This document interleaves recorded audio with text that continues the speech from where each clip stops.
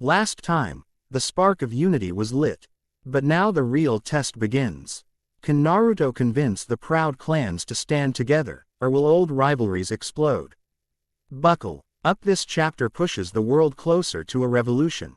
Oof. Naruto hit the ground in a grassy outdoors ring belly down before jumping back up, ready to fight again, one more time. Rematch. Let's go. Standing across from him in a little ring intended for one-on-one sparring, a boy around his age with long brown hair tied low down his back and wide-eyed stood at the ready in a strange open-palmed taijutsu stance. He wore brown shorts and a khaki shirt with bandages wrapped around his right arm and right leg, and on his forehead sat the green seal that many of the other clan members had. Apparently Hinata had a cousin that was meant to be something of her keeper. They had found him outside in the midst of training while the rain had stopped temporarily and went to meet him. After reductions and hearing of what had happened during the mission that she had been dispatched on, he was curious of just what the person that could fend off multiple members of the Uchiha clan while protecting Hinata could do. "Spar with me all you like," the boy said, breathing slightly heavily as he waited for Naruto to walk off his cobwebs. "You can't defeat me." Apparently he could wear him down though. On the sidelines sitting with a worried-looking Hinata now clad in a dark-colored kimono, Tenten rolled her eyes. "Naruto, if you used more than just taijutsu to fight him you might actually hit him," she pointed out with her cheek in her palm. Naruto hadn't even tried to bust out the clones, weapons, or anything. "I'm just saying. He's way better at it than you." "Yeah, he is," Naruto said, wiping a scuff off of his cheek. "Come on Neji, do you want to go again? Why doesn't he quit?" Hinata asked softly, having borne witness to several attempts of Naruto falling to Neji's young mastery of the clan taijutsu style. Neji Nisan is the most talented of our generation and well. Figuring what she was trying to find a nice way to say, the weapon specialist did it for her. Naruto's taijutsu isn't the cleanest compared to his, is it? As this occurred, a challenging look came from the young male Hyuga whose stance lowered even more than before to deal with Naruto again. "By all means. Use more than taijutsu against me. I want to see how good a person that can defeat 10 Uchiha clan members all on his own really is." His eyes bulged to reveal the Byakugan again. "All of that chakra has to be good for something incredible. I'm interested in seeing your ninjutsu.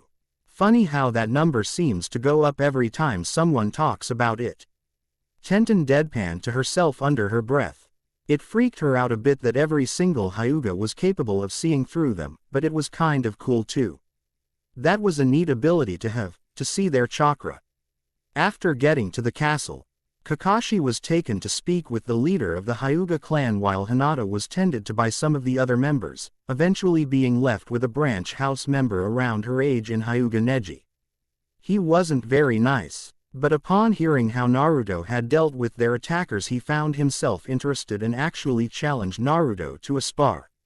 Which was gleefully accepted, and led to now. "So you can see what exactly with the Byakugan?"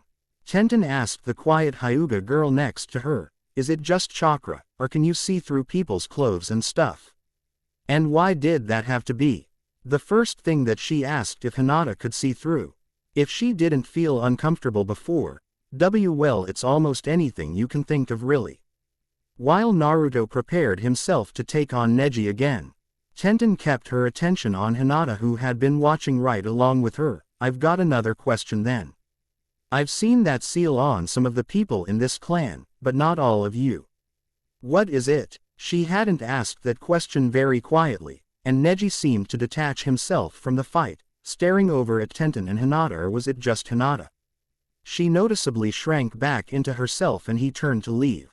Tilting his head in confusion, Naruto relaxed his body from preparing to fight. "Hey Neji, where are you going?" "I'll have to continue testing what you're capable of another time, perhaps Uzumaki-san," Neji said without stopping. "I've gotten ahead of myself and forgotten that I have other responsibilities to adhere to today." "Hinata-sama." He then departed the outdoors sparring area. Tenten looked confused as Naruto walked back over to her and Hinata. What just happened? It almost seemed like that frosty guy had been having fun, right until she'd brought up the seal. Naruto just scratched his head as he considered the design. I don't know. I was trying to figure out what it was the whole time we were sparring. He'd really been trying to break it down since the moment they'd first seen the seals. It wasn't for chakra or anything like that. Naruto didn't think it even did anything for them. Nothing positive at least. It's meant to seal off the Byakugan. Hinata said with her eyes down to the ground. If someone with the seal dies, it prevents an enemy from taking the Byakugan away and using its power for themselves. Oh, that made sense to Tenten. That was pretty useful. Why'd it have to be so ugly and right on their foreheads though? She couldn't imagine walking around outside of her home like that without something covering it, so hopefully they did that. Naruto was about to accept it at face value until he started thinking deeper about what he knew of seal composition. That kind of makes sense because of the manji mark dead center in it, but the way it's bonded. Why's it got those hook arrays? From hard-nosed fuinjutsu education underneath the mother that wouldn't tolerate him not knowing how to break down a seal from afar, Naruto Su. LD tell what he was looking at more often than not. Those cane marks outlining the manji were traditionally meant to represent prisoner, or confined, in seal speak. And while the manji was supposed to represent a higher being, the reversed version would have to mean the reverse in this case as well, a lesser being. Oh, it had better not be. But from the look on Hinata's face she was already regretful about what she knew Naruto's face showed he was aware of. Oh, you're kidding me. That's a Juinjutsu, isn't it? A cursed seal. Tenten raised a curious eyebrow at what they were talking about and why Naruto seemed to have such a problem with it. It obviously didn't sound good if the word cursed was in it. For those of us that didn't grow up teething on a sealing scroll, what's a cursed seal? Juinjutsu, Naruto said, sparing Hinata a glance that let her know that he wanted to know more about this later, but for the sake of finally being able to tell Tenten something she didn't know or once instead of just asking others about things he didn't know in regards to the mainland, he explained himself, cursed seal techniques. Other seal techniques usually seal chakra and other stuff away into other stuff. But Juinjutsu are markings with chakra in them that people can use to control others. Like how? Like there's probably some kind of command or something that'll do stuff to Neji and these branch guys could hurt him. Naruto explained, drawing Neji's seal in the dirt with a kunai he pulled from his supply. You can tell what most seals are if you know enough about what certain designs are supposed to mean. It's not all gibberish even if you don't understand it at first. Some pattern'll show up in other techniques and that can help you figure out what means what if you can compare things. Rarely did entirely new arrays that no one had ever seen before come up, which was why it was so impressive that Kushina had managed to pull out one. If you'd seen enough of them to understand what made them tick, you could break down tons of different techniques. Tenten was kind of impressed about what Naruto knew. He might not have been worldly wise exactly, or a very easy to teach person. But he sounded like he knew what he was talking about here. You couldn't fake that kind of confidence in your voice when you were speaking on a subject. But now with all eyes on her, Hinata was compelled to speak on the subject in some way. Having friends she'd just made after saving her life think her detestable for her clan practices was the absolute last thing that she wanted to have happen. She found it nice to have friends her age, since most of the Hyuga clan children didn't like her much due to her status as a main house Hyuga. It was created a long time ago, Hinata said, sounding none too proud about what she knew of the backstory. I don't know much of the reasoning, but it was more than just a safeguard for the Byakugan. Our clan was almost subjected to civil war. The prospect of a war occurring solely between members of a single family seemed scarier than the thought of any regular kind of war. Thus was the nature of a civil war. Her discomfort at revealing history like that could be understood as Hinata continued regardless. The head at the time and his brother who was angry over not being the leader led factions of our clan, and it's said this was done to prevent war from occurring again after it ended. Members that wound up folding back into the clan after it ended allowed the seal to be placed on them for leniency, and that was a really archaic way to deal with things. It made sense to clan-raised Naruto though. There had to be a better way to make a seal that would ensure others couldn't use the Byakugan after a user's death nowadays. That in it sounded like some old-school hard justice punishment that would fall in line with what would be expected of the times. Hell, he himself was about to get something fairly similar to a dead-on arrival sentence if his own clan caught him. So he understood, contrary to what anyone else ever wanted to think about him, but that didn't mean he liked it. He accepted that things at times wound up being that cutthroat, even with family, but things shouldn't have been that way. From what he'd understood, Neji was her first cousin, so this wasn't some far from the line of direct lineage Hyuga.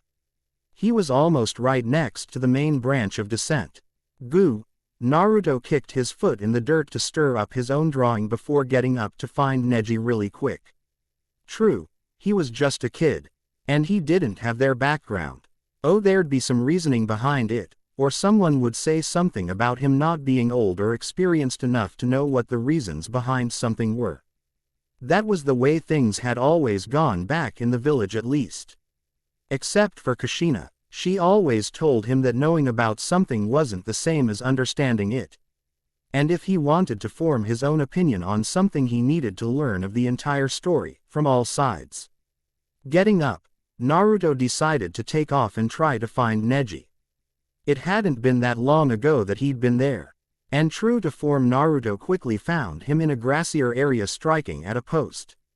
So this was the responsibility he had to get up and leave to adhere to. "What do you want, Uzumaki-san?"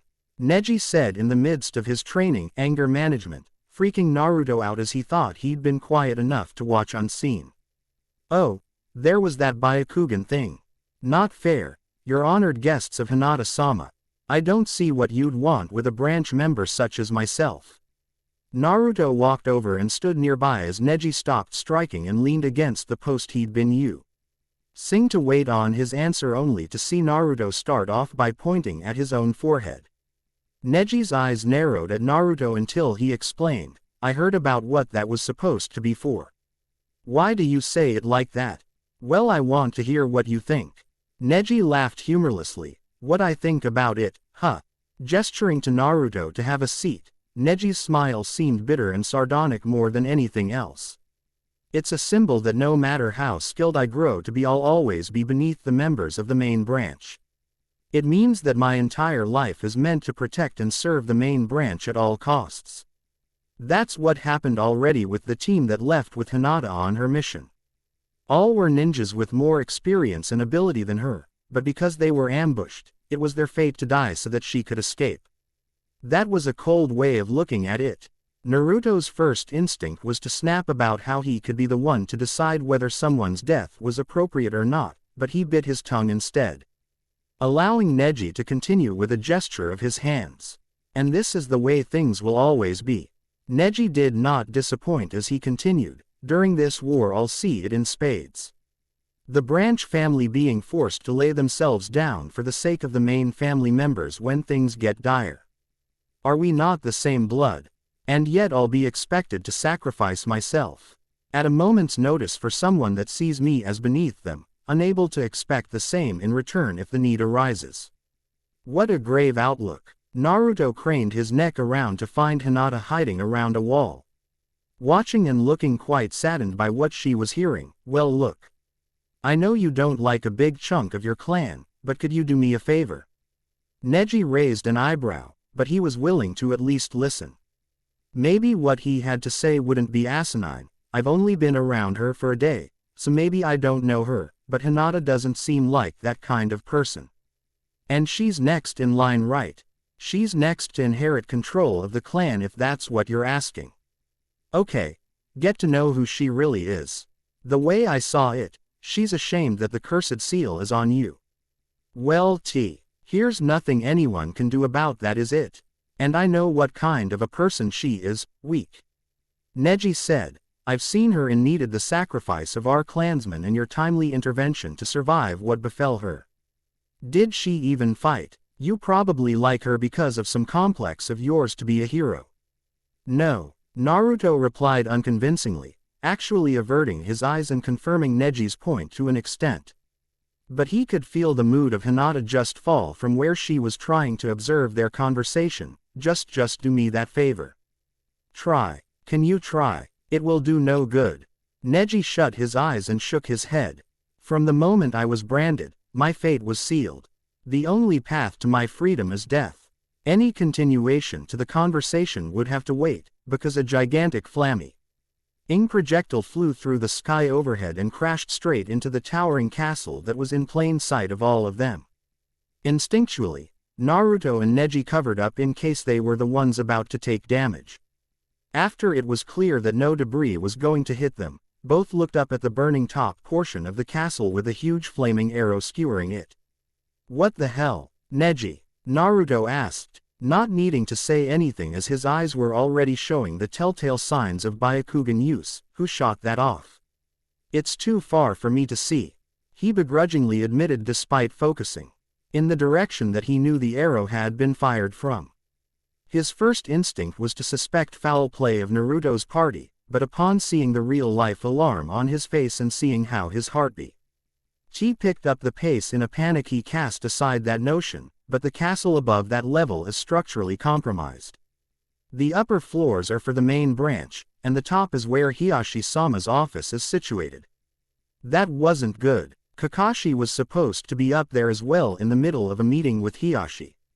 The rest of the clan weren't idle either, as many were starting to get to work on trying to get up to that level to put out the fire. Others were buzzing about the premises to discover the source of the initial shot and respond accordingly. Incoming. A second large arrow hit higher up on the castle, puncturing all the way through and causing the roof to collapse down onto the weakened upper levels of the building. Where the hell were those coming from? Over with Hinata. Enten was trying to FGHT down her own fear and calm her mind by sensibly judging the speed and trajectory of the two previous shots to determine what she could from their position. On the road to the castle they had to move underneath a cliff around what she now knew to be the side end of the grounds, but further in that same direction there was a bluff that created something of a valley that they'd been traveling in. Whether or not it overlooked the top of the hill they were on she couldn't tell, but it didn't need to. If they had a bow device powerful enough to shoot that far of a distance, it wouldn't be that difficult for an experienced artillery commandant to take aim and hit the castle itself. It's coming from the cliff to the south. That's the only place anyone could ever get a decent shot on this location from. Tenten shouted over the sounds of panic and the rainfall that picked back up as things began to grow panicked. The Hyuga clan members that heard her took things into account and realized that the girl was right before going off to inform the people they needed to of what was going on. One of these Hyugas went to Neji and Naruto, grabbing the former by his shoulders in a rush. Neji, you protect Hinata-sama. The Uchiha have already tried to pursue her as a priority target. There are Uchiha clan members coming this way and we're getting our forces together to meet them in battle. How close? Neji wondered, as they should have seen an approach of that nature coming. They stayed out of default range of guards' Byakugan security scans until the arrows were launched and they moved up. The adult clan member said, eyes panning in the direction that they were aware the attack would be coming from. I'm not certain how bad this will get and Hiyashi-sama isn. Chi available to be found, so take Hinata-sama to the escape. His eyes panned to Naruto and Tenten. Are you with us?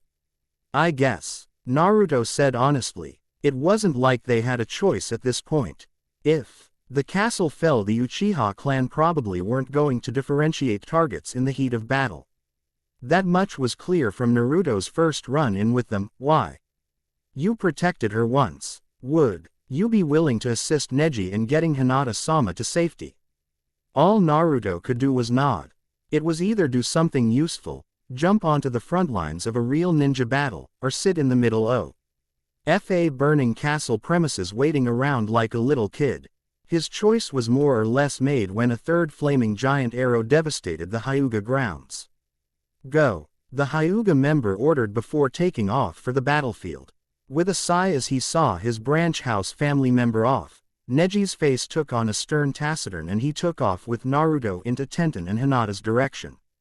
He was give In order, and as loath as he was to see it through, he wouldn't cop out on his duty. He had more honor than that. Upon reaching the girls, Neji fully took the lead and led the three younger ninjas rough the premises to the back end of the castle grounds. Follow me. Outside of the Hyuga castle grounds. Hold them back. One of the formally dressed Hyuga clan members shouted as a barrage of kunai fell from the sky and cut down those that were unable to garner cover behind the trees that littered the forested hill. We have the high ground. He then found himself felled by a well-placed throw of shuriken that found themselves lodged in his neck, bringing him to a rather unpleasantly bloody end. So much for the advantage of the high ground. Itachi had absolutely no problems leading He for the rest of his forces to follow with on the primary charge. Not only could he see anything coming his way with his vaunted Sharingan, he had the speed and body control to handle anything that came his way.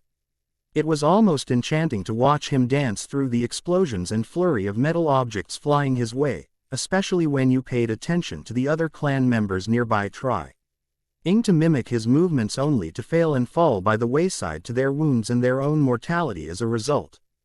The movements couldn't be human. They were too perfect. Not so much textbook as they transcended technique altogether. You couldn't study how to move like that. Every dodge, weave, hop, step, spin, cut to the inside or outside was more like studious instinct, moves practiced to a compulsive degree.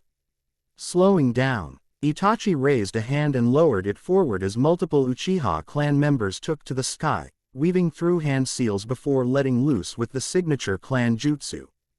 Kaden.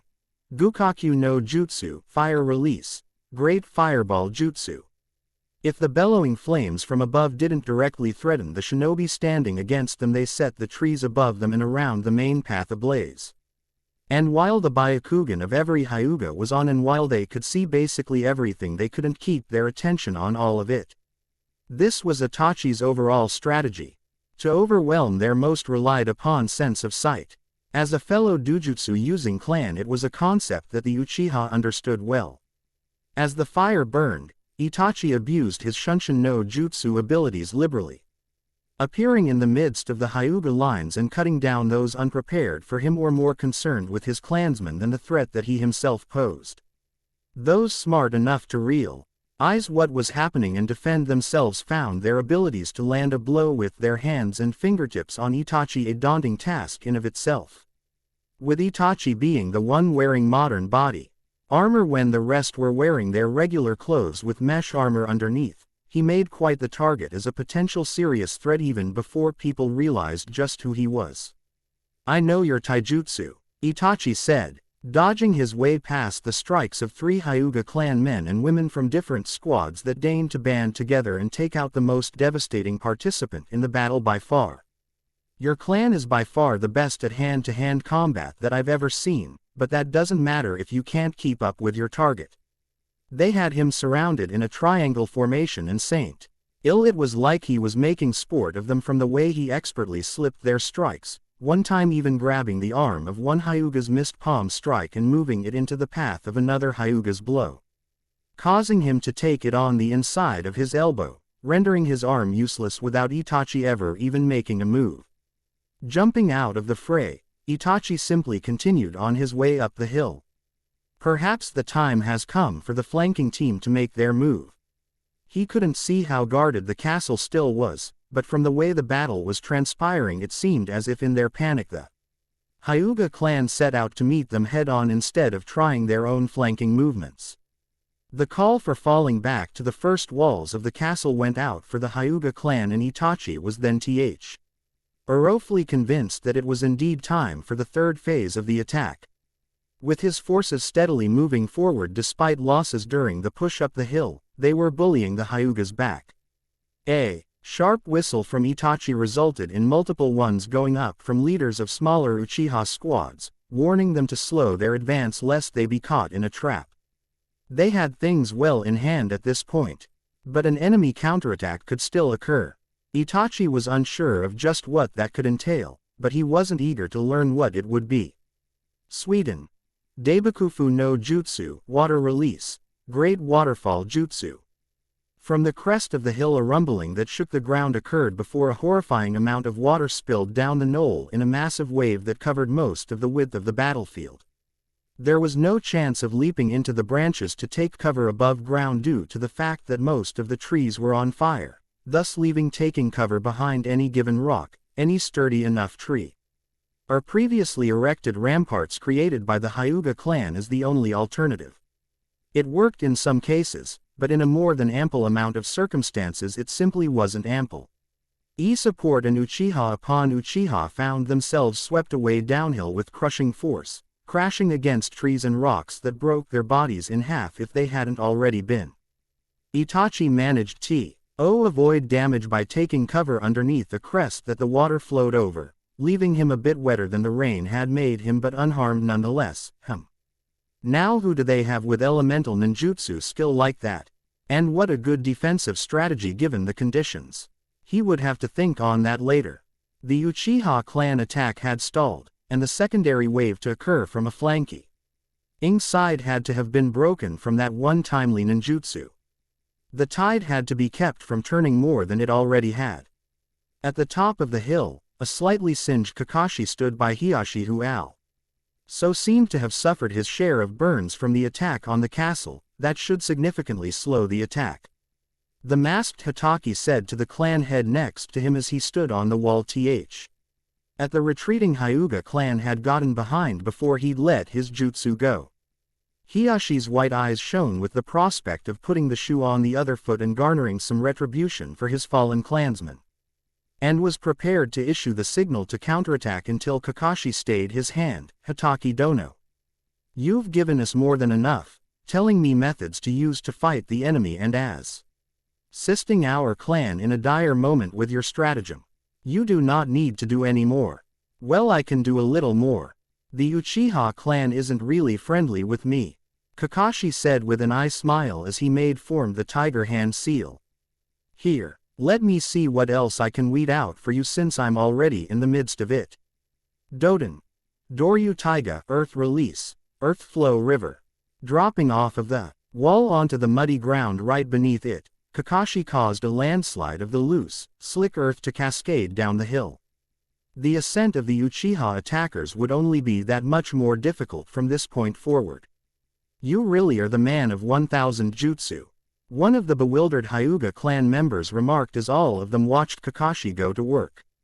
I need a squad of volunteers, Hiashi shouted, getting an immediate 8 shinobi to land on the wall next to him. Kneeling, Hatake Dono is willing assist in taking out the ranged artillery of the enemy by lending his Ninken summons. Will you follow them to dispose of the enemy? Yes, Hiashi-sama. This battle was turning around. What a godsend for copy ninja Kakashi to arrive when he did out of the blue. It wasn't like he could really let the castle fall. He had civilians with him he needed to protect for goodness sake. There wasn't any running for him here. Not from this. Be right back, Kakashi said as he rushed through the walls again and onto the premises. Fleeing to where he'd left Chuki and Ayame to sell food to the Hyugas until the battle broke out. Knocking on the shut-up ramen cart, Kakashi called out to the people inside, Chuki-san, Ayame-san. Are you two all right in there? We're fine, Hatake-san. Chuki called out from inside, we'll be all right here, but I didn't think hiring a ninja would lead to us actual Why getting involved in a clan battle of all things? Well, just sit tight, Kakashi told him. They aren't getting this far from the looks of things, and we'll be getting the hell out of here the second things die down, so don't worry. With Naruto, Neji expertly led his contingent of Naruto, Tenten, and Hinata to the back of the embattled castle's grounds, taking them into the back of the clan armory where they descended through a hidden hatch into a cave underneath the hilltop compound. Hinata's eyes kept trying to see what was going on through the hill with her Byakugan, but eventually EY went too far for her to see the slightest outline of anything through the hill any longer. It didn't fill her with a very confident sense in her stomach. At first she could see outlines of people falling, and from their position on the hill she knew that they were Hyuga clan members. It was scary. She'd heard plenty about the great battles waged between the Senju and the Uchiha, the last major one occurring 4 years ago. And this to her was horrible enough. She didn't know just how much this paled in comparison to those titanic fights. "We're almost there," Neji said. His Byakugan was stronger than Hinata's. Thus he was able to see more of the battle before it became impossible for him to see through any more of the hill to watch from afar. He was able to keep his composure though. It wasn't some last effort to have them escape to salvage something of the clan. It was merely to keep a vulnerable point of contention away from the enemy. This cave opens up just ahead. Naruto and Tenten jumped their way down upcroppings of rocks to follow behind the lead Hyuga of the party. He was the one that seemed to know where they were going more than anyone else. "Wow." The bun-haired Kunoichi said as she looked around at all of the different corridors that he'd been taking them through. "I guess you need that Kekkei Genkai down here or else you'd get lost." "That's supposed to be the idea," Neji said. "It wouldn't be much of an escape route if our enemy could catch up to us just by following us down here." "True." Tenten seemed rather embarrassed. She could have fallen back on the old tried and true excuse of not being a clan ninja, but that wasn't very dignified, and she had her pride, clanless even as she was. "Forget I said anything." "Think nothing of it," Neji replied. "For the time being we're in this together, and the entire point of this being a secret was that people aren't supposed to know much about this." Eventually they came to the end of the cave and found themselves standing at the edge of a sheer drop situated in a deep crevice that led straight down into a rapidly moving river hundreds of feet below.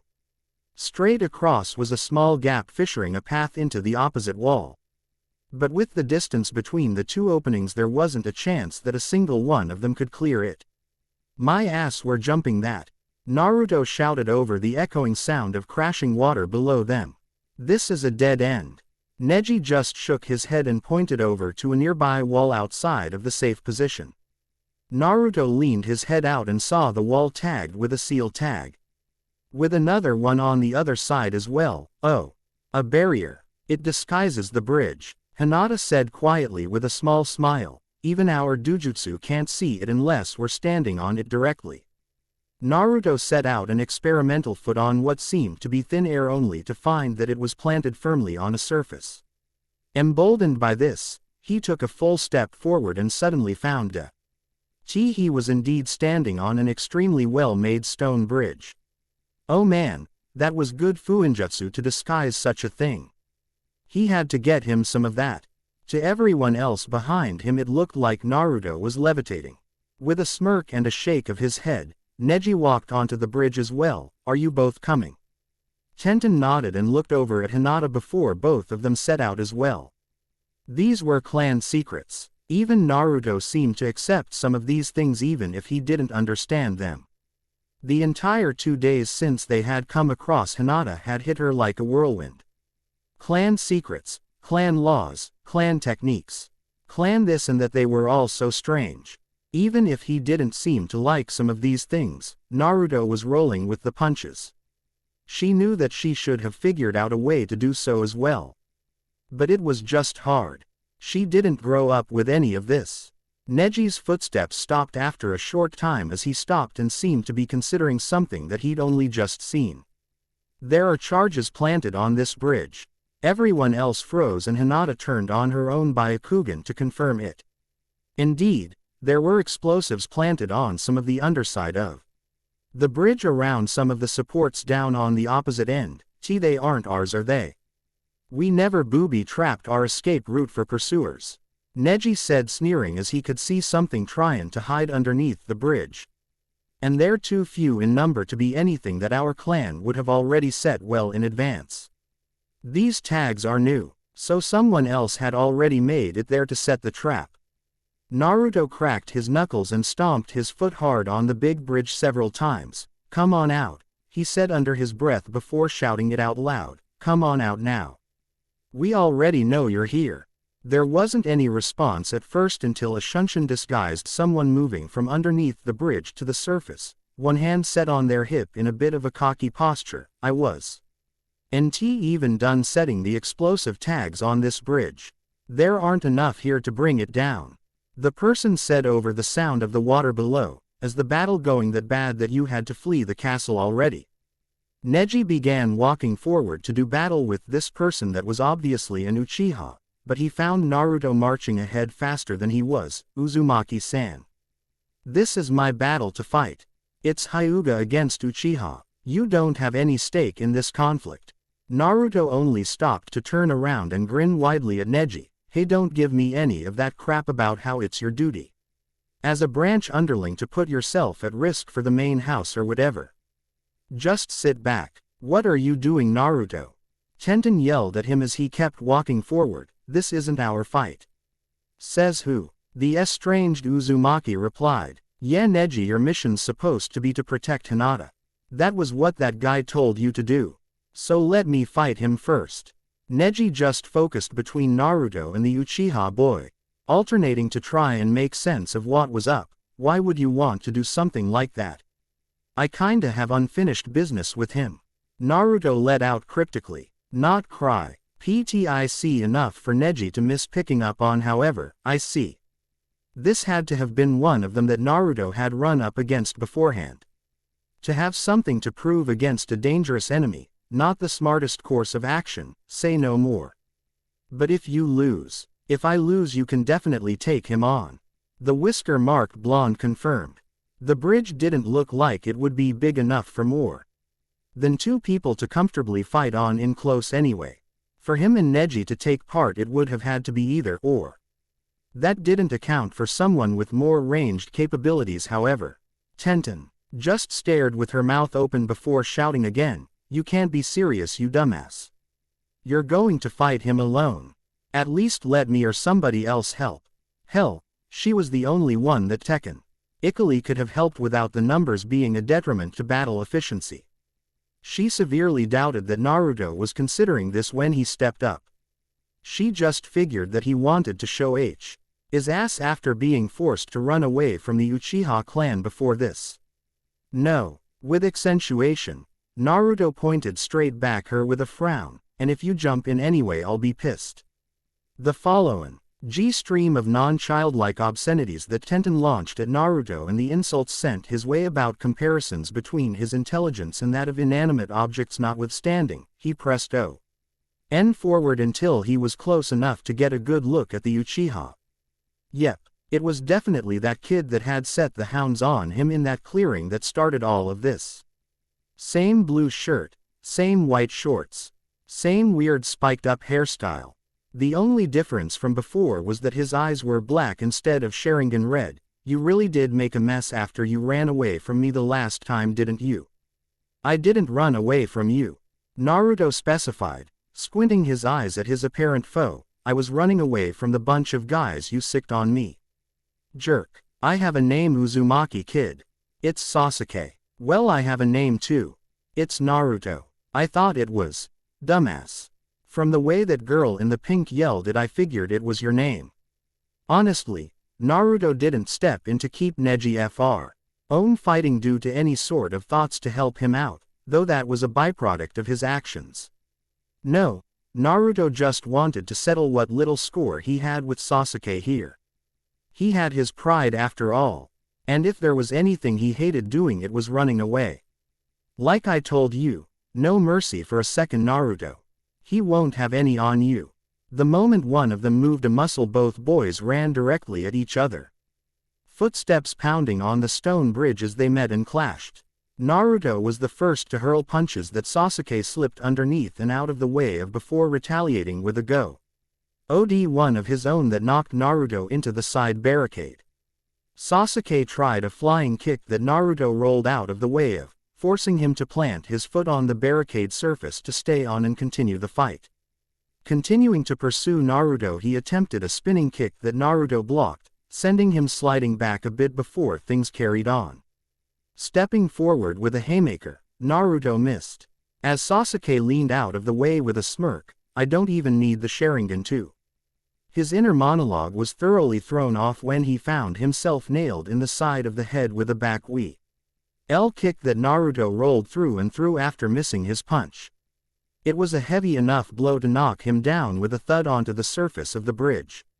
Sasuke quickly looked up after wincing with his blow. And now his Sharingan was definitely active, with good reason as well, because he needed to roll out of the way of shuriken thrown at his downed form. Alright, that's enough of that.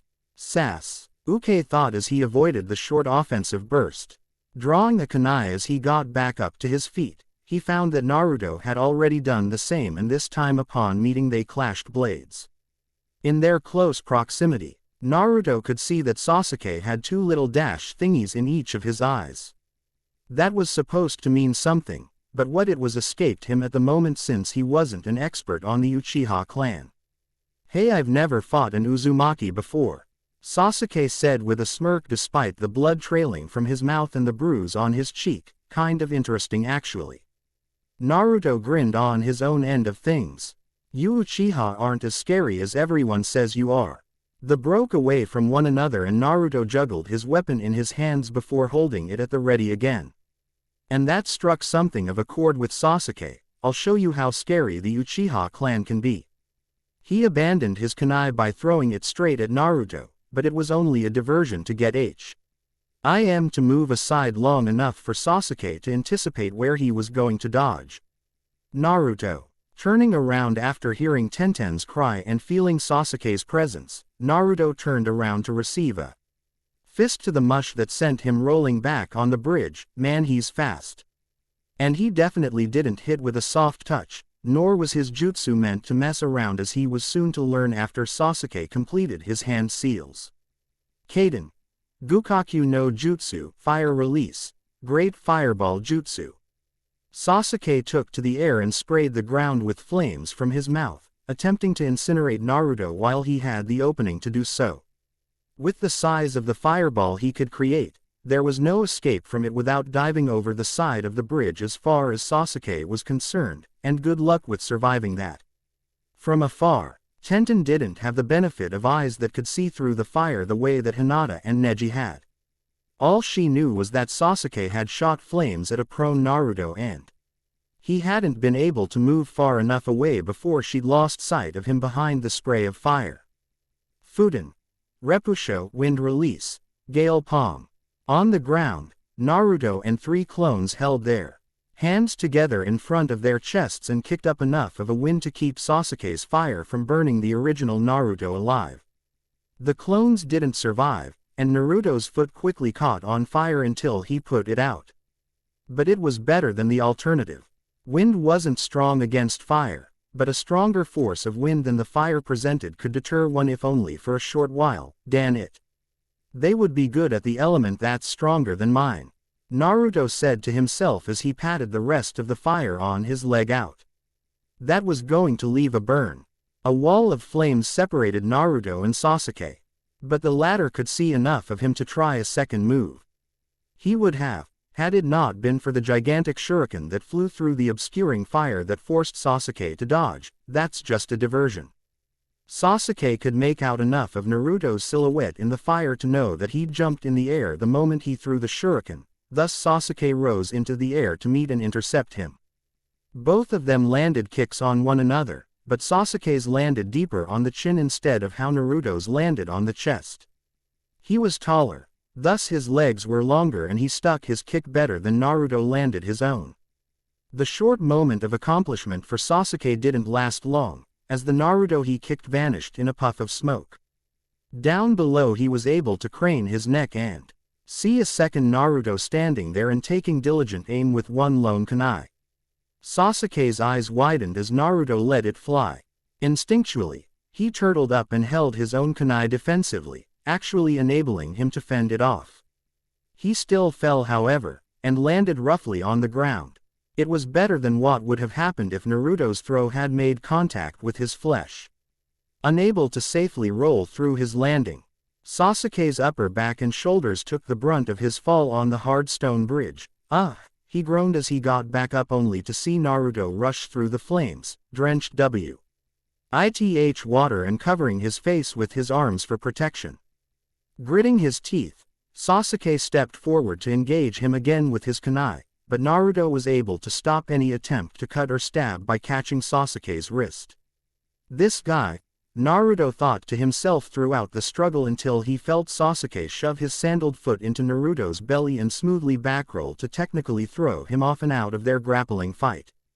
Wincing upon his landing, Naruto saw an upside-down Sasuke lunge from right above him in a downward stab at his head or neck and suddenly lashed out upward with a pair of kicks that knocked the kunai into the air and out of Sasuke's hands.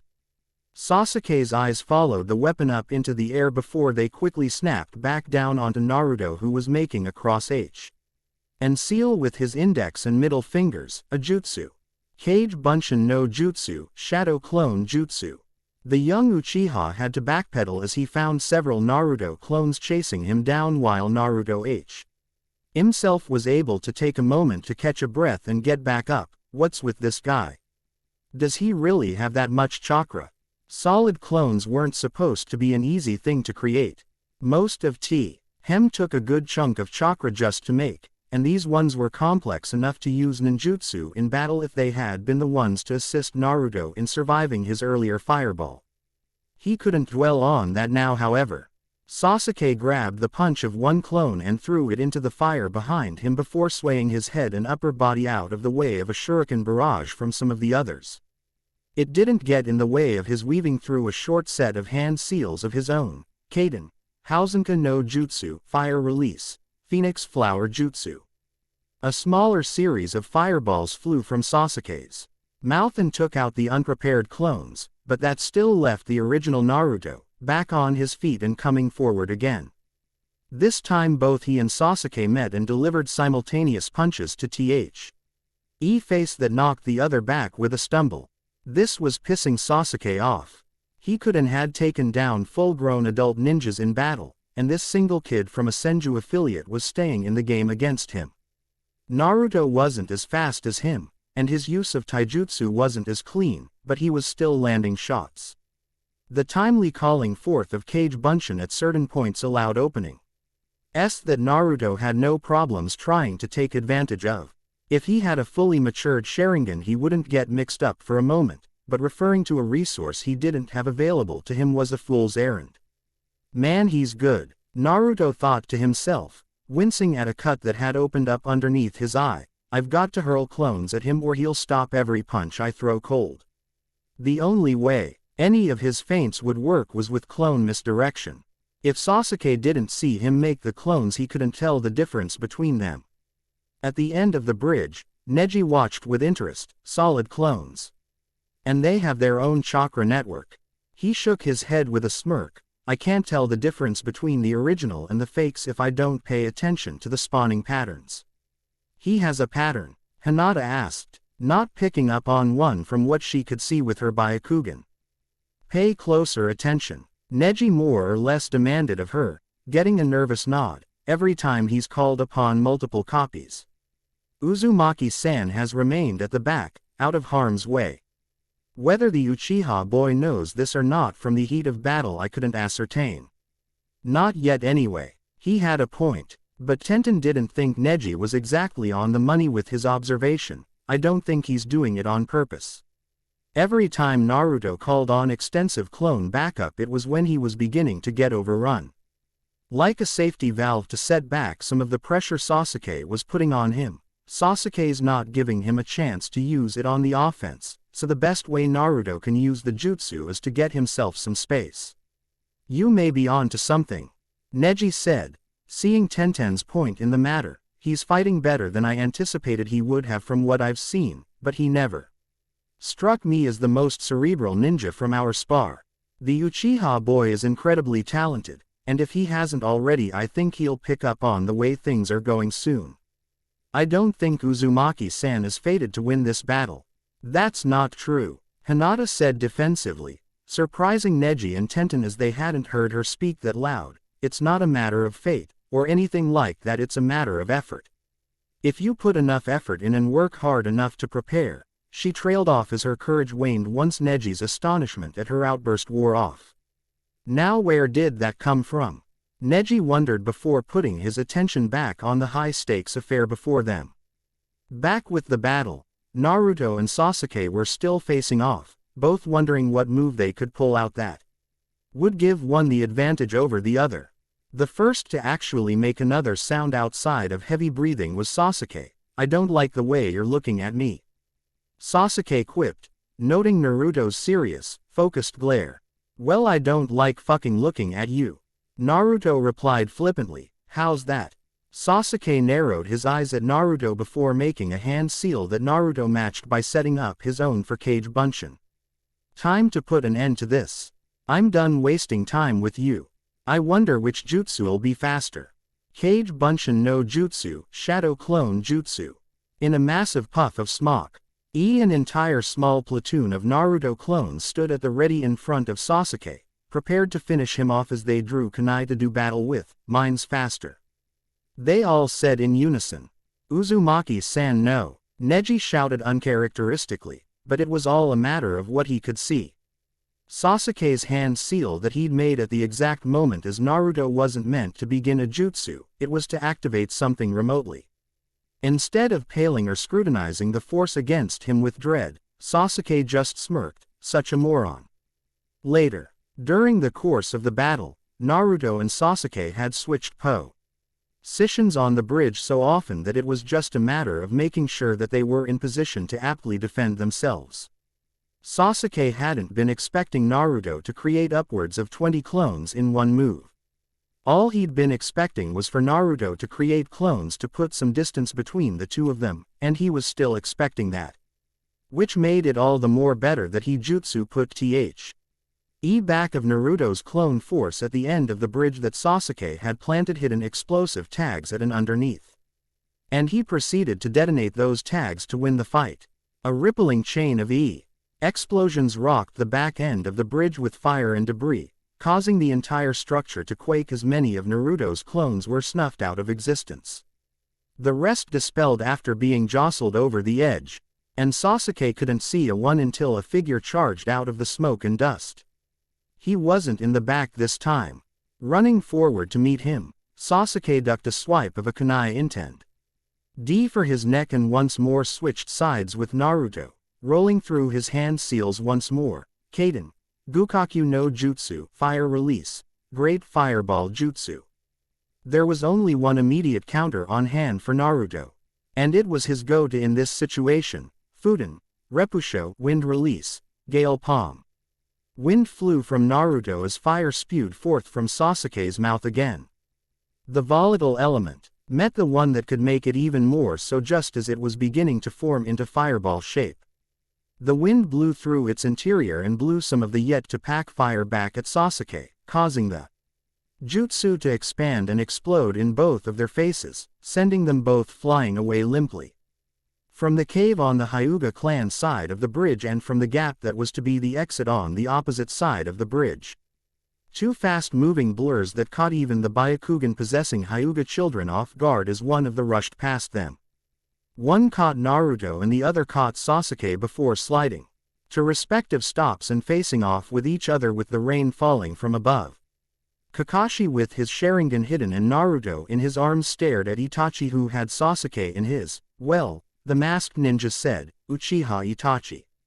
No wonder the attack on the castle was so fierce. No wonder such a powerful combination of ninjutsu managed to rebuke the advance." Itachi said in return, "The Hyuga clan aren't known for their abilities with elemental ninjutsu. I'm assuming that was you. Itachi, put me down." Sasuke complained despite being burned from the backlash of his jutsu and wounded from the overall battle. He still wanted to fight. He wasn't done with Naruto yet. My mission isn't. The battle is over, Sasuke. We're breaking off the attack and returning home. Itachi informed him. The charge has been halted. And they're not retreating. There's no reason to destroy this bridge to trap them if they're not even retreating. Don't worry about it. It wasn't the mission he was worried about any longer. He had a point to prove, and he wasn't done proving it yet. He could still go if he had to. He could still take that other kid down. Kakashi looked down at Naruto, as half of his shirt was burned through to his skin underneath and he looked none too raring to go himself. His back was probably worse, so. Naruto said excruciatingly before coughing, "This is what getting set on fire feels like." "Partially anyway." Kakashi said to him before looking up at Itachi. Another time perhaps.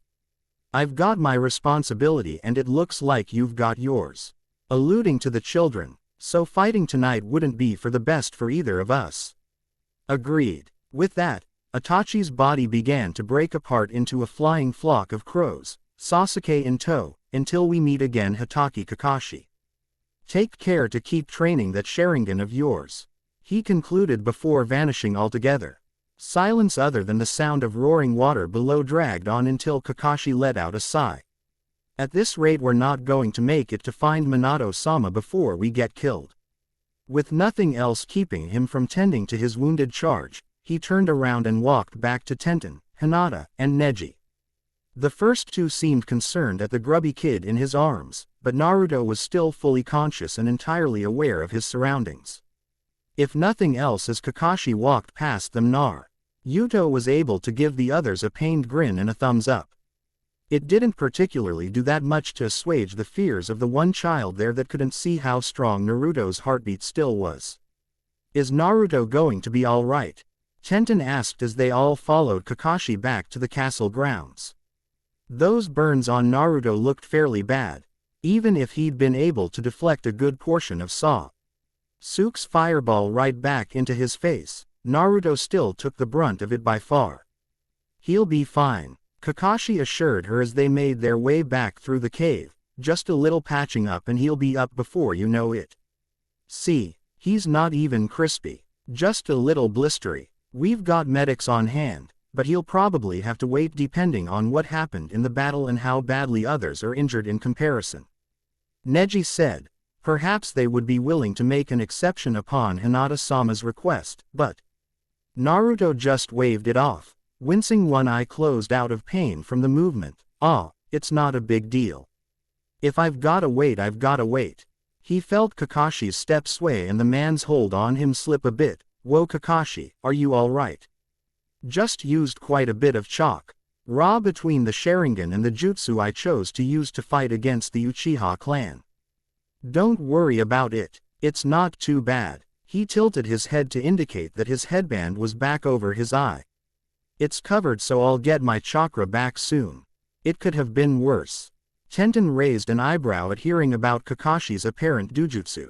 He was supposed to be famous for it, but she'd never seen it herself. Hey, how'd you get a Sharingan anyway, Kakashi-sensei? Everyone else seemed interested in that information too.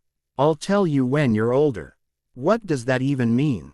The next day, somehow, Kakashi had been dead on with Naruto's healing. All he needed was a bit of attention, and by the morning Naruto was as right as rain just about. Tenten didn't even think Kakashi had anticipated that he would have gotten himself together that quickly in just one night. Apparently, according to Naruto, Akurama, whatever the hell that was really good about fixing injuries. Kakashi assumed it was the Biju within him. Tenten didn't know what the hell he was referring to in the slightest. Either way, with the countryside clear of the Uchiha clan for the time being, the Genji was good and it was time to move along. The West still waited, and the Hyuga clan had to run damage control after the heated battle. And you are certain we can't convince you to stay for a bit longer? Hiashi asked on the crossroad at the bottom of the hill, flanked by other members of his clan including Hinata and Neji. After what you've done for us, you're welcome here for as long as you'd like. No, Kakashi insisted, holding his hands up defensively to the stern Hyuga. We're following a lead, cold as it probably is, but going any slower won't help matters any. If we are to anything about the whereabouts of Namikaze Minato, we will ensure somehow that the news gets to you. Hiashi assured him. The least we can do is keep our ear to the ground just in case. Tsuki and Ayame both bowed to the clan head and the rest of the clan with grateful smiles. Thank you for allowing us a chance to make a bit of money while we stayed here. The patriarch of the traveling ramen cart said. The opportunity is appreciated, even though it was really scary last night hanging around during that battle. Ayame added with a bit of a shiver, I hope you can rebuild soon. This was a very lovely castle. With Naruto and Tenten, they were both bidding Hinata and Neji farewell before their departure. As loath as I am to admit it, Neji started to say to Naruto, arms crossed over his chest. You didn't fight as poorly against the Uchiha boy as I expected you to. You acclimated yourself quite well against an enemy that I figured to be inherently superior to you. Initially acting offense to being considered inferior to Uchiha Sasuke, Naruto eventually realized that the way Neji was, this was probably the closest he was going to get to a real compliment for his fighting backhanded as it was either by design or accident, a thanks. Hinata gulped down her concerns and self-conscious nature and shakily stepped forward before presenting a small container to Naruto, in case you get hurt again. The confusion on his face gave way to her explaining herself, growing ever red-faced as she tried to do so. This is good for wounds. Why, you can use it for your burns that you have right now if you need to. Naruto inspected his bandage-covered arms and neck before grinning over at Hinata. Oh, that's all right. I'm fine. I don't feel that bad really. He heard a sigh. ND found the ointment placed in his hand by an exasperated Tenten. Oi, what the hell? Just take it, Naruto. It's a gift, and it's not like you couldn't use it after yesterday. His brown-eyed partner, R, said with a roll of those emotive orbs before sharing a look with Ayame. Tenten looking over at Hinata and gave her a wink for support. Hinata just smiled and averted her eyes to try and retain what subtlety she had left given the situation. The moment was lost on Naruto however. Totally missing the byplay between the two girls, Naruto just shrugged and placed it right into the supply pouch on the back of his hip. They had a point. He did get messed up quite a bit, even in regular training, so he could definitely use it, alright. Thanks a lot, Hinata. That's really nice of you. Neji raised an eyebrow at the normally timid Hinata doing something so against the nature that he expected of her. Did watching someone her age like Naruto stand up against the Uchiha clan the way he did really do that much for her? Hey, Naruto said with a quiet sharpness to get his attention, remember what I said. Work on it and I'll see if I can work on HRMRFRBRRR. He muttered softly, covertly shooting his eyes up at his own forehead several times to represent something. It wasn't lost on Neji, causing him to go wide-eyed. It'll probably take a long while though, 'cause I'm still learning seals, but don't quit. Who knows what you can change with the right people. And Hinata-sama is the right person. I'd like to think so. Just give it a shot, would you? Neji shut his eyes and nodded before extending a hand to shake. I'll be the judge of that. First to Tenten and then to Naruto, with both accepting. Take care. It would be a shame if you survived this and lost your lives elsewhere. I'd be interested in hearing from the two of you again. Ayame was already back in the cart ready to go, with Chuki up front ready to drive the team of oxen. Situated on the top of the cart, Kakashi beckoned his young charges to come along so that they could go and continue on to the west. Finish saying your goodbyes. It's time to go now, Kakashi said, taking his seat to observe and take guard duty. Yeah.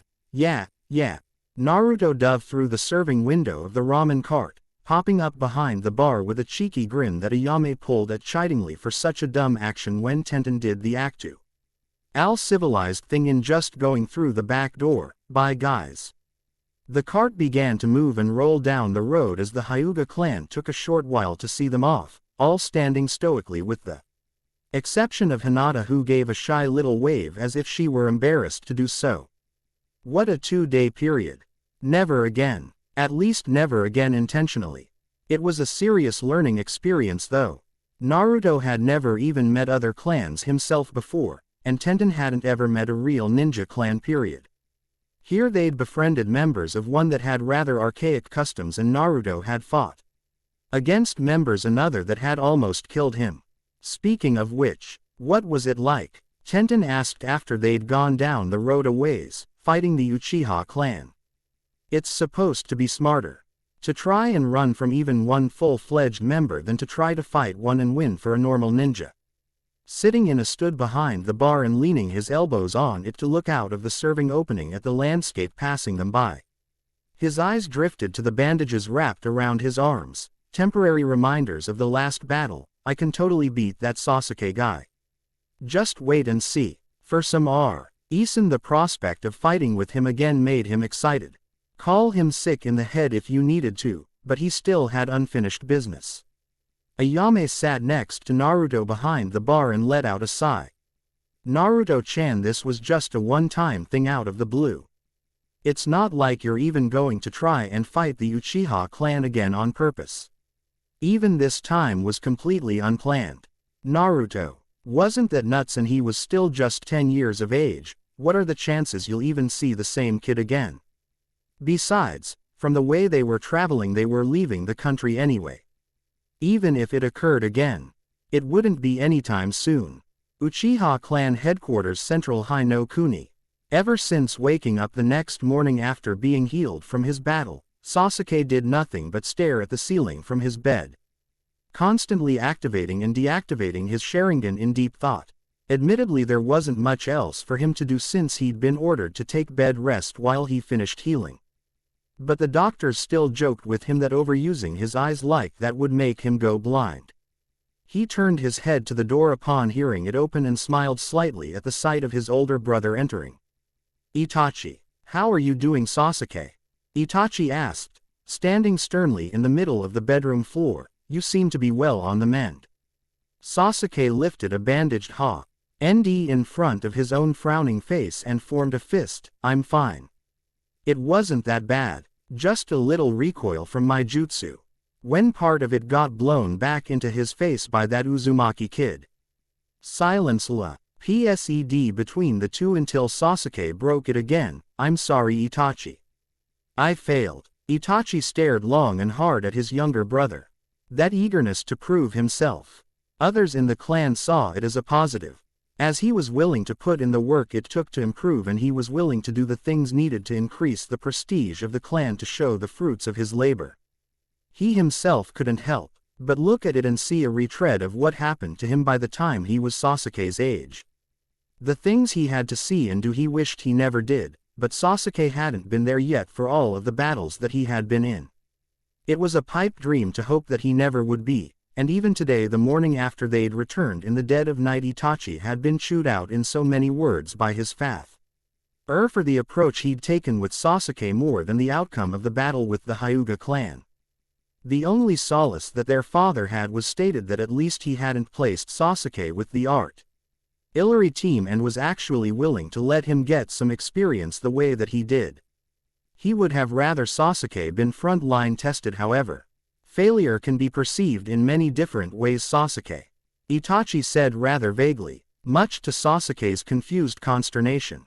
We didn't defeat the Hyuga clan, and I didn't even destroy the escape bridge, Sasuke said, basically summing things up as he saw them from the battle. That doesn't exactly sound like any of us succeeded. Well, that all depends. Itachi moved forward and poked Sasuke on the forehead. From a more intrinsic perspective, tell me exactly what you lost. Sasuke laid there for close to a minute without really coming up with a credible answer. As expected, well, could you tell me if you gained something? Experience. Which was more than you had going in. He confirmed with a bit of a smile himself. I myself, and the rest of us who've returned, gained first-hand knowledge of how to deal with fighting against a new enemy. What to do that works and what not to do. He wasn't going to go into what exactly they'd lost, since he wasn't going to make his own point moot. And someone I want to fight again, to prove I'm the one that's gotten stronger. Itachi hadn't really been expecting that much, but the short run-in with the blonde Uzumaki boy must have left a deeper impression than he originally had assumed. That was just the competitive nature that Sasuke possessed coming forth. Either way, with his bit spoken, Itachi exited the room and shut the door for privacy before heading back on down the hall to attend to his own business. As he walked, he came across another Uchiha in the hallway that he exchanged pleasant greetings with before continuing on past him. He would have had he not been called back at the last second. Ah, Itachi-san. The man in question had dark, spiky hair much like most of the clan and a pair of black eyes. He wore blue pants with a white belt, black sandals, and a high-collared blue jacket with the clan crest on the back, open to show he had a mesh shirt on underneath. So that is you. If you're not still out, I take it the campaign against the Hyuga clan stalled. Indeed, Itachi said, stopping to have a bit of a talk with his senior by around a decade. Unfortunately, unlike we had anticipated from the actual members of the clan, they actually had a person to. He was able to take advantage of the terrain presented to them. If you'd have been there, you'd know what I mean, Obito-san. Obito used to be one of the more uncharacteristic Uchiha clan members prior to over 10 years ago. He'd been extremely outgoing, even with outsiders, as if they were close friends. He had been reluctant to fight battles against other clans, even the Senju. He still seemed to be rather sociable, but to those that knew him back then and were still alive to recount the difference, something had changed drastically about him over the years for whatever reason, and Itachi could see it since he'd never known the man personally. He would definitely take their word for it though. Obito was a very high-class Uchiha ninja, and had achieved the very vaunted Mangekyo Sharingan ability. But this was exactly why Itachi was completely willing to believe that he had changed drastically from however he used to be, due to the fact that he had the Mangekyo Sharingan to begin with. Itachi knew full well what it took to receive that dujutsu, and with what it required he could fully understand how someone could find themselves changed by the trauma that had to occur to receive it. God knows he changed from it. So Itachi was cordial with Obito, even if he wasn't particularly the most sociable in the world. Obito set a hand on Itachi's back in a friendly manner. Hey, it's not a big deal. Nobody wins them all. Hell, even the strongest Uchiha ever lost more than a few of them in his day, yeah. Just so long as you can keep on protecting what you fight for, that's the only thing. That's a very astute way to look at things, Itachi admitted aloud to Obito. It was something that he agreed with entirely. So long as there was one thing in particular that he wanted to preserve above all else. That was all he needed to push forward through the bloodshed. If you don't mind, what is it that you fight for? It was as if the question almost caught him off guard. I had no problems with elaborating, however, myself. Now I fight to protect Sasuke. I want to ensure that he doesn't have to develop the way that I did on the battlefield. I want him to be strong, and achieve his own goals, but not at the cost of becoming like me. I can't even remember what used to drive me in the past any longer. There was a hint of melancholy if one were to pick up on the nuance in Itachi's normal behavior as opposed to right then, subtle though they were. So what is your own reason? Obito just shook his head and gave what Itachi could only describe as a haunted smile, full of regrets, anger, and anything else you could imagine that would go with it. Me. I don't really have one anymore, he said, and apparently confusion somehow showed itself on Itachi, who was USUA. LLY credited with having an immaculate poker face. Hey, don't worry about me, kid. I'm no one. I don't really want to be anyone either, to be honest. I'll tell you what, tell me more about that battle later, alright? Obito turned to walk away again as Itachi's mind caught back up to the fact that the conversation had been disengaged. That was a strange run-in. Oh well, he would do just that for the man if nothing else, certainly. Itachi said as he turned and went off in his own direction. There's plenty to tell, such as the way the battle unfolded, the presence of Hitaki Kakashi, and the rumored Jinchuriki boy of all people. I almost didn't think the rumors were true. Had Itachi not had his back to Obito, he would have seen him nearly take a misstep, but just as quickly it was as if he'd just taken another simple move forward. That does sound really interesting. I'll hold ya to that, Itachi-san. I'd like to hear how true that weird rumor is, he said with a wide smile on his face that he quickly quashed. It had been just the two of them in the hall, just a passing meeting of cordiality, and then they were on their own separate ways once more. As if nothing had ever happened at all. It's hoot. Naruto whined. From the beating he was taking from the unforgiving sun, he and Tenten were seated up front in the cart with Kakashi driving, while Tsuki, who usually drove, took a rest in the cart interior, which was somehow climate controlled. Can we go back inside? Tenten was slouched up against Naruto in the seat, looking half awake and red-faced from the heat. I think I hate K's no Kuni, she said. getting Naruto to nod in agreement as they both groaned pitifully. Come now, we're the guards of this transport, which means we have to stay vigilant. So no, you can't go inside, Kakashi said, seemingly unfettered by the sweltering heat of their surroundings despite wearing his face mask and hearing his kids groan. It's not that bad. You're both over-exaggerating. We're in the desert. Naruto and Tenten both yelled at the same time. The open-air echo of their simultaneous cry was drowned out by howling of the wind blowing sand from the tops of surrounding dunes. It's a dry heat, Kakashi rebutted.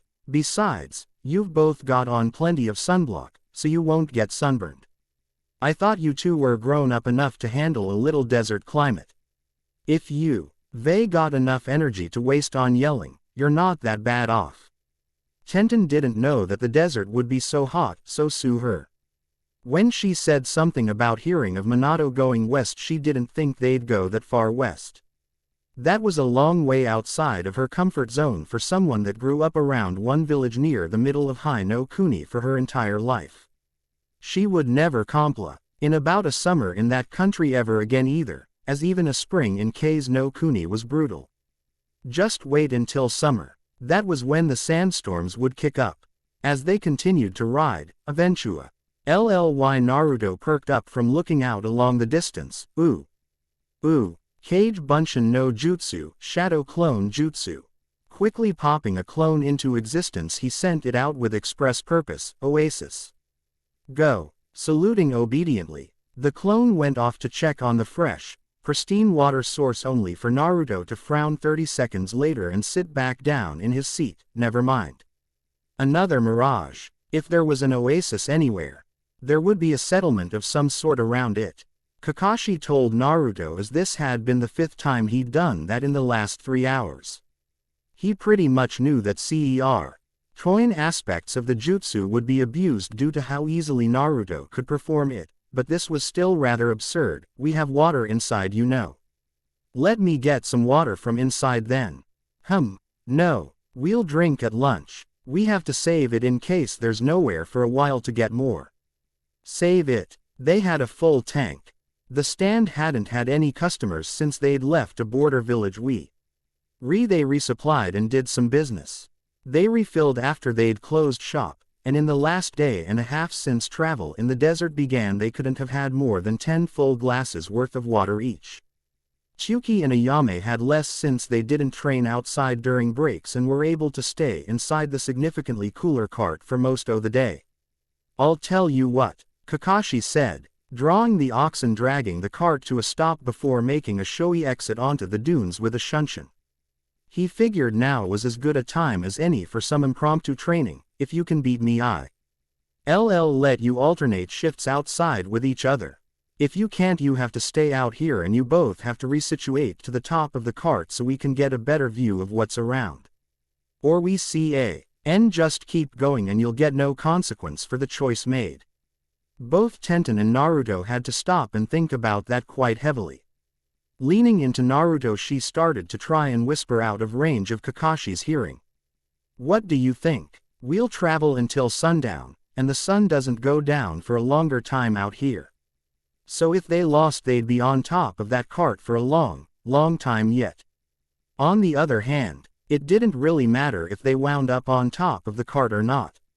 Pretty soon, since the sun would keep moving in a westerly direction and they were facing west, it would be beating them right in the face with no chance for shade, so doing nothing would still result in a sunbath from hell. Naruto was also looking at the pros of the situation. If we win, we can go back inside. Or at least one of us can, and then we can switch. I swear, it feels like it's climate controlled in there. It can't be any warmer than 70. Outside it was closer to 105, and I think Kakashi's TA tube behind that effin' mask of his that he's got hooked to a water pouch or something. There's no way he's not thirsty too. Yes, they had flasks with water on their persons. For emergencies only. Why? Oh, you didn't drink that water to sip whenever. It was for when there was nothing left. Kakashi had expressly wrapped Naruto's knuckles with the flat end of a kunai for trying to drink it at his leisure. Well, Kakashi asked, waiting out on the sands for them to make their decision to fight or not. I know what my name stands for, but I'm not going to stand out here all day and shoo the birds away. Buzzards don't really scare easily. With a nod to one another, Naruto and Tenten jumped up onto the roof of the cart before both were concealed in a puff of smoke. Very well. Anticipating the forthcoming attack, Kakashi didn't even bother to reveal his Sharingan to take them on. It was just training after all. The lesson is about to begin. Central High no Kuni Senju Clan Main Headquarters. Upon Tsunade's return from the summit with the Uzumaki clan, she was immediately set upon with news from the mainland by the other high-ranking members of her own clan. Most notably that the Uchiha clan had recently taken part in a battle on the western side of the country. The first thing she wanted to know was how bad their casualties were, not if they had been victorious or not. Offensives in the never-ending war with the Uchiha had to be measured in how many lives were taken during the course of the battle, and opportunities to strike at the heart of the enemy had to be set by measuring their own manpower against the enemy's. Apparently the Uchiha had lost nothing worth thinking that an attack against them would end any differently than the last major battle they had fought 4 years ago that had ended in a stalemate. So that left everything at the regular status quo that it had been for years. In other words, no new business had come forward since she had left. As disappointing as it was to find that nothing more had swung in their favor, it was reassuring to know that nothing had gone wrong either. As Tsunade wandered about the main building of the compound, she attracted attention due to the guest she had with her.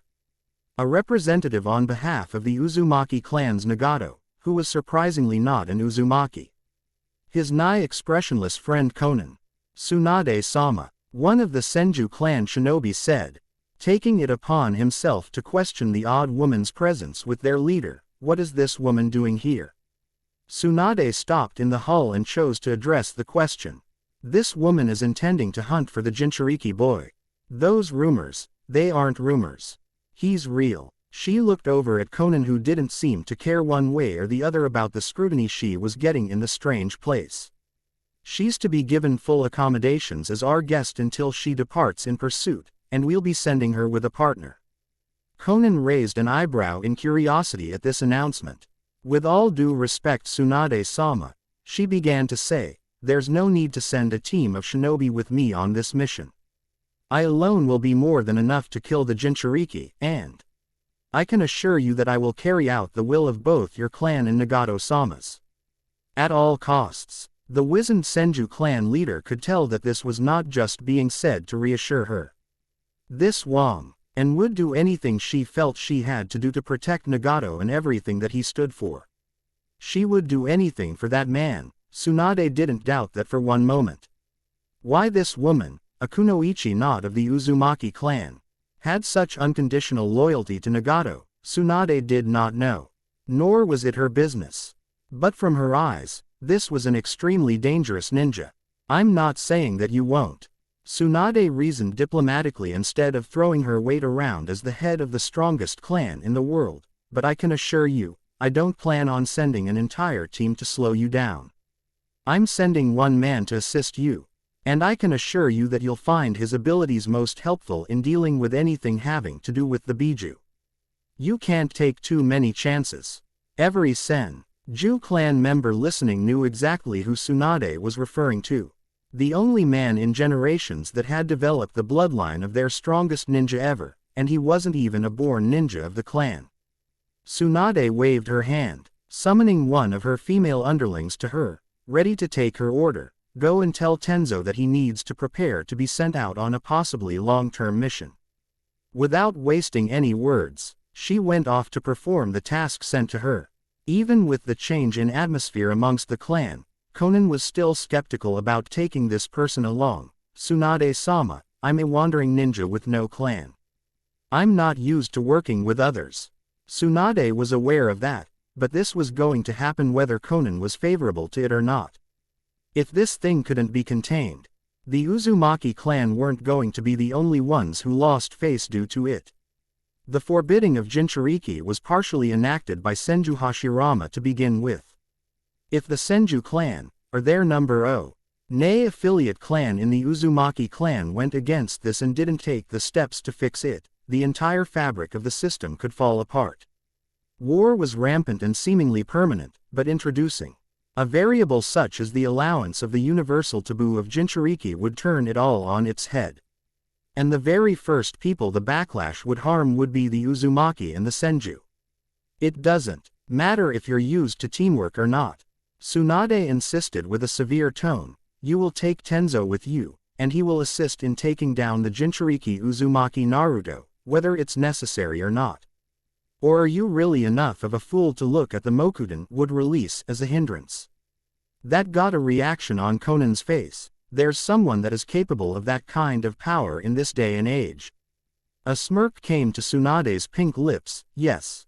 And there's nothing better for controlling the power of a Biju. With Naruto deserts of K's no Kuni. Kakashi stood atop a sand dune looking over at his two students who seemed to be down and out of it. Are we done? I'm disappointed. This lasted all of 20 minutes. He then sighed and shrugged haplessly. Come on, you both had a few good moves in that last rush. He shouted at them. You're so weak. It hurt me to watch all of that. Shut up, Kurama. Seriously, you couldn't hit him once. Use the girl for a human shield or something to get closer. But for the sake of my reputation you could have at least hit him one time. Kakashi is really good, Naruto thought to his tenant before coughing sand onto the ground where he was buried up to his neck. I hate his face. I want to punch it but I can't reach it. Coughed Tenten. One of Tenten's buns had been knocked out of her hair during the course of the spar, and she had been lying face down in the sand until Naruto spoke to her. Plague. She spat sand on the ground and wiped some off of her face as she looked over at her downed partner, yeah, Naruto. As they spoke to each other, Kakashi shouted out at them again, if we're done, get to work cleaning up all of these weapons that Tenten threw. You want to do one more attack? You sure it'll work? Naruto tried to jostle himself free of the sand. At least enough so to move his hands closer together for a jutsu. No.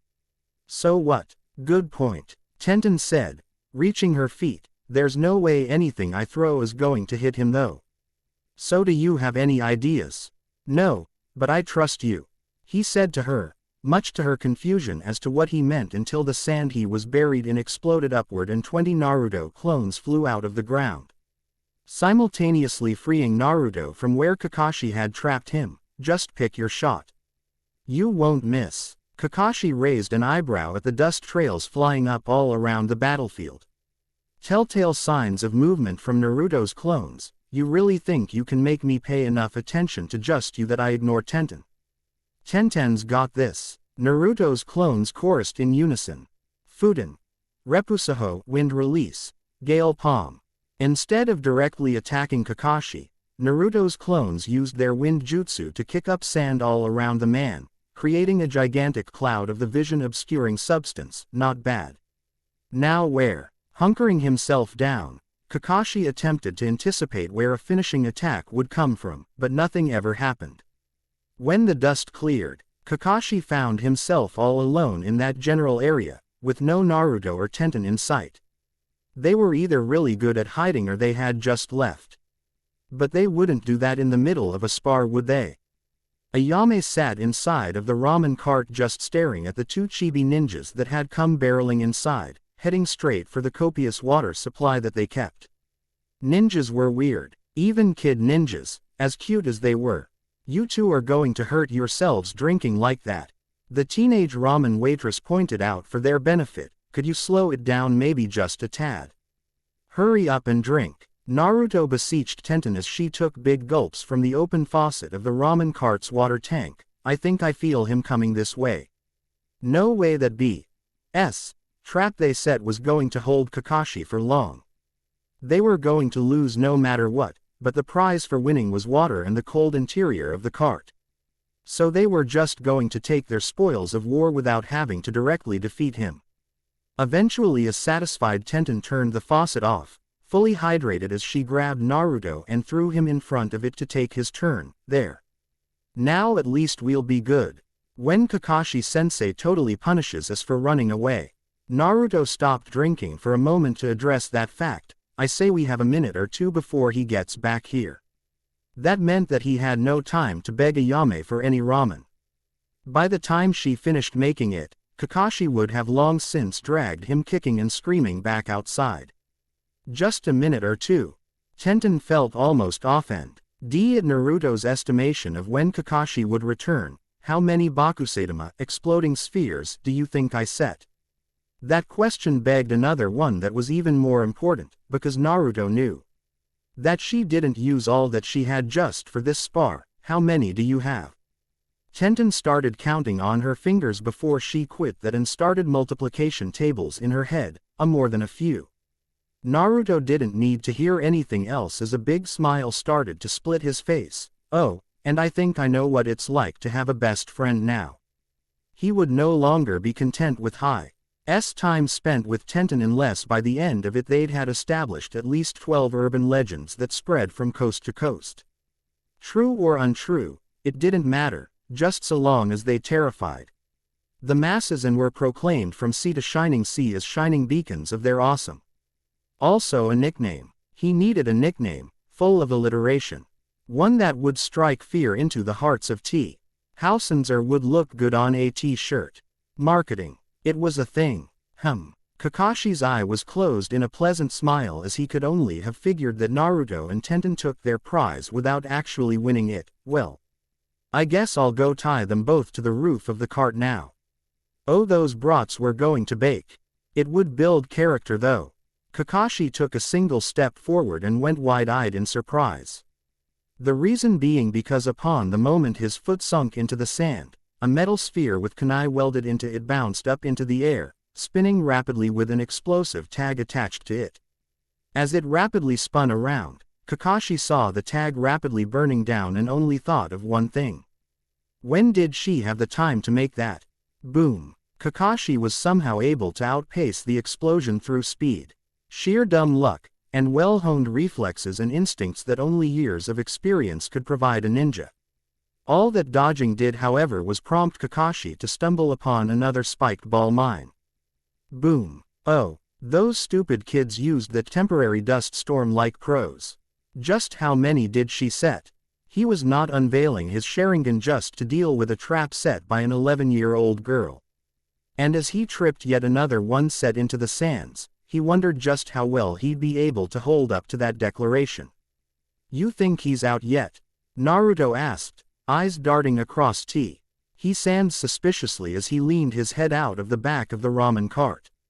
He simply couldn't enjoy the awesome cool air because of the fear of retaliation from Kakashi that he just knew was coming their way. Well, if he isn't, Tenten said as she stopped eating a bowl of ice cream and slowly weaved her way through hand seals, ushi, suru, tatsu, sugu, kushin ranka, manipulated tools, steel needles, wild flower. A rippling chain of explosions rattled out from a short distance away where they had been sparring with Kakashi. Naruto just stared at where he could see the ruckus kicking up in the distance. Meanwhile, Tsuki and Ayame just stared at the pair of preteen terrors, one watching multiple small explosions go off, and the other eating ice cream as if she hadn't just remotely detonated them. I really hope that didn't kill him, Naruto said, grimacing at the thought of taking out Kakashi in such a manner. You said those exploding sphere things shoot kunai and shrapnel chunks. Yep, we just killed somebody. Tsuki wisely chose to ignore the potentially homicidal munchkins for the time being, while Ayame chose to try and show some sort big sisterly traits to try and curb them before they both became uncute and insane. We don't celebrate death or the maiming of others in this establishment. Naruto just blinked in his beloved ramen providing host's direction before stepping outside.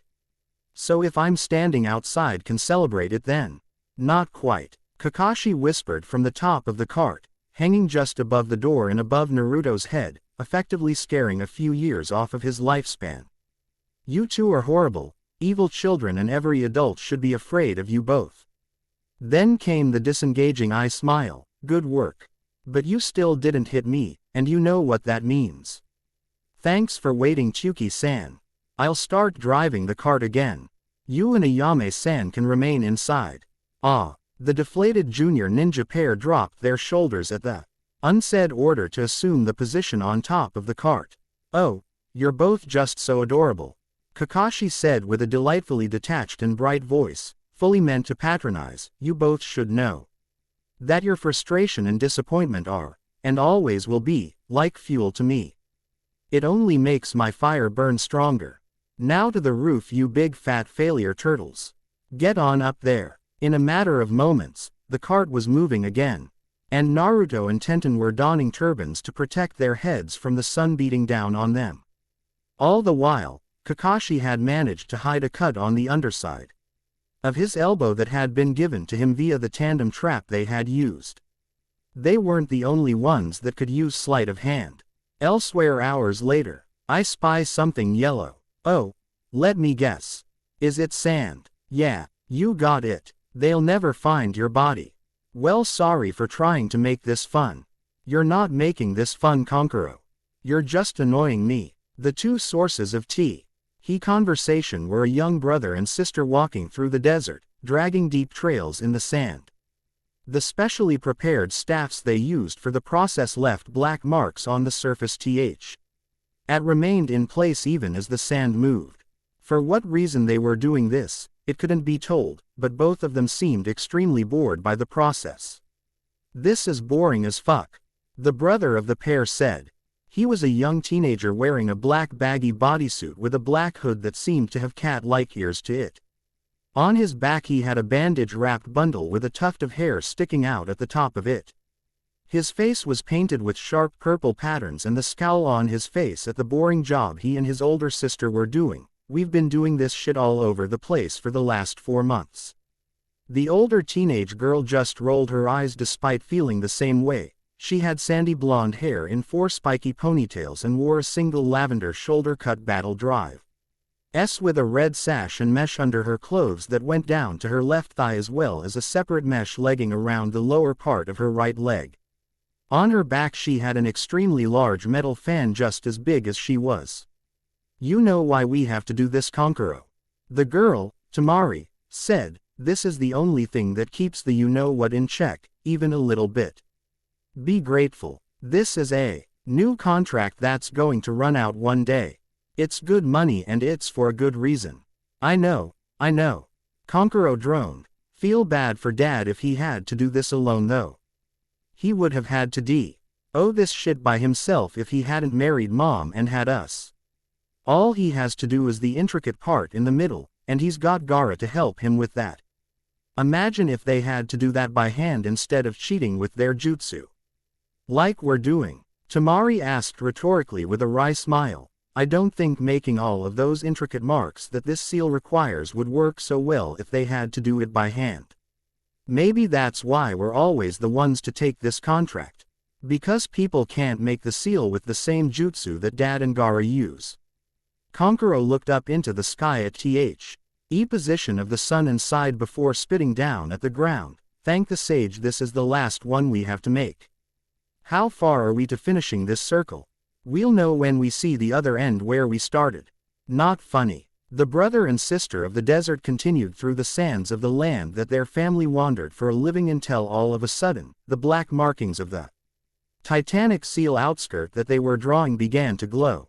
Knowing what the seal was meant to do, both Tamari and Konkuro felt their hearts clench up in horror before realizing that there wasn't any towering mass of sandy-tailed horror eradicating them from existence yet. "Is it broken?" Konkuro asked, wondering why the bane of the desert shinobi's existence wasn't smashing them flatter than sand dollars. "I don't see Shukaku. And that should be one hard thing to miss."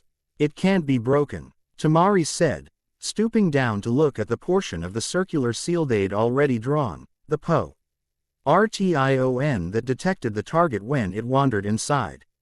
It didn't need to be finished to detect, as long as something ventured inside of the portion of it that was already complete. It's supposed to only go off when a biju wanders inside. That's how the second part of the seal that actually deals with the beast knows when to go off. The part that Dad and Gaara are working on. Yeah, pretty much. So that left a pretty significant question for the two of them. Do we go see what it is before it runs into them, or should we finish our part of the seal? After a moment of contemplation, they decided to continue on with their job and finish it before heading to town. They didn't need to see what had entered the circumference of the seal. If it was something dangerous, Gaara and their father could handle it or call for them. If it wasn't dangerous, well, Gaara would still probably handle it anyway. With Naruto deserts of K's no Kuni. Grr. Kurama growled constantly inside of Naruto's head. It was beginning to give him a headache. He'd been listening to it for so long. The last 15 minutes, oh my god, oh my god, oh my god. Arg, it's like a drill in one ear, and another drill in the other ear. And they're meeting in the middle. What the fuck's wrong with you? Naruto eventually bellowed aloud, startling Tenten, who was seated on the top of the ramen cart with him. Nothing's happening. Nothing's happened since we got to the desert. What? Tenten said weakly, not knowing what was up with Naruto. His face had been twisting irritably for quite some time, but shish. He just figured that it had been sitting on top of the cart with the sun beating down on the two of them that was pissing him off. Naruto, what are you talking about? Naruto then realized that he had gotten Tenten hip to the fact that he had a monstrous fox sitting in his body. It hadn't really come up, and Naruto didn't really know how to explain it. Kakashi was a go-with-the-flow kind of guy, who would probably run damage control once it came up, but clearly he wasn't keen on jumping straight into opening that potential can of worms either. So that left him with explaining why he'd just napped at nothing but open air, with the added detriment to his clutch reasoning abilities being Kurama doing what sounded like chewing on the bars of his seal cell inside of his head. Inner monologue. Naruto ventured with a sheepish grin. Thankfully he had a turban to hide some of his face with by pulling it lower on his head. Tenten just gave him a wary look before turning her attention back to being on lookout. Okay. Whatever. She was beginning to come to terms with that fact that he was weird. Uncomfortable conversation temporarily averted, Naruto turned his notice back inward. Seriously Kurama, what's up? I've got this brain-splitting whistling in my ears and it's getting worse.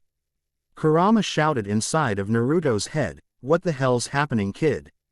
Find out. Naruto froze. Ned and crawled forward to the front of the cart where Kakashi was driving the oxen in the heat. Kakashi, Kurama's in a lot of pain right now. And honestly, he was starting to feel funny too. Probably from whatever was hurting Kurama. I don't know what's up. Kakashi's face turned deadly serious as he addressed his youngest charge, lifting his headband to reveal his Sharingan. I don't see any genjutsu on you. It doesn't seem like anything I can see is affecting you. A sobering thought filled his mind at that moment, as the seal breaking.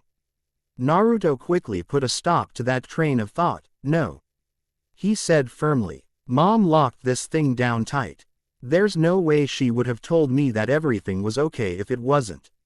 She might have tricked me into going with you, but she never lied to me. He was trying to learn what he could on his own about the seal, but it was way over his head for now. If he was going to begin improving in that department well enough to finish what Kushina had started and find a way to do what he told Kurama he would do, he needed to see a more diverse array of fuinjutsu other than the few that he himself had managed to learn. Now he just needed to see some more seals to kickstart that process. In the meantime, that wasn't what was important. Look, Kurama's really hurting in air. There's got to be something going on here that would tell us why. Naruto. Kakashi-sensei. Tenten's worried voice got their attention as they both started peeling their eyes around the cart, but were unable to see anything. So what put the worried tone in her voice? Naruto turned back around to see Tenten, only with someone else sitting slightly off to the side of and behind her. A boy with messy red hair and dull green eyes with black rings around them who seemed to be just Naruto's age was right there with her, sitting impassively as if he were supposed to be there. He wore a black bodysuit with short sleeves, a white cloth diagonally over his left shoulder and a large leather strap over his right, both connected to a large sand gourd over his back. What the fuck? His eyes looked between a terrified Tenten and a vastly confused Naruto before speaking. What are you doing here? Oh, looking for somebody. Naruto ventured to answer. unsure of why he felt that this guy would turn him into a smear on the desert surface if he wasn't on the defensive. Who the hell are you?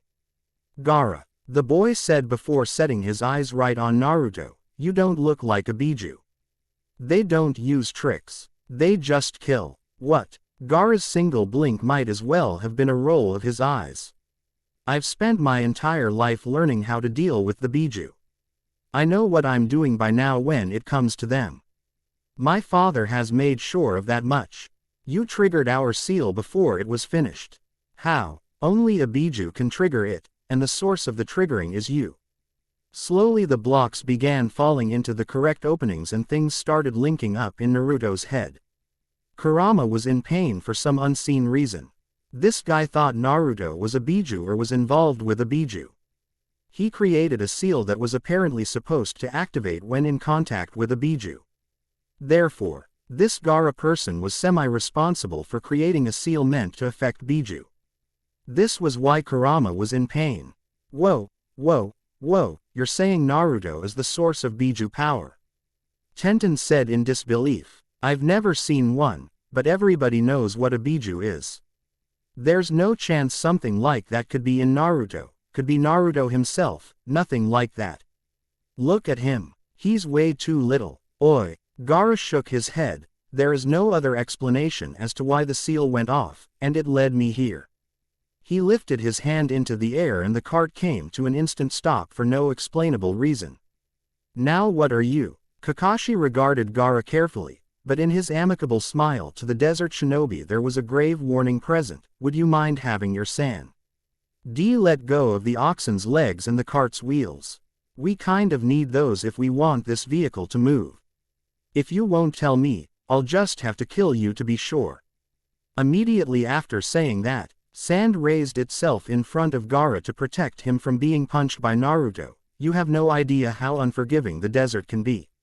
What the hell? Naruto wondered. His hand had been stopped cold by a wall of sand of all things. Tenten started piecing things together from what Kakashi said and what Gaara had just done to block Naruto. So you're strong enough with that sand to stop a whole ox team, and you caught Naruto's arm. Her only answer was the sight of Gaara lifting his hand, making a motion that he was about to tighten it and crush something. Ah, no. Sabaku Su. A sharp RK of a cord from Tenten pulled up a panel on the roof of the cart that shot kunai at Gaara's face from point-blank range. Instead of turning him into a preteen pincushion, however, more sand protected him from that angle. But it loosened the sand around Naruto's arm enough for action to be taken. Tenten dove at Naruto and tackled him off of the roof of the cart, freeing his arm from the iron grasp of Gaara's sand before it could destroy the limb or creep further up his body. Landing roughly in the desert just off of the trail that they'd been traveling on, Naruto sat up painfully with Tenten sprawled across him. Thanks for that. I couldn't get to my other hand to make a seal without getting it stuck too. You're my partner. Tenten commented, wincing slightly at the fall but smiling nonetheless. Besides, I owed you anyway and we're still going to die. Both of them found themselves surrounded by sand that rose up from the desert around them, but before it could surround or take hold of them, golden dust of the same variety batted it down and pinned it. Kakashi breathed a sigh of relief. He was aware of the second presence watching the area after he knew that Gaara was there. Whether the person was an enemy or not he couldn't be sure, but he knew that they were stronger than Gaara. Which was saying quite a bit, because Gaara was stronger than Naruto and Tenten both. Even by himself. Had Kakashi not been unsure of the other man's intentions, he would have attacked Gaara the moment it became clear that hurting Naruto was his intention. He couldn't really blame Naruto for trying to attack first. Sand nomads didn't exactly screw around. If someone said they were going to kill you anywhere in the world, in its current state the threat was never an idle one. For a sand nomad to say it, they meant it. They were some of the hardest-nosed people you would ever find anywhere. Gaara, a man said, appearing on the road in a shunshin comprised of gold dust. He bore a stark resemblance to Gaara with auburn hair instead of red, and a stern, weathered face. He had dark rings around his eyes similar to Gaara's, but they only lasted for as long as he manipulated the gold. His clothing consisted of a black jacket and pants with mesh armor underneath. Stand down. Gaara looked over in the direction of the older desert-dwelling ninja and then back to Naruto and Tenten before returning his sand to the large gourd on his back, the source of the Biju signature as the blonde boy. I was doing what we were paid to do, father. We were paid to finish the warding seals around the nearby village. Gaara's father said, walking over to his son to admonish him. We weren't paid to fight Shukaku, even if this boy was somehow connected to him. No one would pay any sand nomad that sort of waste of money. Tenten looked between Naruto and Kakashi, who had come over to make sure his kids were alright. Shukaku. Kakashi nodded and kept a watchful eye on the sand nomads. Known elsewhere as the incarnation of the sand. He began to explain to the younger ninjas. Shukaku is an omen of death in Kase no Kuni due to his status as a Biju, his bloodthirsty nature, and his control over sand. During full moons it gets particularly bad. He'll attack any living being in sight. Entire settlements have been destroyed in minutes because of his rage. During this explanation, Gaara took his rebuking from his father in his own way. By staring at him without blinking, you told me that it would be my purpose too. And that time will come, Gaara. Your value to the deserts is something that can't be measured. Even with all of the gold dust under my control. The redhead's father told him, there is no ninja born in Kase no Kuni with the potential to protect the deserts that you possess. But there is no rush. You're not ready to face Shukaku. Your mother left her will in your sand to protect you, but that doesn't mean you can recklessly throw your life away. As hard to tell just how the young nomad felt about the lecture he'd just received, whether he'd listened or not, since all he did was cross his arms over his chest until the man was finished. There was something pent up inside of that boy. A lot of anger, or pressure on his shoulders. Something. I'm going to finish the seal, father. Gaara said before vanishing in a sand shunshin.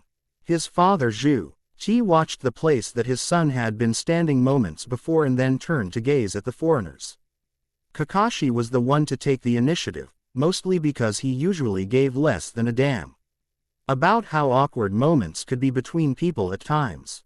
This was one of those awkward moments, so, control over Sandu. He said with an amicable eye smile as he hid his Sharingan once more. Neat. Naruto and Tenten just seemed stunned. Neat. That was all he could say. They almost got into a fight with a guy that could literally use the desert as a weapon, and his response to the entire first meeting was, neat. This was a man that simply didn't care about anything outside of his tasks and what he'd already deemed as important to fight for. Protecting the ramen cart per his contract, and getting Naruto to Minato. That was it. Other than that, literally no fucks were given about anything else around him if it wasn't a direct threat to either of those objectives. I'd just like to talk. The time to say that I feel way less safe about listening to everything you say than I first did when I started traveling with you a month ago. Tenten pointed out, wiping at a stinging sand-caused abrasion on her arm. Oh, you two are still here, Kakashi said, pretending that he had forgotten the presence of the children. Good. That cart isn't going to drive itself. Take it to the next village and wait for me, would you? Tenten sighed and moved to the front of the cart, Naruto choosing to go in through the back to get a quick burst of cool air and pop in on his favorite ramen waitress foe. A second before joining his more responsible Kunoichi partner out front. He left a waving Kakashi with a flipping of the bird from behind Gaara's father's back, so that he didn't see how much respect Naruto had for Kakashi's unique brand of child rearing. The older man still noticed though, and admittedly would have laughed if adult sand nomads were into that sort of thing. That boy was going to start a clan war one of these days. Possibly several, at the same time. So, nice kid, Kakashi said about Gaara, completely refusing to give Naruto the satisfaction of selling the disrespectful gesture one bit. Not that I can talk much with my own dysfunctional chibi pair running around. Gaara's father just nodded stiffly. Gaara is special. For generations, sand nomads have studied and experimented with methods to control the small particles of substances the way that Shukaku can control sand. It's a powerful weapon. Hence the gold dust, Kakashi pointed out, noting that it had disappeared from where the man had last used it. He can hide it that easily. This was a dangerous man. If a boy that had control over any sand he saw listened to his orders despite seemingly disagreeing, what was he capable of? Correct, the man in question said, but Gaara, no one has ever been able to control the actual sand itself. Only substitutes that can be controlled by our methods have ever worked. No one studied these things as intensely as my wife did, to try and find a way to. He cut himself off at that point, realizing that he was dipping into a conversation he didn't want to have with strangers. You've met Gaara.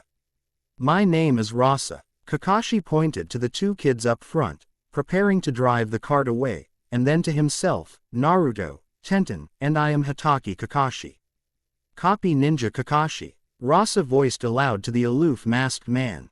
Sup. He ignored the cavalier confirmation that this young man was indeed Kakashi and turned to look at Naruto, and that was Uzumaki Naruto. The Jinchuriki that was able to kill 15 Uchiha clan shinobi with one move. Cue the bloating of a 10-year-old's self-esteem and delusions of grandeur. Naruto grinned widely and jumped onto the top of the cart from the front. Chest puffed out, so people have heard of me all the way out here. Unfortunately for him, Tenten grabbed him by the ear and pulled him back down into the seat to help her drive the cattle. Ow. Tenten, come on, she would have no mercy. By now it was established by both herself and Kakashi that Naruto's ego was a powerful enemy. It could not be granted any quarter and it had to be beaten back furiously when it reared its head or else terrible things would happen. I thought it was 8 Uchiha clan members. Tenten said to him, finally letting go of once she was certain he'd been sufficiently cowed for the moment. Where did 15 come from? Actually it was 3, but Naruto didn't care. I don't know, but I like it a lot. He was in the mix of international rumors now. That was the coolest thing he could ever imagine happening to him. Now I just need a nickname, like Kakashi's or Mom's. 8 sounded cooler than 3. 15 sounded even cooler than 8. So 15 was the new number until proven otherwise or a better sounding number came up. Naruto now loved international rumor mills. With Kushina Uzumaki clan village. What? Kushina said flatly, sitting on a bench in the main courtyard of the clan head's mansion. On this day of her stay as Nagato's guest, she was visited by one of her nieces that was actually relatively close to her and Naruto. Sometimes for better or for worse, but still the closest, in 10-year-old Karen. Sorry sweetie, run that past me again. One good thing about Karen was that she heard a lot of things from her parents. Other ninjas in the clan just from passing by, and from other kids that had heard things from their parents or just from passing by. So anything that Kushina could learn by straight up asking inside of the mansion grounds, she could usually learn by asking Karen. If Karen didn't know how to answer one of Kushina's questions on one day in particular, she would figure it out and have it for her by the next time she visited. So when asked if Karen had heard anything at all, big or little, about Naruto in passing, the girl didn't take long to have something for her favorite kick-ass auntie. Karen played with her glasses on her face but repeated the info from before. Well, apparently Naruto popped up around a mainland battle between the Hyuga and Uchiha clans. I heard he killed 20 Uchiha clan members in one move. Rumors got bloated more far-fetched levels over long distances. In addition to that, the haze of large-scale battles particularly gave rise to more implausible stories than without. And knowing what they did about potential Jinchuriki might, the Uzumaki clan were subject to believe ones of a certain subject and propagate them for safety's sake. Kushina was not one to believe the word of mouth. She was smart, and was aware of the fact that until he realized just how being a Jinchuriki worked, Naruto was a normal 10-year-old ninja. Even so, however, yes, my baby's the center of his own first bullshit rumor. Sometimes you had to enjoy the small things. With Naruto K's no Kuni desert village, out of the blue while sitting on a low-lying roof that allowed them a good view of a whole marketplace, Naruto felt a crushing measure of pride that put a face-splitting grin on his face in the middle of guard duty with Tenten. You Know that feeling of getting hugged from 1,000 miles away? No. Tenten didn't know how to respond to such an awkward question. Neither do I, Naruto said with a shrug, but if I did, I think it would feel a lot like I feel right now. After reaching the village, Kurama's pain subsided and he decided that with his splitting headache it was best to take a nap. He usually slept the day away when he was bored with watching the things that Naruto did, but this time at least he had a real excuse for it. Sundown was chow time in the middle of this village as the ramen stand opened up shop. Apparently ramen was universal cuisine, which was good for business. All things considered, getting out there was a hell of a trip, but it was looking to be quite lucrative for the clients of the ninja. The line for food simply wasn't dwindling. It made for a busy Tenten too, who had to keep an extremely close watch on every person that drifted around the cart. She'd noticed a few individuals with ninja-like weapons, but they didn't do anything other than order for their traveling parties, which ranged from their families to the people they were under contract to protect.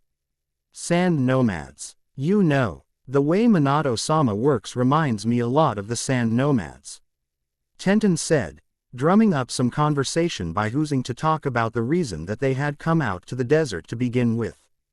It had obviously gotten Naruto's attention. He travels around, accepts missions off of contact rumors. Hey, do you think he's from K's no Kuni originally?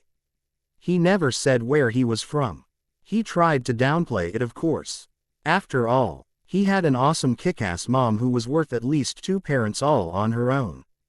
If his dad didn't want to show his face around, that was just fine with him.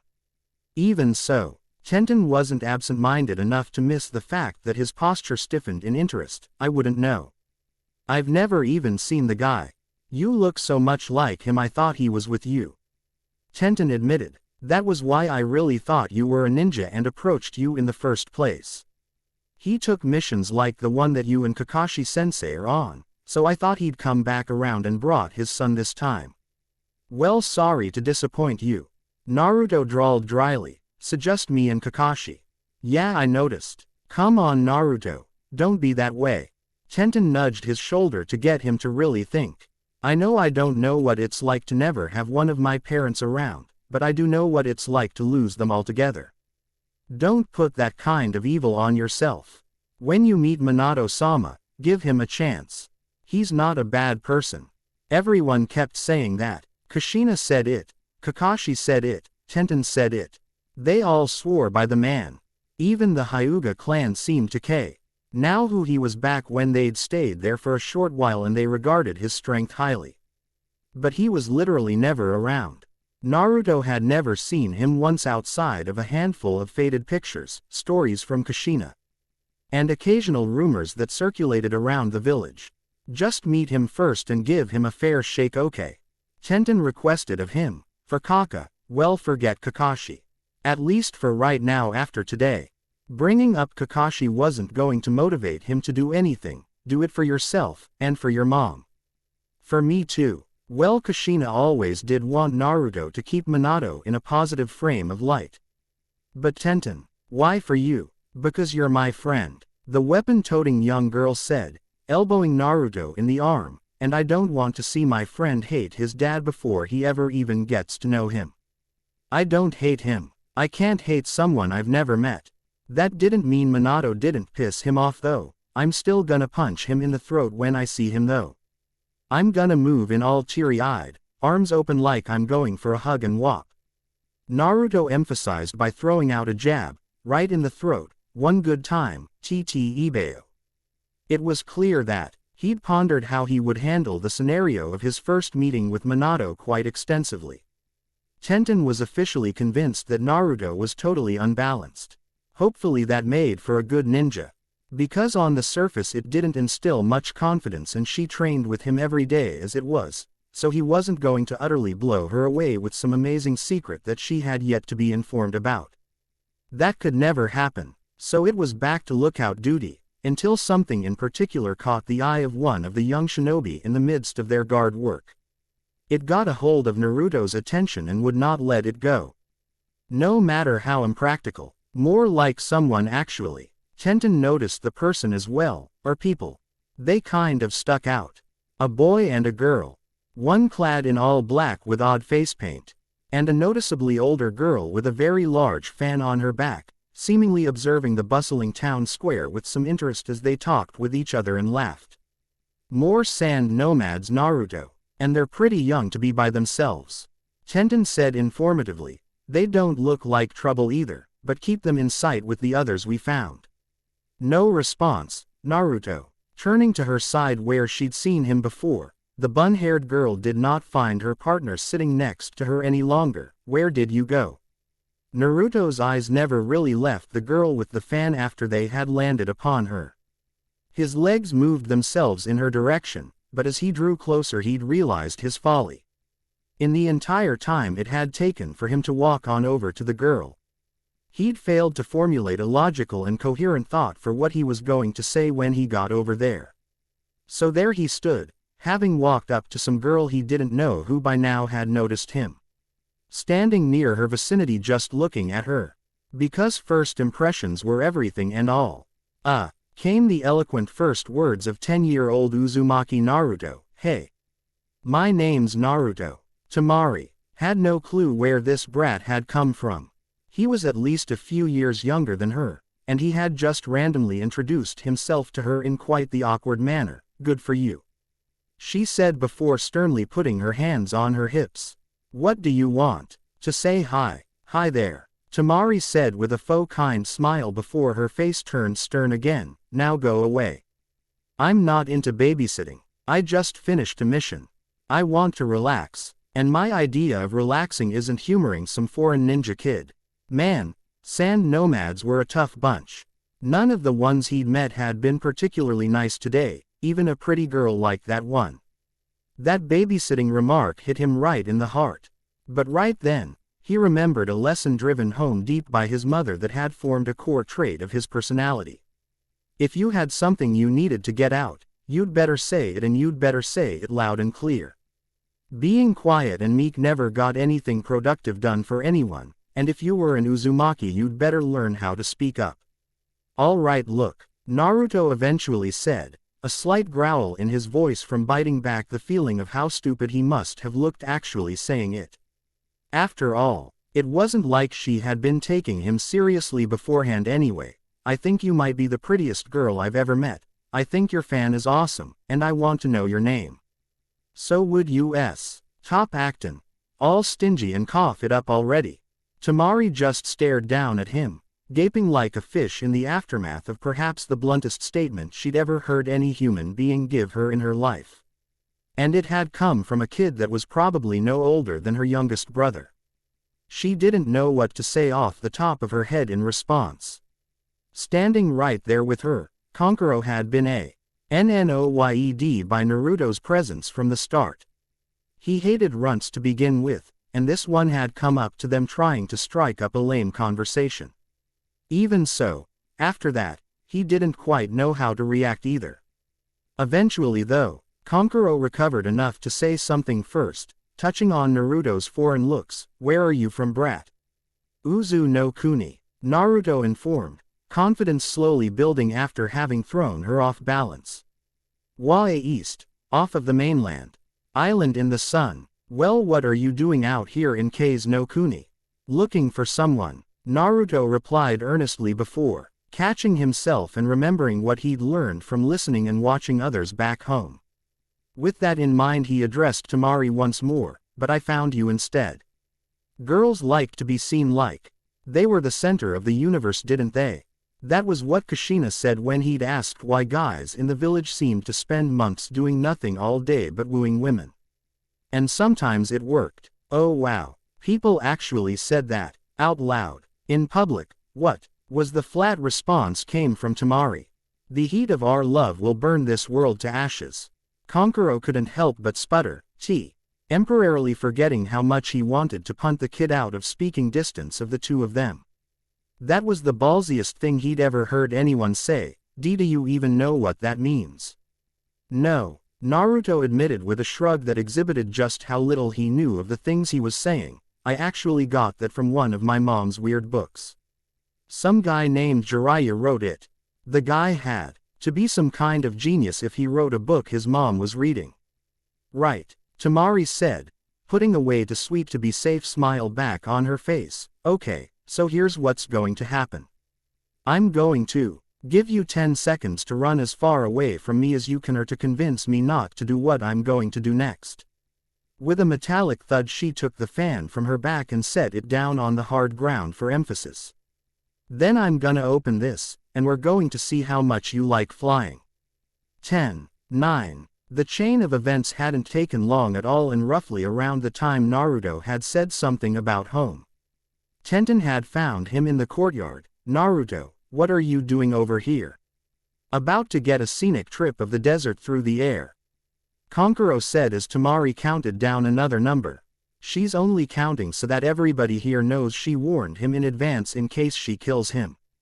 And so they can get out of the way.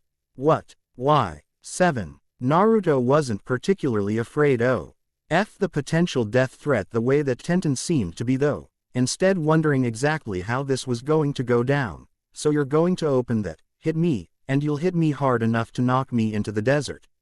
She didn't look strong enough to manage that with a melee attack, but then again she was carrying that big ass fan to begin with, so she was definitely strong enough to swing it. How? Wait and see. 6. Tenten yanked the shoulder of Naruto's shirt to get his undivided attention. What did you say to make this girl mad enough to give you a countdown? And more importantly, should they have been taking that time to leave?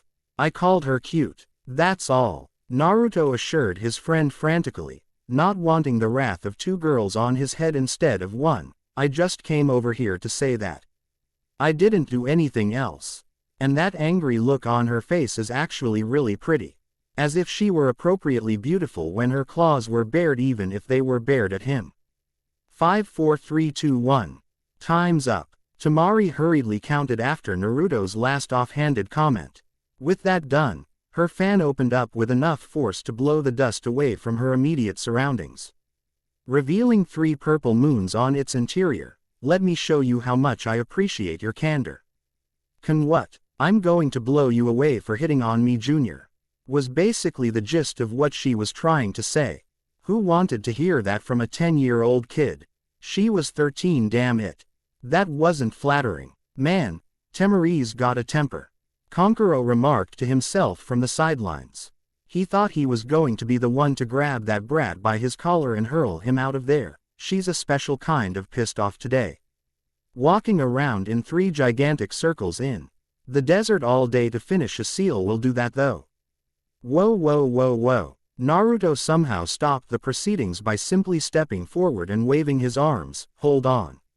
You guys made the seals surrounding this village. I thought a guy named Gaara and his dad made those seals. For the moment at least, Tamari lowered her fan from the poised to swing position she'd had it in before. We all did. Gaara's our brother. How did this kid know there were seals? They were too big for anyone that wasn't really good at them to know what they were. Why do you know Gaara? Tamari asked, closing her fan back up. Because he almost tried to kill us. Tenten groused, a combination of relieved at not being attacked and somewhat disappointed because a part of her wanted to see what Tamari would have done to Naruto. Probably something with wind from how that fan opened. Yeah, Naruto said, squinting his eyes in agreement with his partner. Your little brother's kind of a dick. And just Lee. That Naruto found himself swept off of his feet and yelling as he crashed into a sand dune between 2 buildings. With 1 moon of her fan open for the quick maneuver, Tamari had a therapeutic smile on her face after sending Naruto flying.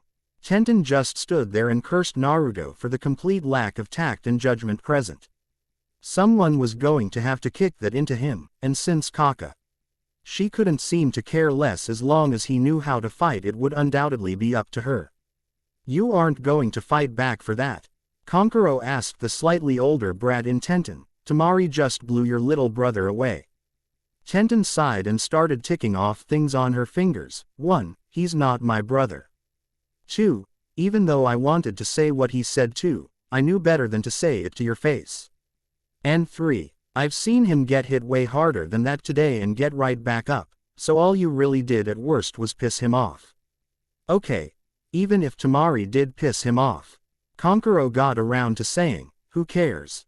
He's just a fucking key." Boom. People scattered away from the explosion of sand that came from where Naruto had landed, proving Tenten's point by her reckoning. See. The front of the sand dune had been blown off, with Naruto standing inside of it, holding his hands together in front of his body from the use of his first wind jutsu. He gave his entire body a good shakes before jogging back over to the others. "Okay, that didn't even hurt, and the only reason I'm not gonna kick your ass for that is because you can't." Temari finished for Naruto with a smirk. He used wind too. That was interesting. She'd totally turn it against him if he wanted to fight. Temari really hoped he wanted to fight. "Because I'm supposed to be saving my energy to guard the cart 40 yards away. Because I want to know more about the seal you guys were putting up, and because you're beautiful so you get one of those." Everybody got one as a matter of fact. Kakashi got one. Tenten got one. Those 3 jerks that attacked the cart when he met Tenten got one. The Uchiha kid from the Hyuga escape bridge got one. Everybody did. By now Tenten was starting to get a little miffed though. "You never call me cute or anything like that, but you can say it to her." Not that she would have actually felt any differently from Temari if Naruto had indeed pestered her for something like that. He was younger than her and was more trouble than could be considered beneficial to have his attention in that fashion. But not hearing it from him and hearing it directed at another girl that had blown him into a sand dune as a matter of fact, was indescribably annoying for some reason. "You're my best friend and my teammate, you can't be cute." Naruto reasoned in what he felt was a logical manner. "You were cute, but now we work together so you can't be cute anymore or it would screw up the dynamic." That just served to antagonize her further. "What dynamic? We train and spar with each other. Beat up bandits that try to rob Chuki-san, and do a piss-poor job of guarding a cart together. And I say piss-poor because we're right here and we aren't even watching it right now. We kind of are actually. It's being handled by top men." "What top me? Top men?" In other words, clones stashed all over the place. When he made them, Tenten did not know because while paying attention to her surroundings to guard the cart she blocked out anything Naruto was doing that didn't revolve around him speaking to her or pointing out potential persons of interest. Apparently Naruto was getting better at subtle clone creation. Good for him. Kankuro could see Temari's ire rising, and while he despised brats, he wasn't keen on being around her after she blew up. Even if she killed the loud yellow-headed one, he'd be the one to really suffer for it later when she remained angry afterwards. "Kid, if I tell you about the seal will you shut the fuck up and go away?" Quote, "We can't go away because we're on a mission that needs us to stay right in this general area, but I can make him shut up," Tenten said, preventing Naruto from saying whatever he was about to that more than likely would have made things worse. That was good enough for Kankuro, at least for now. And it wasn't like the seal was some big weapon that could be used against them or any other human. It was something that had been spread by one man to the sand nomads, fairly recently in an effort to cut down on the fatalities incurred by Shukaku's rampages. It wasn't a practical seal, it was extremely complex. And it was so situational it could never work under any other circumstances than the one they used it in. There was absolutely no danger in showing it to him. And if it shut him up, all the better. Kankuro couldn't form the intricate portion of the seal, so he had to show Naruto a scroll with a diagram of the technique, Yaju Gata U tilde Auto no Fuen beast warding seal. Its design consisted of a thick double-lined circle surrounding the kanji symbols for restrain and dozens of smaller, intricate seal arrays surrounding it. "Here. Look." And look Naruto did, extremely closely, squinting and reading slowly. Naruto mumbled out words like suppress, overwhelm, trigger, biju, and other words. It took a while, but the others all realized that Naruto was translating. "You can read that?" Tenten asked curiously, noticing the way his eyes danced across the parchment. "It looks like a lot of squiggles to me." Sometimes with how dumb he acted in regards to most things, most recently evident by his dealing with Temari. It was easy for Tenten to forget that Naruto was fairly talented with sealing knowledge, at least when it came to interpreting them. Most ninjas on the mainland wouldn't know the first thing of how they worked, even if they used the seals themselves. She wondered if he could teach her, or maybe even make his own someday. Kinda, Naruto said, still staring as if he were trying to make out something else. Compared to this, Neji's Juinjutsu was downright simple to decode. It's hard to explain. I mean, I can understand some of it, the ones that are by themselves. Benefits of an Uzumaki clan education, but most of the marks intersect with other stuff. I can't read those. Someone invented those arrays, which meant that someone knew what the hell they were doing when they made this. Reading seals was almost like a language, and just like any language you could create new words using the already established rules of the lexicon or complete nonsensical gibberish. You knew when you had gibberish because the seal wouldn't work or it completely blew up in your face. Nobody can read seals, Tamari insisted, clearly ignorant of just what went into the culture of a ninja on the other side of the continent. Even if you could, how? You aren't even the one that created it to give to the sand nomads. You're just a kid. I didn't say I could read the whole thing, Naruto said, struggling and failing to read the true meat of the Fuinjutsu in front of him. I can read a good bit of it, but I'm probably missing the parts that are really important. Like the part that soloed out Biju to be affected. You said someone else made this and gave this to you guys. Yeah, a few months ago he gave this to every sand nomad that he came across. We're supposed to set them up on all sides around a settlement to make sure we cover it. Konkuro explained. He told us what it was for, how to use it, and he just left. He didn't ask for money, food, water, or anything. I didn't expect a ninja that strong to just give away a jutsu like this for nothing. Knowledge on the Biju aside from how devastating they could be when provoked, or not provoked in Shukaku's case, was slim to come by. Especially in Kei's no Kuni. Someone that had developed a sort of means to deal with them was almost entirely unheard of. Until recently, sand nomads that came across Shukaku during one of its full moon rampages on a random area had to flee on the spot.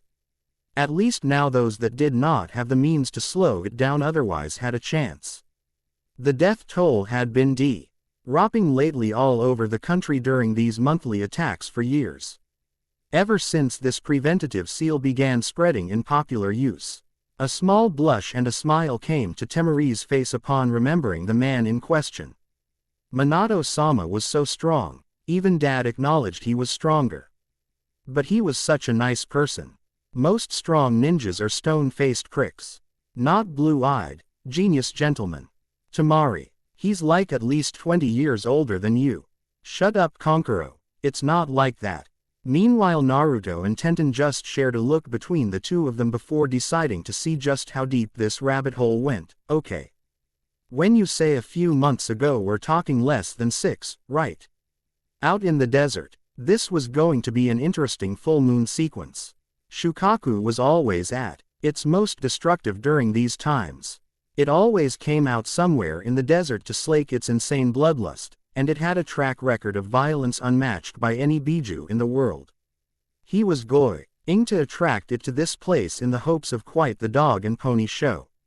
Only with more blood, devastated property, and loss of life than the conventional dog and pony show, so it would be much more entertaining. This is going to be an interesting scientific observation. A tall man with white skin, serpentine yellow eyes, long black hair, and a dark violet kimono over black pants and a mesh shirt with bandages as his sash. Hopefully watching Shukaku yields something that I can use in my newest set of experiments. After all, Kukukuku the shinobi world demands progress. And as the RLD demanded progress in regards to its ninja arts, he was there to improve upon them by any means necessary. He fancied himself, and was touted by others as the most brilliant scientist in the elemental nations. Inventing new ways to utilize chakra with technology, and discovering the secrets of multiple clans after studying their methods of fighting. That wasn't where his passion lied though. obsession was with the collective ninjutsu of the world itself. He reveled in reverse engineering techniques and learning them himself, as well as creating and modifying his own. He had such a knack for it that he had amassed a fortune with which to conduct his experiments, all by the way of selling the results of his studies, selling techniques and other combat-related knowledge to those willing to pay handsomely. In a time of constant war and backstabbing, there were always those willing to pay handsomely for what a man like him could give them. Senju, Uchiha, Yatsuki, Aburame, all over the continent. If they could contact him, they would enlist his science to strengthen their clans against their enemies. The ultimate death merchant of the elemental nations. Coming upon the deep black arcs in the ground that commemorated the signs of a sealing array, the man stuck out an unnaturally long tongue, focusing his chakra in a heated form on the end of it that he dragged over the surface of the sand. Breaking the array just slightly. Normally impossible, but with a jutsu such as the Shikoku Fuin, finger-carving seal, created to manually write and disrupt arrays, it was simple. He enjoyed the chaos of the world. It allowed him the ability to take in the downtrodden and easily malleable, to experiment with them and test his results while using them as his own standing army. It allowed him the freedom to do as he liked, to discover, to unveil the secrets generations past thought to be lost to time and legend. His name was Orochimaru, and in his unflappable opinion it was his tiny to discover the true meaning behind everything, no matter what it took, no matter how long it took, and if it made him boatloads of money in the process, so be it. Watching things burn before he needed to study them in the aftermath was just a little hobby of his on the side. I can't wait to see the destructive power of Shukaku firsthand. It will prove to be inspiring. Contrary to how it appeared on the surface, Hatake Kakashi wasn't as absent-minded and aloof as his everyday demeanor would suggest to people. Kakashi was an extremely focused and diligent man, and did everything that he did for a reason. Even if he constantly made dealing even the most serious of situations seem like he was just humoring a passing fancy. It was just that a long time ago, Kakashi stopped seeing the point in walking around all serious, all gloom and doom. It was the way most ninjas were expected to carry themselves, and for a long time it had been how he had as well, but he eventually figured that if being that way wasn't going to keep the copious amounts of enemies you've built over the last 20 years from coming at your throat to do a victory dance over your corpse, what was the point of being dead serious all the time? He had learned the hard way to stop and smell the roses, so to speak, to take joy in some of the simpler things in life. Things such as enjoying a full-course meal in, say, cons behind people's backs and make them wonder how you ate with the mask on. Things such as watching the two kids under your guardianship try and do their best to inflict a mortal wound on you so you can taunt and patronize them when they can't, and things such as wondering if 10 years is too wide of a number between your age and that of the 15 going on 16-year-old daughter of your client to try your luck with. Yeah, simple things like that. Still, that did not mean that he didn't know how to get down to business. Kakashi was still one of the most dangerous men on the continent and had earned it the hard way. By pouring hundreds of thousands of hours into his craft, by being diligent and attentive to the world around him, and by killing a whole lot of people that tried to kill him.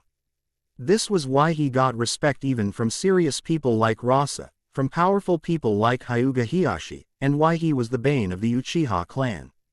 Well, for that last one, the reason was actually because of what sat in his eye socket, and the blame for that could come from another, but he'd claim it full bore just to keep from besmirching the memory of the only woman he'd ever come close to falling for. But to the point, he got respect for the career he'd had, the things that people knew of him doing, and the ability that many were well aware that he possessed. So to the east you say, Kakashi said, heading back to the nearby village with Rasa before the sun went down. That's funny. And by funny, I mean annoying.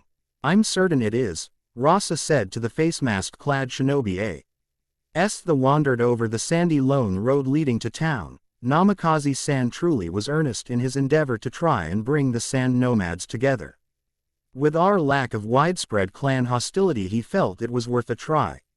And it's a shame how close it came to having something come of it for all of the work he did. Nothing happened, as he tried to bring talks and explain his views on things he had. To retrieve more and more traveling parties to listen, Rasa explained, it's nearly impossible to keep our people in one place for too long, and as he tried to bring more and more of us to a town to meet.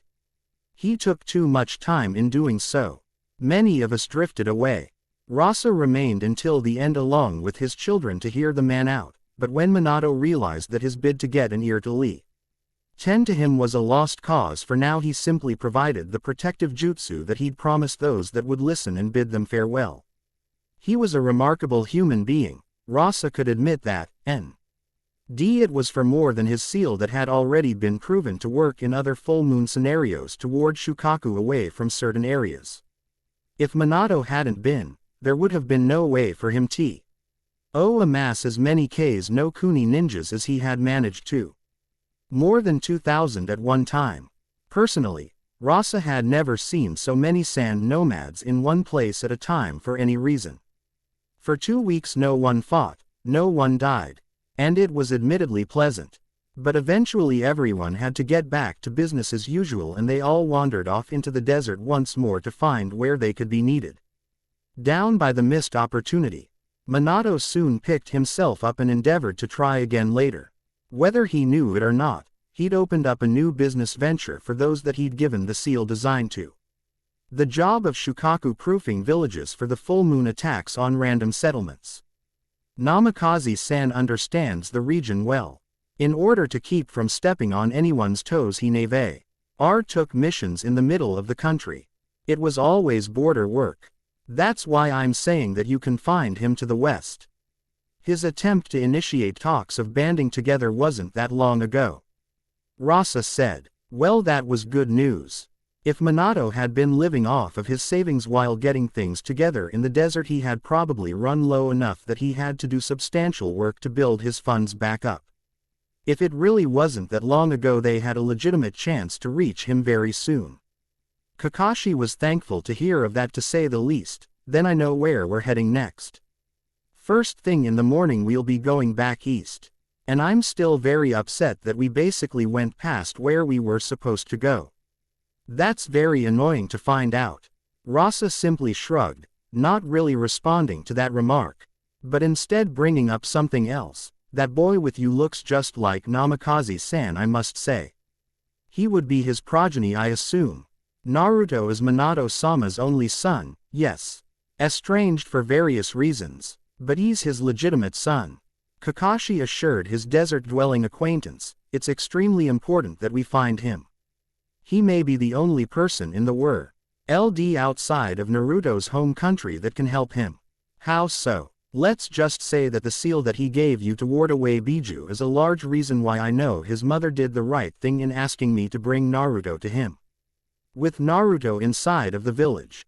After Naruto had let slip that he was Minato's son to Temari and Kankuro, when the topic somehow came up, the two young sand nomads found themselves somewhat fallen into tow with Naruto and Tenten as they continued to observe the ramen cart during business hours. They were also fed for free for being friends of the two foreigners. But Ayame bid Temari a sharp glare for her earlier treatment of Naruto that she had seen. Temari simply found it difficult to believe that a person as handsome and amazing as Namikaze Minato was related to someone like Naruto.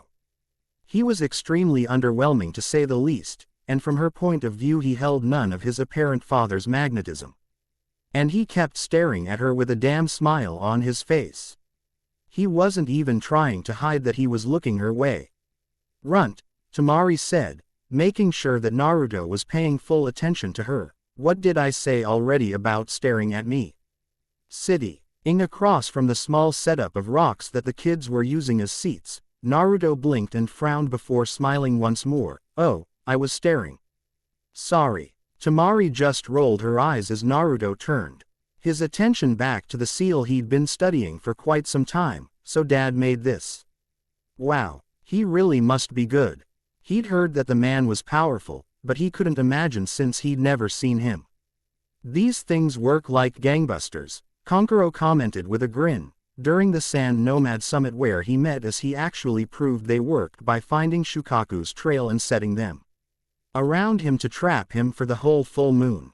I didn't think a person could ever move that fast to scrawl out a big, complicated seal like that, while Shukaku was trying to kill him, 3 times. Temari said with a light blush on her face, "It was the most amazing thing I've ever seen. And then he did something else to warp Shukaku away altogether. I think it was the only full moon I've ever heard of where no one died." Tenten looked over at her blonde teammate to see his reaction to hearing about his father from others, but she could see that Naruto was trying not to listen. She observed him closely though, and could tell that he couldn't help but keep his ears open. The wheels turning inside of his head might as well have been on the outside from how easy it was to see that he was thinking about Minato. Deciding to add her bit to the conversation as well, Tenten spoke up as well. "I never saw any of Minato-sama's bigger jutsu, but he told me about some of them. He was perfect at everything he tried to teach me though. It was so weird, and he said that he isn't even a specialist with any ninja tools except his weird kunai." "Well, that's cool," Naruto said with a big wide grin. "Everybody here's met my dad, except me." Quote. Kankuro raised an eyebrow at the declaration. There was a bitter undertone to it that wasn't necessarily obvious in the tone of Naruto's usually energetic voice. "Why, you've never met him?" he asked the younger boy. "Geez, he looks just like him now that I know about the connection." "That's really got to suck." Naruto just shook his head and looked down before kicking at the sand. Tenten's thought to try and turn Naruto onto feeling stronger about his father had backfired, thus thoroughly dejecting her. It was just that she missed her own parents every day. She knew how good of a man Minato was, and she knew that the experience of knowing his parents would be something that would resonate with Naruto greatly. Still, she was just 11 years old, so her thoughts on how to handle such things weren't as refined as they needed to be for such a sensitive subject. The party fell into something of a silence until a fifth reached them, letting his presence be known by his distinct, somewhat rasped voice. "Kankuro, Temari." "Gaara," Temari said in greeting of her youngest brother, "You've been gone all evening. You even missed dinner." She gestured tea. "Oh, the empty bowls of ramen that had once been filled with food for the lot of them." Gaara simply shook his head and chose to stand instead of sit like his siblings. "I ate after I was through training." "Where is our father?" Kankuro and Temari just looked at each other, shrugging in unison. They didn't know where the patriarch of their little brood was. They hadn't seen him since they'd broken off to do their part to set the seals. "He's more than likely still with the man that brought these two here." "We'll go find him," Kankuro said, getting up and moving past Gaara with Temari. He was about to give him a pat on the shoulder, but noticed Gaara give him a look before he could. He promptly thought better of the physical contact and moved along. "Just relax for a bit." And they left Gaara alone with 2 people that he'd tried to kill a handful of hours ago. This didn't seem to bother him in the slightest, as he took his seat on one of the rocks and simply sat down, shutting his eyes as if he were blocking everything else out. Naruto and Tenten looked at each other before looking at the odd redhead. He was stronger than they were, this much had already been proven, so if he still had a bone to pick that might have presented a problem. So, Naruto ventured to say first, "Full moon equals a Biju attack, huh?" "More or less," Gaara said. "One can never tell where Shukaku will turn up at full moons. But it is almost always assured that people will die when he does. You're lucky that you made it to a town by nightfall. Until the sun rises in the morning, no one is guaranteed to be safe." Hearing about another Biju had Naruto rest his hand on his stomach for a moment. Something that went unnoticed by Gaara and Tenten. "So Shukaku just kills people?" "Why, Kurama had just been chilling in a ravine when Naruto had found him, and he didn't seem to want to cause any havoc in particular unless they upset him, or were directly in the path of his next footstep, or he wanted a snack. Then again, he wasn't familiar with the behavior of a tailed beast. He didn't know anyone that actually was." "No one knows why," Gaara replied. "This is just the way that it has been for centuries. It wasn't like the history of sand nomads was some big secret. It was just common knowledge." General information on them simply made their interactions with others from abroad less painful, so as long as it wasn't something that was meant to be a close secret, telling people about them helped them in the long term. Shukaku is a terror, a force of nature. So why live in the desert then? Tenten asked, kicking her legs off of the rock she had chosen to sit on. She knew that if there was a Biju that went on roaming killing sprees monthly, that no one could anticipate she wouldn't choose to stay anywhere near that particular threat. I mean, if that's not too crazy to ask. It wasn't a crazy question. Gaara himself asked that question, as did his brother and sister, especially after Shuk Aku did what he did to break apart their family. Depending on which family you speak to, the story could vary. It has been passed down amongst sand nomads for years and years when children would ask that question. It comes all the way from back during the last days of the Raikudo Sennin. Tenten's eyes lit up when she realized that they were about to get a Sage of Six Paths story. Those tales were so extremely rare for someone like her to hear. She couldn't help but listen.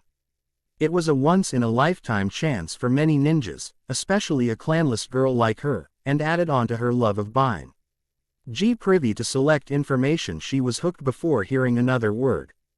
The only people that ever heard anything like that about him were those connected to old clans that had ties that went that far back. Clans like the Senju or Uchiha.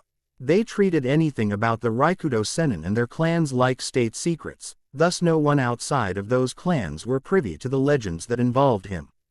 She expected Naruto to be just as excited as her, but the dullard look on his face told her otherwise. Naruto, we're about to hear a sage story. You aren't excited? Yes. Luckily for him, Nten was too eager to listen to Gaara to know that Naruto really didn't care for whatever reason.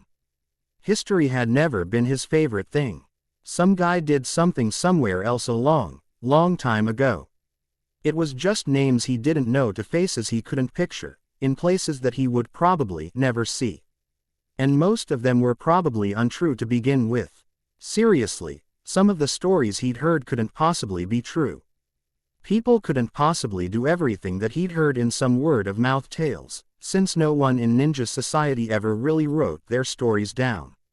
Keeping secrets and all that. It was important to Tenten though, and that meant that as a good friend it should have been important to him because of that, even though it would probably be boring. With a nod, Gaara resumed speaking. Years before, he had split the primordial monster known as the Jubi into 9 entities that we today recognize as the Biju that spread themselves across the elemental nations. On his deathbed, the Raikudo Sennin reached out to the sand nomad people and requested of them one thing. To take care of Shukaku for him, to find a way to handle the threat that Shukaku posed to the people of the desert. Wow! Tenten listened, paying rapt attention with wide brown eyes. That was one of the coolest descended purposes for a culture she had ever heard. Then again, she didn't know why the clans of the world lived the way they did. Few people outside of them were aware of why.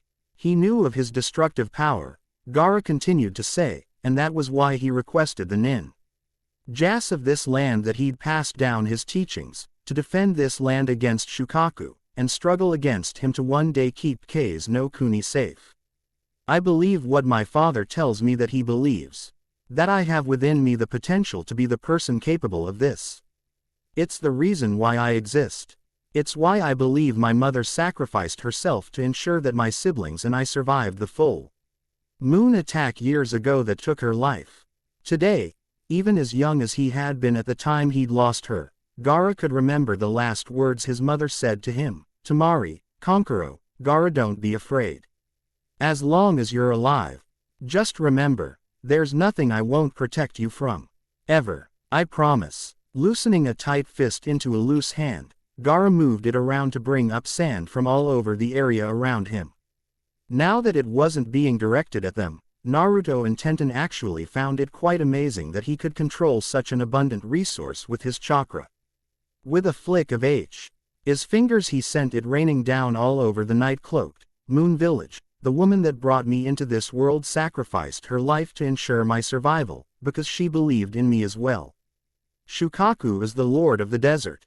Well, in that case I will use the power I was gifted with and be the master of the desert's sands. To destroy Shukaku, and if he truly is a force of nature, I'll do the same every time he reappears. Gaining the power needed to properly take on a Biju. That was a tall order to demand of one's self. At that point, a growling yawn emanated from inside of Naruto's head. Kurama, yeah, there's some serious holes in that sand boy's story about Shukaku, an old man sage, you know. What? Naruto mentally asked his massive vulpine tenant. As Gaara continued explaining his version of the Shukaku legend to Tentenhu was still listening full bore. Naruto paid full attention to Kurama. You mean you know? Yeah, when the sage said something about taking care of Shukaku for him. He probably literally meant it is, take care of Shukaku. Not to find a way to kill him or anything like that. Naruto could almost see Kurama lying down behind the bars of the cage in his head, tails swishing around. All of us Biju had our own quirks about us, and whereas I was the giant supremely powerful, sexy beast that I am, Shukaku was the runt. The baby of the family. Little one tail. You're kidding. I never kid about the Biju, Kurama asserted. This was his family he spoke of. While they were the most dysfunctional family in the history of existence by his standards, they were still his relatives. Out of the 9 of us, the sage babied him the most because he was the weakest. He was only really effective when he had enough sand around him to throw his weight around. So naturally this caught him some beatdowns from some of us. Me. I'm having trouble picturing you and the other Biju being like that. Naruto just couldn't see a fox the size of several village blocks and whatever else the other Biju looked like growing up in such a conventional manner. What? I was an adorable tyke. Kurama bellowed and cackled in return, whereas Shukaku had to keep being told by the sage that he really was special, as if being a tanuki the size of a 4-story building at the time wasn't enough to tell him that. He'd always tell him that the desert was where he really shined. And when the sage was dying, Shukaku took it the worst of all and he ran off straight to this country. Didn't even have it in him to see the old man go. So that was why the sage said that. That still doesn't explain much about why they think they need to fight against Shukaku. Oh, well, it's because plainly put, Shukaku's a bitch. Well, that was certainly blunt, even by Kurama's standards. What? Yeah, out of the 9 of us, he's clearly the one that doesn't understand that razing desert towns to the ground isn't really anything worth talking about. We can all do that. He could feel the equivalent of Kurama shrugging inside of him. He always had an inferiority complex, and the ass-kickings he got when he tried to swell up to the Biju like me and Gyuki never helped.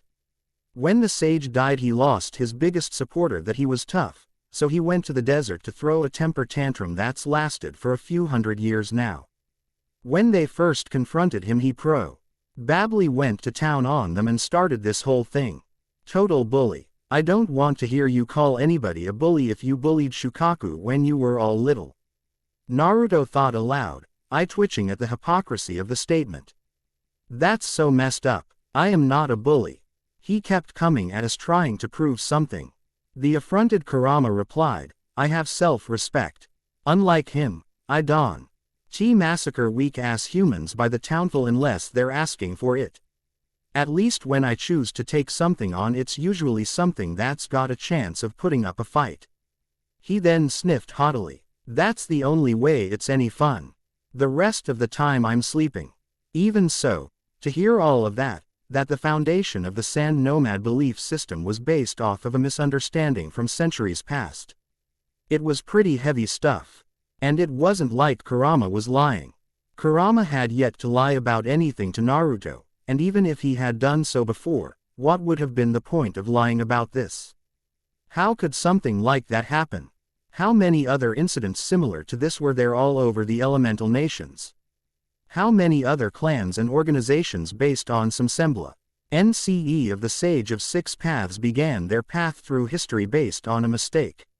What else do you expect? Kurama said, sensing the tone of Naruto's creeping thoughts. Here's the thing that you and just don't seem to be able to wrap your heads around. For all of the crap about him that you humans keep dishing around, he was still just one of you, a human. He always tried to stress that. He was a human, not a God-given immortal shell to bestow the gift of ninjutsu unto the world or whatever other crap humans would come up with. He had his share of idiot moments, just like everyone else. His sons, for instance, third-generation chakra users, real pieces of work.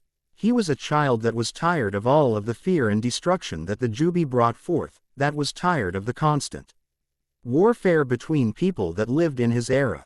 He grew up taught to be something of a warrior monk in a troubled time, who just so happened to have gotten a potent genetic mutation that allowed him to discover the hidden energy within all living things. This energy that allowed him to do anything he wanted as long as he had the chakra, the strength of body, the willpower, and the knowledge of how to do it. He spent the bulk of his teenage and adult life working to do just that, but the power never changed the fact that he was just a man and he could fall prey to the same pitfalls as any other. By the time he had developed his power enough to face the Jubi, he had become the most powerful man that had ever lived, but for the age he came up in, that really wasn't saying much. At the time, he was the only person that could use chakra, and it remained that way for years until after he'd subdued the primordial monster. Kurama saw much of this firsthand after being created, even when it was at the tail end of the sage's life. At the time, mankind was just beginning to learn the first thing about chakra. Can you just imagine how weak the humans of this world were before they learned of chakra in comparison to today? I don't have to, because I've seen it. They were pathetic, even by common human standards. Far lower than your species are now. That was a scary thought. That was an unimaginable thought in the modern scheme of things. Not only was the Raikudo Sennin the strongest man in existence, he was the strongest man in existence at a time when people had no idea what chakra was. Let alone that it was the point of his power or that every human on the planet had the potential to perform similar feats. Of course the man was like a god to them. It was because he was just that, stupidly powerful, and they couldn't even begin to grasp the first step of it. Kurama explained. He controlled the elements of the environment itself, mastered the 5 that became the building blocks of your culture, became one with nature itself, and harnessed it as a weapon to trap the ultimate being of power that the world had ever seen. From that point forward, nothing the Raikudo Sennin old have ever said would have changed the minds of the people that wished to learn of him. Even when he began teaching others of the secrets of chakra that lay untapped within every human body, no one could ever reach him.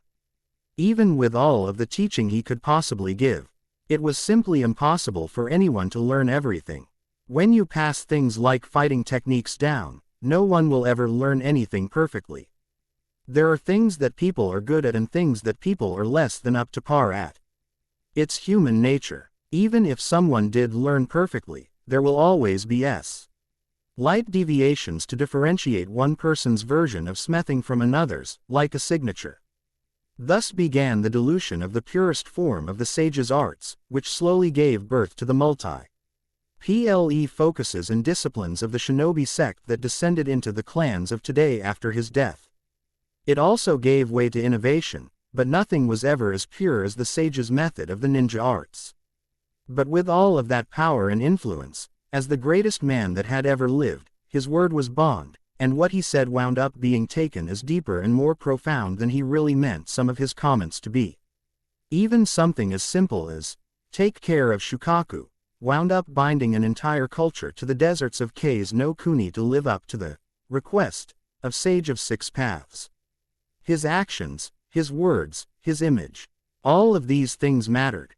Like rocks being thrown into a body of water, it resonated, whether it was a random action that could be compared to the smallest pebble, or a comment that was taken as the size of the largest boulder. People argued, disagreed over his intentions and his true meaning behind things. They fought. They died and killed because of what they believed the man to have represented. That was how powerful he was. Whether he had power from birth or not, in a way he was just like you or any other person, only as he got older he got fed up with the world. Being the way it was and he gained enough strength of person to do something about it, Kurama said, bringing his thought to a close. he was the only person that did anything about it. And you humans just love to follow the leader. Give a person enough strength and character or charisma, and they would attract armies of followers. The problems truly didn't start until this leader in particular died. Even when he left an heir to continue his will, that action wound up fracturing everything and bringing the elemental nations back into a state of constant combat. Naruto was 10 years old. T.S. was too much for an adult to take in all at once, to realize that the entire reason that thousands of people, hundreds of thousands of people, lived their lives fighting, bleeding, killing, and dying.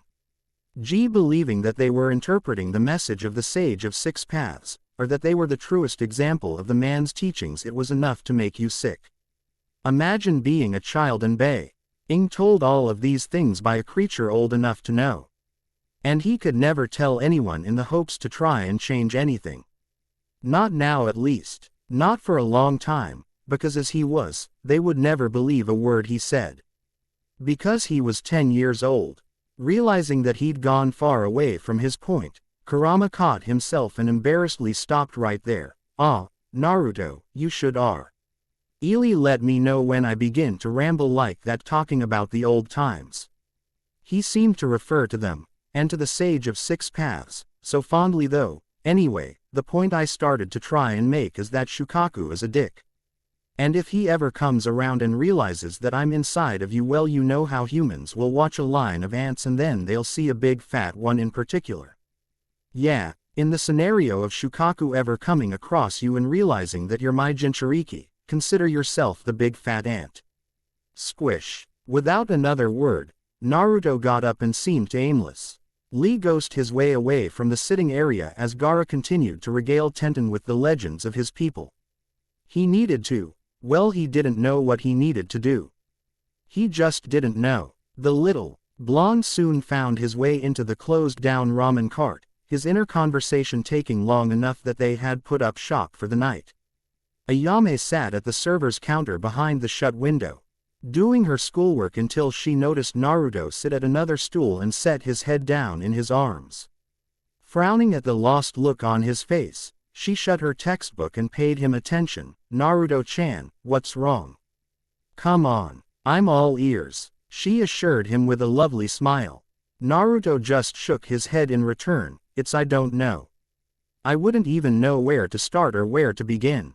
Or if it's true, or if anyone would even believe me when I said it. Why would they? He was just a kid. He knew that much. It was the way things had always been, even back with the Uzumaki clan. No one listened to him. Because of his father, he held even less sway than he would have as a normal child of the clan. He was less than zero to them. His word meant nothing unless Kushina had backed him due to her reputation. And she wasn't there with him. She'd always had the answers, it seemed. His mother. No matter how big things seemed, nothing ever appeared to be too big for Uzumaki Kushina to handle.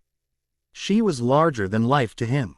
She could do anything. She was mom. She was his mother, and she was better than all of yours combined. Believe it, he wanted to talk to her. To tell her everything he'd heard tonight from Kurama. She would know. She always knew. Only now, Naruto wasn't so sure about that. If it was something that he wasn't sure his mom was enough for, how could he be big enough to have that kind of information? Inside of his body potentially rested all of the secrets of a bygone age, and he was unfit to carry them. Ayame sighed and stood, gently pulling Naruto off of his seat into her arms before holding him close to her. He stiffened but soon relaxed, allowing her to let them sink down underneath the counter where they remained. "Naruto-chan," Ayame said, "I know I'm not like you. I'm just the daughter of a traveling chef. You're a ninja, and I know that you're meant to do big things like fight battles and protect people and all of the other things that you lot do. But do why? Oh, you want to know why I treat you and Tenten the way I do?" Naruto just shook his head from where he was leaning into her chest. He felt so comfortable there. It was so odd. "It's because someone has to," the teenage girl told him, tapping him on the nose. "You're a kid, and I know that being a kid doesn't matter when you're a ninja. You have to fight regardless, but you are what you are. If no one Treats you like a child while you are one. I don't want to think about what you'll turn into. She saw Kakashi every day, and knew that he'd been subjected to the life, fighting like a grown man since. He was less than 6 years old by his count. What he was today was a shell of a man, and he didn't even try to hide it because even he was aware that there was no way he could. When he introduced himself to Naruto, and subsequently to others later, he gave those vague answers about himself. He answered that way, not to be mysterious, but because he legitimately didn't have an answer for them. The chi was what happened to children subjected to this lifestyle. It took from them until nothing was left but the pure nature of the shinobi. The human weapon, the only thing that mattered to them was simply moving along to the next mission, the next fight. No future, no real goal, just carnage for the sake of it. To think of Naruto or Tenten becoming that way, it made her sick. Almost as sick as thinking of them dying at their ages on the battlefield. No one expects you to be able to solve everyone's problems just because you're a ninja. Naruto-chan, Ayame said, setting her cheek on the top of his spiky-haired crown. There's things that you don't know, that you can't answer, or whatever, the same as any other kid. I won't tell you not to do what you have to as a shinobi. But I just want you to make me one promise. Can you do that for me? Can you make your big sister a promise? Why yeah, anything you want, Naruto said, squirming in her grasp a bit. What is it? If he day ever comes that you or Tenten can't tell yourselves what you fight for and mean it, I want you to stop. Because if the day ever came where this occurred, they would be like Kakashi. They would be empty, and that would be the sum of all of her fears for them. Ayame knew full well that as nothing more than a client, no, the daughter of a client, they wouldn't be around for too much longer. Even if the impact she had on them was small, I had kept them whole mentally. Somewhere down the line it was worth it.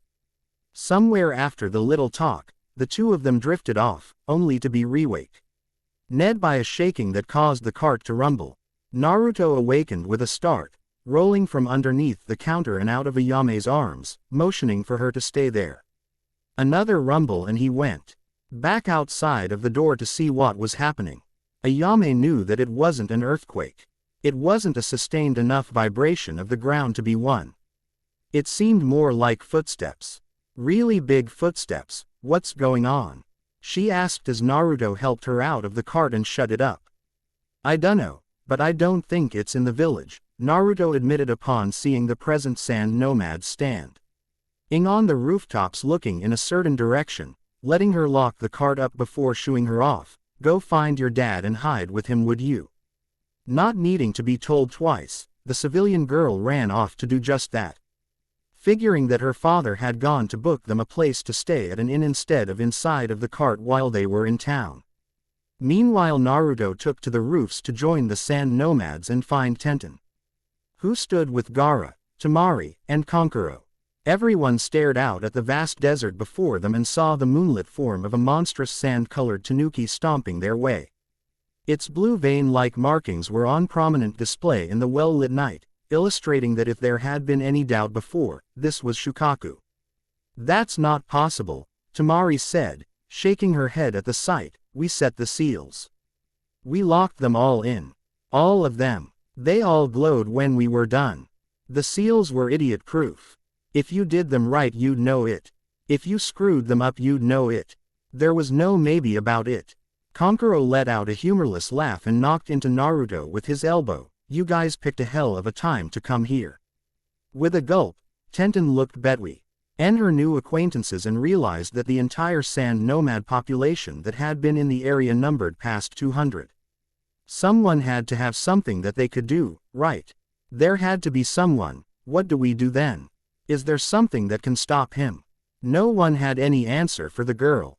Run, one of the ninjas said, almost in a whisper as he backed away to the rear end of the building he was standing on. Run. Shukaku'll kill us all. You all know that. Without wasting another moment to play the pragmatic voice, he jumped down and took off in the exact opposite direction to try and salvage his existence by fleeing. Staring down the sight of the incoming Biju, remembering everything that Kurama had said earlier, and remembering how much power Naruto had felt from Kurama. For the short duration that he had when the masked man had attacked them, Naruto felt his knees shake. This was too big for him. This was definitely too big for him. He could feel others moving away to follow the lead of the first man, choosing to run away to try and outpace the Biju's pending wrath. Gaara merely scoffed at the inaction and the cowardice. However, "Go on and run then," he said, in his low, gravelly way of speaking. "Everyone here knows that from the moment we saw Shukaku, outrunning him was no longer an option. If that's the case, I guess my facing him will have to come early then. You're still too eager to do your task, Gaara." In a swirl of golden powder, Rasa appeared alongside Kakashi. The stern-faced shinobi looked at his red-headed son with a serious countenance. Gaara returned it just as severely. Not willing to back down this time against his father. Not when it came to this. What was he going to do? Run. Run again. Run the way his mother told him to back when he was powerless. "I'm going out there, father," Gaara said resolutely, "even if I have to do so alone." Even if he didn't have a chance of winning or even surviving. "Arrogant boy," Rasa said as he turned to look out at Shukaku. "Whoever said that you would be going out there alone?" That got a surprised widening of the eyes from Gaara, who had always told him that it wasn't time, that he wasn't ready. Why to face Shukaku despite the fact that it was his duty to use his sand control to overcome him? "If I take you with me, you will listen to every order I give you. Is that understood?" "Yes, father." "Then let's go. Temari, Kankuro, stay safe." Moving directly next to his father, Gaara disappeared with him in a golden shunshin before Temari or Kankuro could move to argue or question the course of action being taken. They were about to fight against that monster. How many people had Shukaku killed over the years? What could they do to defeat him? And yet they both headed off with the kind of NSE of duty that could only be seen in the hardest of people. Temari's hands shook at the thought of her father and youngest brother heading off to a battle that they couldn't possibly survive. Kakashi. I moved to his young charges and rested hands on their shoulders, bringing him to find that Naruto was shaking. Poor kid. He's terrified, he thought to himself. I can't blame him. This isn't the sort of thing that anyone could be prepared to deal with. His shaking only increased when he felt more and more people try to drift away, staying out of sight to try and keep others from seeing their fear in the face of a Biju's wrath.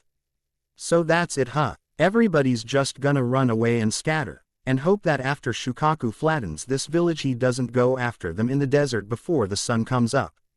Naruto said, loud enough for everybody else to hear quite clearly. What about everybody else here then?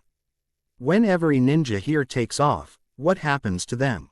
Everybody knew what would happen to them. They would die. There was no other fate for the civilians. No one said it, but everyone knew it. Naruto started pacing around in an angry circle as he kept talking, not caring if he sounded insane or if he offended anyone that heard him. I am just a kid, and there's lots of stuff I don't know and might not ever know, just like Ayame Nichan said, but I'm a ninja too. I can actually protect myself. Not very much all by myself against that thing, but more than a regular person can. The people here can't do anything. They don't have a chance. Even if they ran away now. Even if we all ran away. Shukaku would kill most of us anyway. It was true. With how Shukaku could travel underneath the sand, he could still catch ninja runners by the droves and move on to the rest. The nastiest game of chase ever comprised on the planet. The stories of such events were common in Kei's no Kuni history. Naruto had managed to glean that much from barely listening in. If that thing's gonna kill me anyway, Naruto shouted, pointing directly at the approaching Shukaku, I'm not gonna let it get me with my back turned running away. All of us actually have some power, so why don't we use it for the people that don't? The silence that dragged on after the fact just elicited a scowl from Naruto as he jumped down onto the sand and took off running after Gaara and Rasa, who were long gone by that time. The sound of his footsteps sifting rapidly through the sand faded as he got farther and farther away. Tenten's eyes moved between Kakashi and the departing Naruto until finally she hopped down as well and went after him. Naruto, don't go and do stupid things all by yourself. As she pursued him, she found that she was flanked on both sides by Temari and Kankuro. Wait, you guys too? Hey, well I know I usually hate brats like your friend, but I think I'm starting to like that kid. Our family's out there, Kankuro said, rubbing underneath his nose with his index finger with a grin. We already lost our mom in one of these attacks before. If it happens again, at least this time we'll all be together, you know. Temari's right hand held tightly to the metal fan strapped to her back as some measure of security. Her eyes locked straight ahead on the fate that awaited them once they got far enough away from the village. I'm not letting my baby brother fight for his life all by himself. Even if he is creepy and inane sometimes, he's still our Gaara. Kankuro gritted his teeth as he found it hard to close the distance on Naruto. Damn it. Why is this runt so fast? Meanwhile outside of the village, Shukaku's massive footsteps with his comparatively stubby legs vibrated the ground as he hummed to himself. There was plenty of reason to be upbeat. It was a full moon, he was out and about on his turf. And somehow he'd been summoned to surface on that place. What attracted him to that area in particular, he didn't know, but hey. There was a town there. Fresh targets, all for him. So it worked out. There was a pep in his step and a lift in his tone as he ambled his way to his awaiting victims.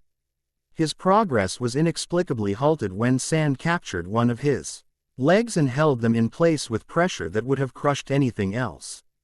But since his body was made of sand, this was just extremely annoying. What the hell? Who could possibly control sand itself, other than him of course? As he looked down and pondered what was going on, a large wave of golden powder erupted from underneath the surface of the sand and blasted off of Shukaku's face and upper body. He'd been hit with something like that before. It wasn't as strong last time, or as abundant if he remembered correctly though. It was quite annoying though, as with his leg trapped it came close to knocking him off balance. Rasa held his hands up, directing his gold dust to assault Shukaku to enact his plan to overcome the Biju. Gaara, he called out to his nearby son who was struggling immensely just to keep hold of one of Shukaku's legs for the first leg of the plan. How are you doing? Sand binding coffin isn't strong enough to even hold his leg, Gaara admitted through his strain. As it is, Sand Waterfall Funeral won't have enough pressure to do anything to injure his leg. It was to be expected. Gaara was trying to overpower a chakra-empowered sand monster with his own chakra-empowered sand. He hadn't come into this believing that Gaara was powerful enough to overwhelm Shukaku to any degree. He knew that when it came to the lion's share of the plan, it was up to him to make sure it happened. With a grunt of effort he directed the full wrath of his gold dust at Shukaku's face. He sputtered and spat as copious amounts of the billowing powder went into his mouth and down his throat. Holding his hands' claws up to block the flow somewhat, Shukaku kicked his free leg at the father and son duo. Hey, quit it. The movement of his leg forced a huge tidal wave of sand up in their direction. Killing only 2 humans isn't worth the effort when there's a whole village right in front of me. It was as if the entire desert tossed and rolled like the ocean in a tropical storm in response to the mere movement of Shukaku's foot. The ground wasn't safe to stand on, thus Rasa diverted a significant portion of his gold dust to creating a mid-air platform for himself and Gaara to stand on safely. No new tricks since the last time. That's good. Things were still more dangerous than anyone could ever understand without actually being there, but as long as he what the danger was he could be somewhat ready for it. The sand lifted around them and began to collapse inward, letting Rasa know that it was time to move. Gaara, he said to make sure his son was prepared for what was to come. A stiff nod came from Gaara in return, ignoring the sweat beading on his forehead as he released Shukaku's leg and directed his attention to blocking the incoming sand from the demon as best as he could while Rasa directed his gold platform out of danger. As they flew out of harm's way, Gaara constantly moved his hands and directed his chakra to influence Shukaku's sand as much as he could. In the end he was barely able to slow the crashing sand enough for them to escape the deadly tunnel it had created for them. "Oh, now you want to run?" Shukaku cackled as his thudding footsteps signified that he was in full pursuit. He could only move so fast, but with the ground he could cover with every step, it wasn't like he had to be a world-class sprinter in a giant's body to keep up. "It's too late for that. I'm comin' for you, cornbread.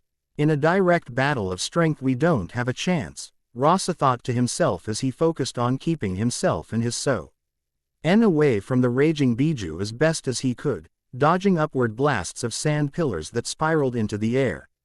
If they found themselves caught in that, they would be torn apart in an instant. This has to work. Or no one has a prayer tonight. Shukaku was actually beginning to find it fun to chase the pair of vermin down. "Usually all I get are screams and people begging God to keep them safe, but you guys are kind of fun.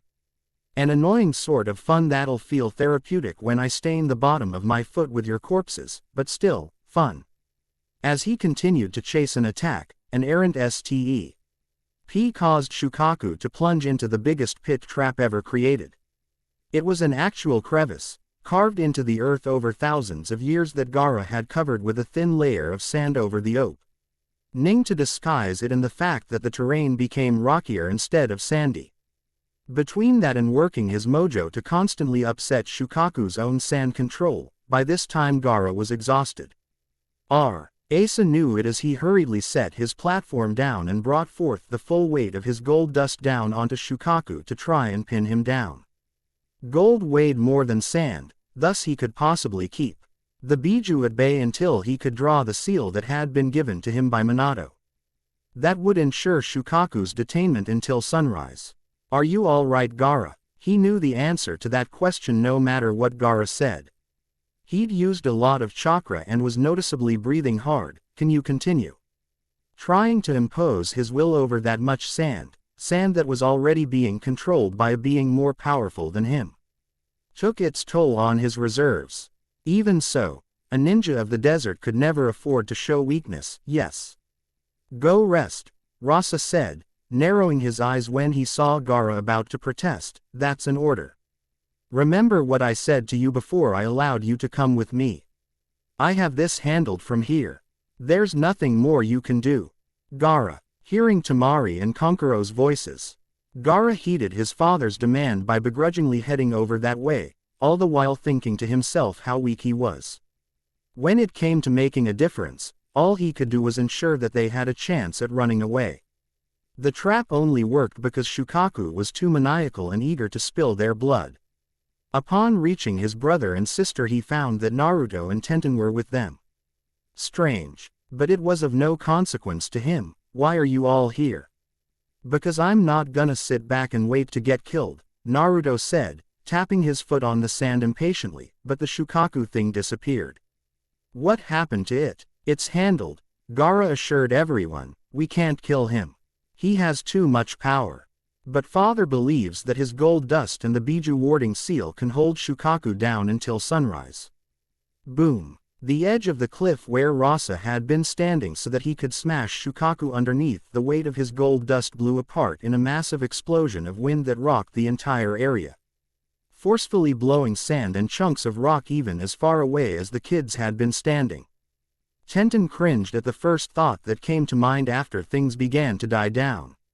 He didn't happen to be standing over there, did he? "Dad." A large claw flew up over the edge of the crevice and smashed down as Shukaku began pulling himself out of what had been meant to be his temporary prison. Stupid human with his stupid gold powder crap," he belligerently muttered to himself. "I couldn't breathe down there. Not that I need to breathe, but I still like having the option." This thing was out of its mind. And they were all alone, watching Shukaku stand back up to his full height and look around for something else to kill.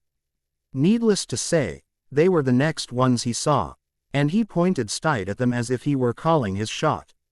In reality he was stirring the sand around them to bring about their violent demise.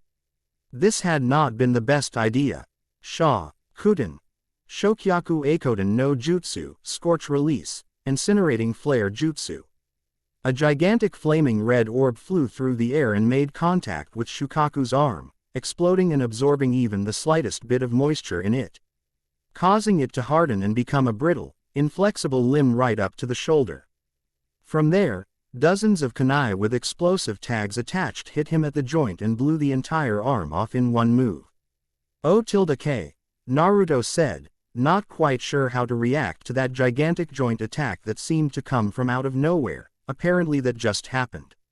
Turning around, Naruto saw Kakashi leading the entire remnants of the sand nomads that had remained in the village. Sorry about taking so long to catch up. I wasn't the only one that wanted to come, you see, street. Standing next to him was a woman with green, yellow-tipped hair up in a bun. She wore a sleeveless black dress with lavender leggings, and much like most other sand nomads seemed to be completely serious. The blonde boy and the little girl with the buns are mine. Say hi to Pakura, kids. Hi, Naruto and Tenten said weakly, both sparing a lame wave her way. What the fuck just happened? Kankuro asked, as he watched shinobi after shinobi leap into battle to try and keep Shukaku at bay. It was amazing. He'd never seen so many sand nomads fight one enemy together before. They're fighting Shukaku. Yeah, apparently getting verbally emasculated by a 10-year-old and watching 4 kids have more bravery than them wasn't really in the cards for them, Kakashi pointed out before turning to Pakura, who was preparing another jutsu. Was that Scorch release? It's quite a Kekkei Genkai. Hope that you never get hit by it, copy Ninja Kakashi, Pakura said. It's not really the nicest sort of ninjutsu for the human body to feel. Now let's go. She then leapt off to back up the others and fight off this beast. Yes, he'd just gotten threatened, but that didn't mean anything to Kakashi. Most ninjas he'd wound up conversing with legitimately threatened him, but most of them weren't as good looking as Pakura. Most weren't really as dangerous either. Looking over at the kids, Kakashi saw that they were quite confused on what to do next. At least his were. So, Tenten said nervously, what now? Now, it's not really so complicated. We dust him, Kakashi said matter-of-factly before loudly shouting his widespread order to the rest of the ninjas present, light him up. Hundreds of prepared kunai with more explosive tags flew through the air as a series of wind jutsu from fan users on the GR. Aound propelled them at Shukaku with more speed and force as explosions chained together off of his titanic frame. Kankuro got into the act by using a strange 6-armed 3-eyed puppet to fly around the attack zones, dropping multiple explosives and flammable accelerants to add to the combat effort, while Tamari blew away enough sand coming their way to keep them as safe as possible. Gaara was stunned at the sight of his siblings fighting Shukaku almost as fiercely as he had. They didn't have his power, but it didn't matter. The fact that they kept themselves in front of him as he tried to wreck over his chakra was not lost on him either. Are you done with it yet? Naruto asked Tenten as he kept her shielded with his clones, blowing sand away and sacrificing themselves to ensure that she had time to do whatever it was she was doing. We're kind of in the open here and you're taking forever. I'm doing my best here, Tenten replied, hastily trying to construct something useful on the SPOT with the supplies she had on her person. She could hear the cries of humanity going on around her and tried her best to block them out as she worked. Just wait. With what everybody else is doing, might as well be throwing firecrackers at him, so just chill out and let me finish what I'm making. He trusted Tenten's little inventor's touch of eccentricity, and knew by now that she had a knack for coming up with absurdly strange yet useful ninja tools, but on the battlefield in the middle of a fight with a biju wasn't really the best place to be improvising. She had a point though. As pretty as it all looked, they might as well have been hucking spitballs at that thing. Shukaku grunted in annoyance at the blasts as he tried to cover himself up with his remaining arm, growling aloud as he saw another large flaming red orb being charged from Pakura. He lowered his hand and swung his arm, sending a wave of sand at the attacking ninjas. Fall back. Those that were unable to provide defense were buried underneath the sand that rended the lifeblood from them once they were covered. Many were quick enough, however, to either dodge or provide a method of protection that kept them in the fight, as desperate as it was. From behind his own series of protective walls he'd raised from the ground to protect himself and the kids, Kakashi peered out at Shukaku, taking in the situation. Looking down at his right hand before looking back up, Kakashi pulled up his headband to reveal his Sharingan eye. I'll be right back. Pay close attention, all of you. He had been speaking not only to Naruto and Tenten, but to Kankuro, Temari, and Gaara as well. Rushing out from behind cover and using the cover of the repeated distance artillery from the sand nomads, the face mask claw. D-Ninja decided that it was time to make his presence felt and go for a game changer. Kakashi quickly formed a clone at his side that held up its left arm near Kakashi's right arm, a blade of electricity in their hands between them. Spreading out as they ran across the sands, they used the Sharingan to dodge and maneuvered their way over and past Shukaku's desert-bending attacks, stretching a chain of lightning between the two of them wider and wider. Raiden, lightning transmission. Upon reaching Shukaku's legs, Kakashi ran straight through them, meeting significant resistance. Still though, he managed to cut through them at the ankles like trunks of redwood trees. He could feel Shukaku tilt over before he finished getting out from the Biju's shadow. For all of his size comprised in a solid form, Shukaku was still made of sand. That much was clear from both Pakura's attacks and his own. They could dismember him, so maybe with enough force they could. Any further pondering on what He could do to Shukaku to turn things further in their favor had to be put on hold.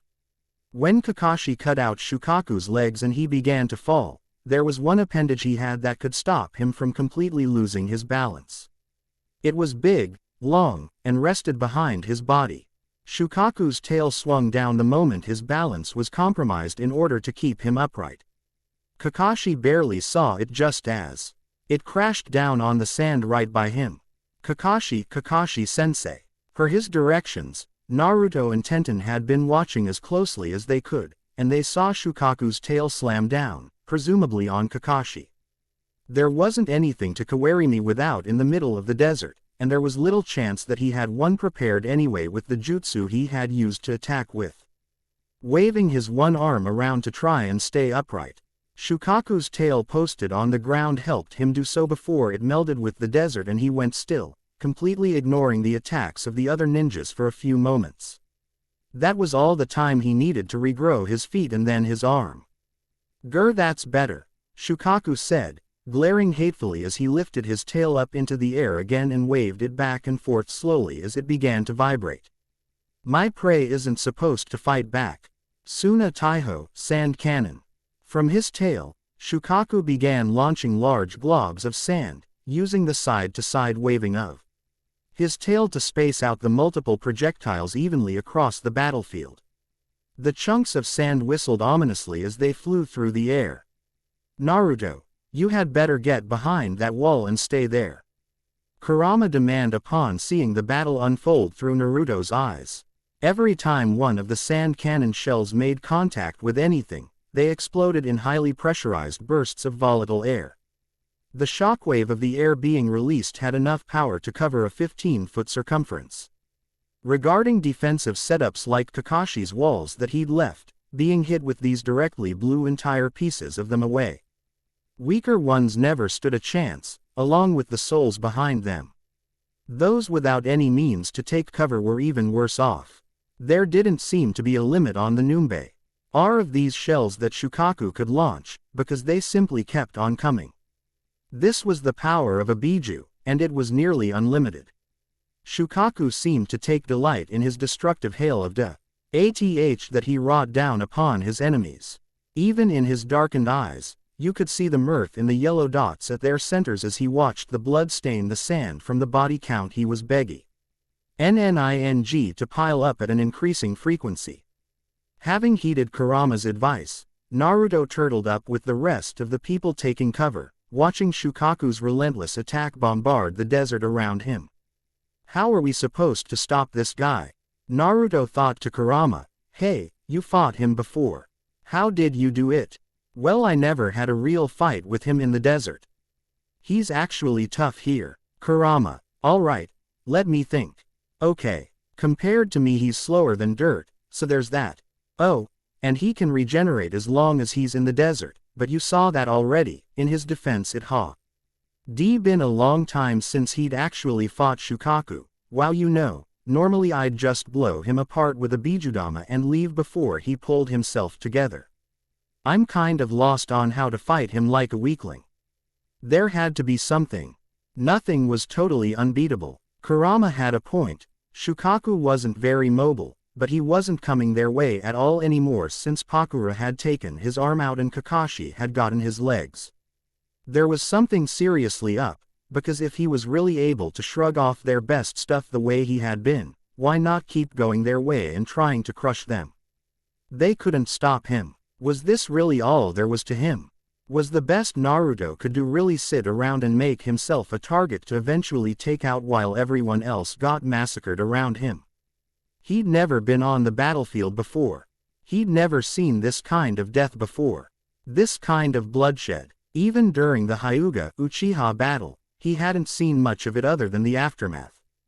Here, he could see people blow apart after unfortunate folks took direct hits from the sand cannon shells. All of the blood, all of the violence. There was a human arm several feet away from where he was taking cover. A human arm, no longer attached to its body. He was a long, long way away from home. Away from the safety of his island nation. Away from the beaches and the forests. And riverways that he knew like the back of his hand. Away from his well-respected clan that provided him shelter even if they didn't really accept him. Away from the clan leader, feared as the man with the eyes of the Raikudo Sennin. Away from his mother, who always made sure that everything was okay. Talking about being a ninja that his clan could be proud of was different when you were out and actually bearing witness to what could befall a ninja in this world. All of the bravado that he had left in his body just found its way sucked out of him. The heart and soul he felt inside of himself. When he was lambasting the sand nomads drained its way out of him quicker than he could measure. Whether he had power or not, in a way he was just like you or any other person, only as he got older. He got fed up with the world being the way it was and he gained enough power to do something about it. Naruto didn't have the power to do something about everything that was wrong in the world around him. He didn't have the power to save everyone. He didn't have the power to beat Shukaku or turn the beast away. Not yet, if he ever would at all. He didn't have some genetic mutation that gave him a powerful potential to change the world, and even with a Biju in his body, he didn't have the slightest idea of how that worked or if it even did anything for him outside of giving him someone extra to talk to. He was however fed up with the way things were, and the way things were going. If this was what the people of Kei's no Kuni had to deal with on a monthly basis, then it definitely had to change. Even if that couldn't happen overnight, he could at least try to assuage the losses now. Hiding wouldn't solve anything. Getting a tap on his arm, Naruto got a nervous thumbs up from white-faced Tenten. Letting him know that what she'd been preparing all along was ready. Making sure he garnered the attention of Gaara, Temari, and Kankuro, Naruto motioned for them to move closer so they could be in on this. Now the weapon needed a method of delivery to the prime location. As Shukaku grew tired of things once the killing began to slow, he figured that it was time to move on to that helpless-looking town not too far away. Finding it prudent to bring things to a close before he got too bored or before he wasted more time before the sun came up, Shukaku took a deep breath and inhaled sharply. His stomach beginning to expand as he did so. Ryusa Bakuryu, quicksand waterfall flow. A massive wave of sand rolled over the desert surface Shukaku's way and crashed into him, pushing the breath out of him until he'd gathered enough to do what he had been aiming to do. Other than that, due to the fact that he was so oppressively large, this did next to nothing to harm him. It was the equivalent of a person wading in the ocean and letting an incoming wave of water crash into their lower body. Shukaku had stubby legs though, so when the sand hit, his lower belly that hung over them wound up being hit. As the sand wave broke apart, a diminutive figure that Shukaku paid absolutely no mind ran up his massive body as fast as he could. From the plan that had been worked out behind cover, Gaara had used what he had left of his chakra to move that huge amount of sand into Shukaku, knowing that it wouldn't even make him flinch. That wasn't the point, however. Making sure that a safe pocket existed in the wave, he sent Naruto along with it, allowing him to get onto Shukaku and begin his charge straight upward. Compared to all of the explosive tags that he was being peppered with, Shukaku couldn't be bothered to notice Naruto's presence in the slightest. The sand nomad attackers were able to aim in a way that kept Naruto from being hit as he ascended, effectively covering him. This is the worst idea ever. I'm gonna die, Naruto thought to himself with tears of fear in his eyes. In his arms was a massive ball of explosive tags the size of his head. Dozens of them, all rolled together and bound to create a weapon that would create the sum of their individual explosions in one blast. What the hell? As he ran up Shukaku's body as fast as he could see and feel Sand Biju's belly expanding as he took another deep breath to suck in more air. Crap, Kurama warned Naruto again. That lazy rat still doesn't like the feeling of using a Bijudama, but if he hits this, it won't matter if this is weaker or not. It's strong enough. Don't you let him release that breath or everyone down there is dead. What? No, Naruto shouted to himself, gritting his teeth as he began to see everything through a red tint in front of his eyes.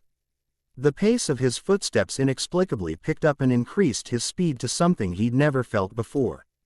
He turned a 20-sec OND sprint into a 5-second one with no reason why.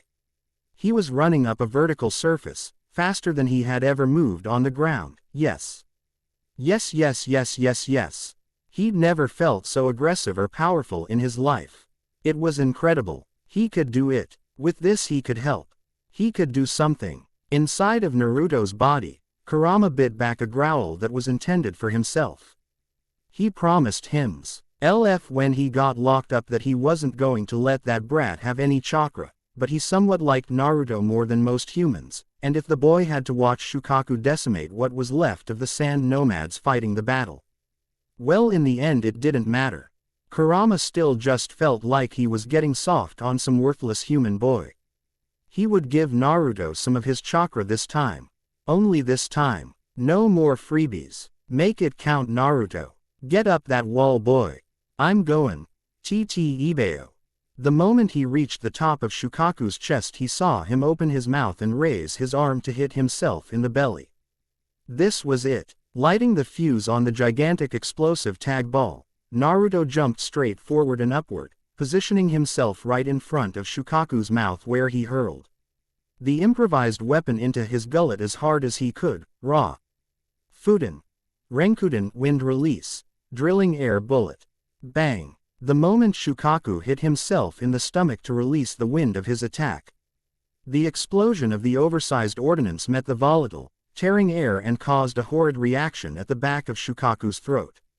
For sand nomads, the surreal sight of an explosion big enough to blow off Shukaku's head and the top of his shoulders was the greatest thing any of them had ever seen. To a few of those subjected to the monster's terror for decades, to those that had lost plenty of family and friends to him, to those who had their nightmares dominated by him, it was enough to bring a tear to their eyes. That was, Konkuro said, stunned into silence. For once, the puppeteer couldn't find the words to say.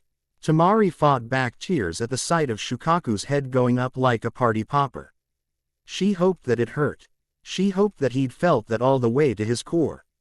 For their mother and for everyone else he killed, I really think I like that kid now. A lot. Tamari had to admit, that wasn't even 100th as smooth as anything Minato would have done, but as ugly as it was. As foolish as it was, she had to admit it had left an impression. Not as cool as Minato-sama, but everybody's got to start somewhere, I guess. Gaara's eyes quivered at the sight. His mouth simply wouldn't allow him to close it after what he'd just seen. He didn't have nearly enough strength to stand up to Shukaku, and he chose to anyway. Anyone else could have gone up there and enacted Naruto's part of the plan. But he had been the one to volunteer. Not only that, but he'd gotten the job done. Uzumaki Naruto, interesting guy. I'm brilliant. Tenten crowed in victor. Why, at the sight of a headless Shukaku falling backwards onto the sands in gigantic segments, I made that explosive tag ball up on the spot. And Naruto had been the one to deploy her ordnance to the strike zone. What was with that red aura around him though? From where they were he looked like was an ant covered in a red shroud. I wonder what kind of jutsu. Oh crap, never mind that at the moment. Naruto had been up there. And it wasn't like there was anything that could break his fall from that high up. Naruto. Running from their cover area, Tenten sprinted out over the sand dunes to try and get to him. It was a futile effort however since there was no way she would reach him before he hit the ground. Even if she did, there wasn't anything she could do to help him. Oh no, what did we let him volunteer to do? Damn it. Naruto yelled desperately as he flailed his arms and fell through the air helplessly. I can't go out like this. I can't even pat myself on the back first. Kamataichi no Jutsu, Sickle Weasel Jutsu. A seemingly stray trail of wind flew through the air and diverted Naruto's fall from a straight downward drop to a significantly more angled one. Sending him farther away from the battlefield than before, but ensuring that he wouldn't splat off of the sand. It really kind of hurt though, like there were tiny blades in the wind current. Ow, ow, ow, Naruto shouted as he could feel his body get nicked up. Thanks fan people. Ow. Even with the diverted positioning of his fall being the flattest diagonal angle that the wind users could muster. It was still a terrifying trip and it didn't take too much longer for Naruto to begin screaming his head off again all the way down. Oh Kami. Clone Cushion. Kage Bunshin no Jutsu, Shadow Clone Jutsu. All of the blonde kids bunched together in the air made it easy for Tenten to follow him until he hit the ground, but by then she had gotten close enough to locate him on her own. In a matter of moments she found the trail that his body had dragged through the sand before he was sent headfirst into a sand dune. His legs clad in orange shorts kicking rapidly were a dead giveaway that it was definitely him. Naruto. Tenten grabbed onto him and pulled him out so that he could actually breathe again. The two sat in the sand, breathing heavily at their respective ordeals and looking up at the sky before they looked at each other. As their breathing slowed they eventually began giggling at what had just happened. Kids had done something important, interlocking their hands for a playful test of strength. They grinned toothily at each other. Hey, Naruto chuckled, say it. You know you want to. I'm awesome. No, that was not exactly what he'd been looking for. I'm awesome. I did the legwork. Yeah, but it was partly Gaara's plan too that got you there. And I was the one that gave you the explosive tag ball. Okay fine, everybody's awesome. Yay team, Naruto said, standing up and pulling Tenten to her feet as well. I thought I was gonna die though. Like 3 times. I can't believe that worked. At that, Tenten pouted and put her hands on her hips. Oh, so you don't believe in my ninja tools? I swore it'd work. That should have been enough by itself. The fact that she came up with the idea and put it together on the spot with every explosive tag the 2 of them had left between them notwithstanding, I'm a great inventor. Stitching a bunch of explosive tags together is inventing. Well, who else did it that you know of? Maybe that was because most people didn't need something like that capable of taking out an entire enemy battery when regular explosive tags could be enough to do the job on their own on a lesser scale. Against a Biju, the Re was no such thing as overkill however. Still, there was more to see too, and they both took off back in the direction of the battlefield to try and lend some sort of hand if they could. They wasted most of everything they had that would have been useful then and there. Back in the village, a single sand nomad ninja had the catbird seat when it came to viewing the battle against the titanic Shukaku. Even at the distance away from the battlefield he could see everything worth paying attention to with his scope. All of Shukaku's techniques, how wonderfully destructive they were. How he could enforce his will over the sand around him, the brute force behind his approach. He really was a beast. The ninja's eyes had a yellow glow to them and a sickly intrigued smirk sat on his lips as an overly long tongue dropped from his mouth for a moment. Orochimaru had to admit that Pakura had an interesting Kekkei Genkai to do what she did at the start of the battle, but the And opponents hadn't really done anything to impress him until Shukaku's top portion blew away entirely. What a show! The little red blip that had scaled Shukaku beforehand, though, what was that? Orochimaru had to admit, the scientist in him was extremely curious, especially considering what happened to Shukaku's head after it got right by Shukaku's mouth. Either way, he was getting excited about heading to his laboratories and putting some of this information to work. There were breakthroughs to be had. Always more breakthroughs, as human potential was almost unlimited. Kukukukukuku, I can't wait. He would have some interested clients after he put some of this into action. His notes were thorough, his interest was primed. His work here was done. Outside of the village on the battlefield, managing to return to the site of the desperate conflict, Naruto and Tenten came to a stop when they saw something rather imposing. Around where Shukaku's body was to have fallen, a towering sandstorm encircled his body. Wind users tried their best to blow it away, but it was a combination byproduct of Shukaku's wind and sand control. No one could see through it, and anyone foolish enough to try and pass through it found their flesh shredded from their bones in response. They had seen that firsthand just upon arrival. Not a lovely sight, to put it mildly. What's this? Tenten asked. Another attack. She had gone up to Pakura to ask this question. From earlier she'd determined that Pakura was a strong kunoichi and someone for a girl like her to look up to. The fact that she was still alive so far into the battle only solidified that opinion for the young girl. Regarding Tenten with a momentary side glance, Pakura locked her eyes back onto the sandstorm. Apparently Shukaku took more damage than he ever wanted to.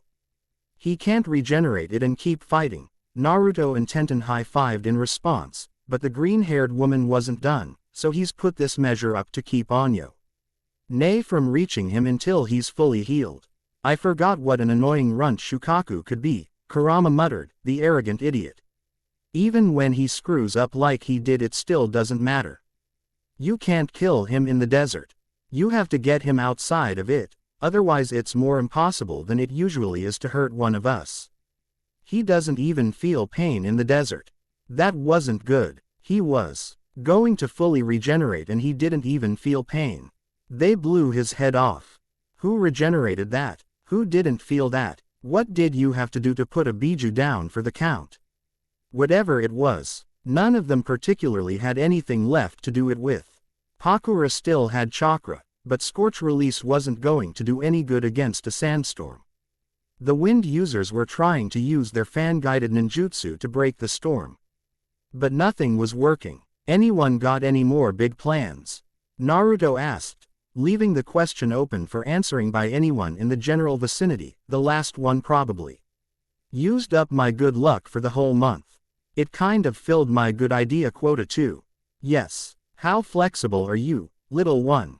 Pakura asked rhetorically, lips quirking momentarily at a touch of dark humor that came to mind. Because you might want to limber up and get ready to kiss your ass goodbye. Okay. No need to panic. So what if Shukaku was regenerating as they stood around the outside of an impenetrable sandstorm? That kind of damage had to take some kind of time to fix. For God's sake, they'd blown his entire head and half of his upper body off. How long will it take for him to fix himself? Naruto asked, dreading the answer. Shukaku would probably have a bone to pick with him first and foremost when he put himself back together, like an hour. 2 hours. 30 minutes maybe, Pakura said with a pronounced frown. He can repair himself quickly from what we've seen, but a good chunk of him was gone when he fell. We might have destroyed his brain temporarily as well, if he truly has a physical one. So that might be a factor. And when's sunrise? Tenten asked with a nervous smile as she looked to the dark horizon. Please say it's soon. Pakura gave her a wry smile in return. It's soon. Really? No. But you told me to say that it was, so I did. So it was over. If Tenten of all people was basically out of explosive tags, who else could have more on them? I'd been bombarding Shukaku with as much heavy artillery as they could muster from the very beginning. They'd lost over half of their original force of ninjas, and facing a full-power Shukaku with Increased manpower and firepower would end badly. Naruto dropped to his knees and placed his hands onto the ground. No. Not after all of this. Not after what everyone did to get us this far. Kakashi G. Ara's dad, everyone that died fighting all night long. To put forth so much effort and to fail, and for that failure to mean the eradication of everyone there, it made him sick. It was his fault if that were to come to pass. This was what being a ninja was really like, to the most extreme degree. Every decision you made, whether you made it with the best of intentions in mind, could cost lives. Not just your own, but the lives of those that chose to follow you. Whether he'd meant or not, he directed the others to follow him when he went to follow Rasa and Gaara. He just meant that he didn't want to die a coward. He just meant that it was his choice to at least try and fight where the civilians such as Ayame and Chuki didn't. When he'd said those things, it was then that he looked up and saw that no one was trying to run away. They were all waiting for the sandstorm to come down. Whatever may transpire when it did, they weren't going to even try to run away beforehand. Well, if that was the case, the least he could do was stand up and do the same. Moving over to the only people there that he knew, Naruto stood with Gaara, Temari, and Kankuro. Well, it's not like we can quit now, right? There's got to be a way to get past this thing somehow. You still think we can win? Temari asked incredulously. Did you hit your head when you landed? Yeah, but that's not the point, Naruto admitted. Come on. After all we did, we can't just roll over now and let Shukaku get back up. To prove a point as to the futility of the situation, Temari stepped forward and swung her fan at the sandstorm. Kamataichi no Jutsu, Sickle Weasel Jutsu. The resulting powerful wind force from her fan smashed into the unnatural storm and did nothing to disrupt it in the slightest. See. Feel free to try and get past that. Go ahead. Run into it face first. Maybe that'll work. As gorgeous as she was when she was being all sarcastic and snippy, now wasn't the time. With a growl, Naruto glared at the older girl with the spiky blonde ponytails. Well, I'm not giving up. Before anyone could say anything else, Gaara walked forward toward the sandstorm by himself. Hey, what are you doing? I will not let this monster win, Gaara declared as he held his head. The power over sand, the sand that comes to my defense without my direction. This is what our mother meant when she said to us there was nothing she wouldn't protect us from. The least I can do is fight the battle that she lost her life fighting. With that, he held his hands up in the direction of the sandstorm in a pose that appeared to be him trying to pry open the air. He visibly shook and strained as he tried to pull his hands apart, sweat dripping down his forehead as he worked. Temari moved forward to direct Gaara to stop. He'd used too much chakra all night long to waste any more doing something like this. Kankuro prevented her from doing so, however. You are a relic from the past, Gaara said to Shukik.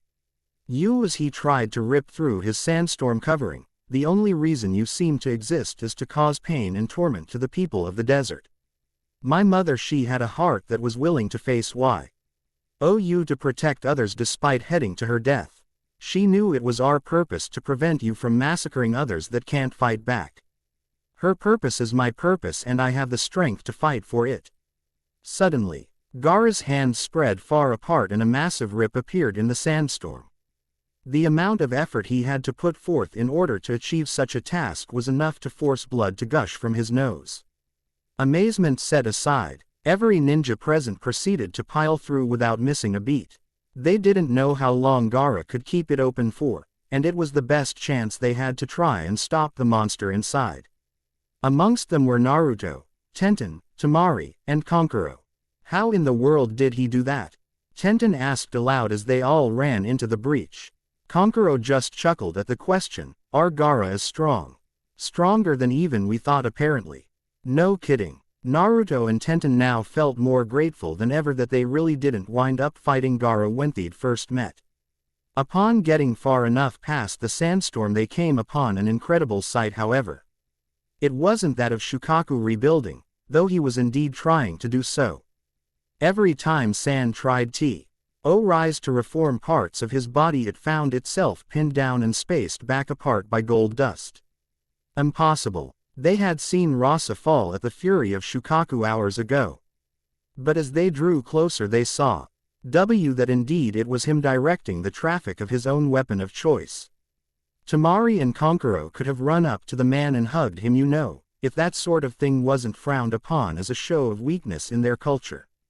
Also because of the wild upshots of sand that kept going off around him, probably the consciousness of Shukaku trying to get rid of the man that was preventing him from forming his body. However, he was being protected from that by of all people Kakashi. Both of them seemed rather battered and torn up from their respective hardships from the battle, but they were alive. Oh, Kakashi said upon noticing that he and Rasa were no longer alone, having been joined by the other sand nomads. Hello there. Which of you blew Shukaku's head off? Because that was really helpful to Rasa-san to finish his plan. Tamari moved closer but made sure to keep her distance. Dad. How did you? I mean, we saw you get. Rasa just stood focusing his attention on Shukaku. Gold deuce. Chi forms a better protective shield than you'd think, he explained. I did fall in with Shukaku though, and I hid myself inside of his body, dispersing as much of the dust as I could through his body to try and weigh him down. Then he blew apart. A smirk crossed his face at that point. It's much easier to hold him down when he's not whole. The situation is contained, Kakashi asserted with a shrug, more or less at least. At that point he held up the design for the beast warding seal and gestured to the ground around them. Did you know this sandstorm makes a perfect circle around Shukaku? Convenient. No way. He drew out the array himself once the sandstorm went up and did the most time-consuming part of the job for him.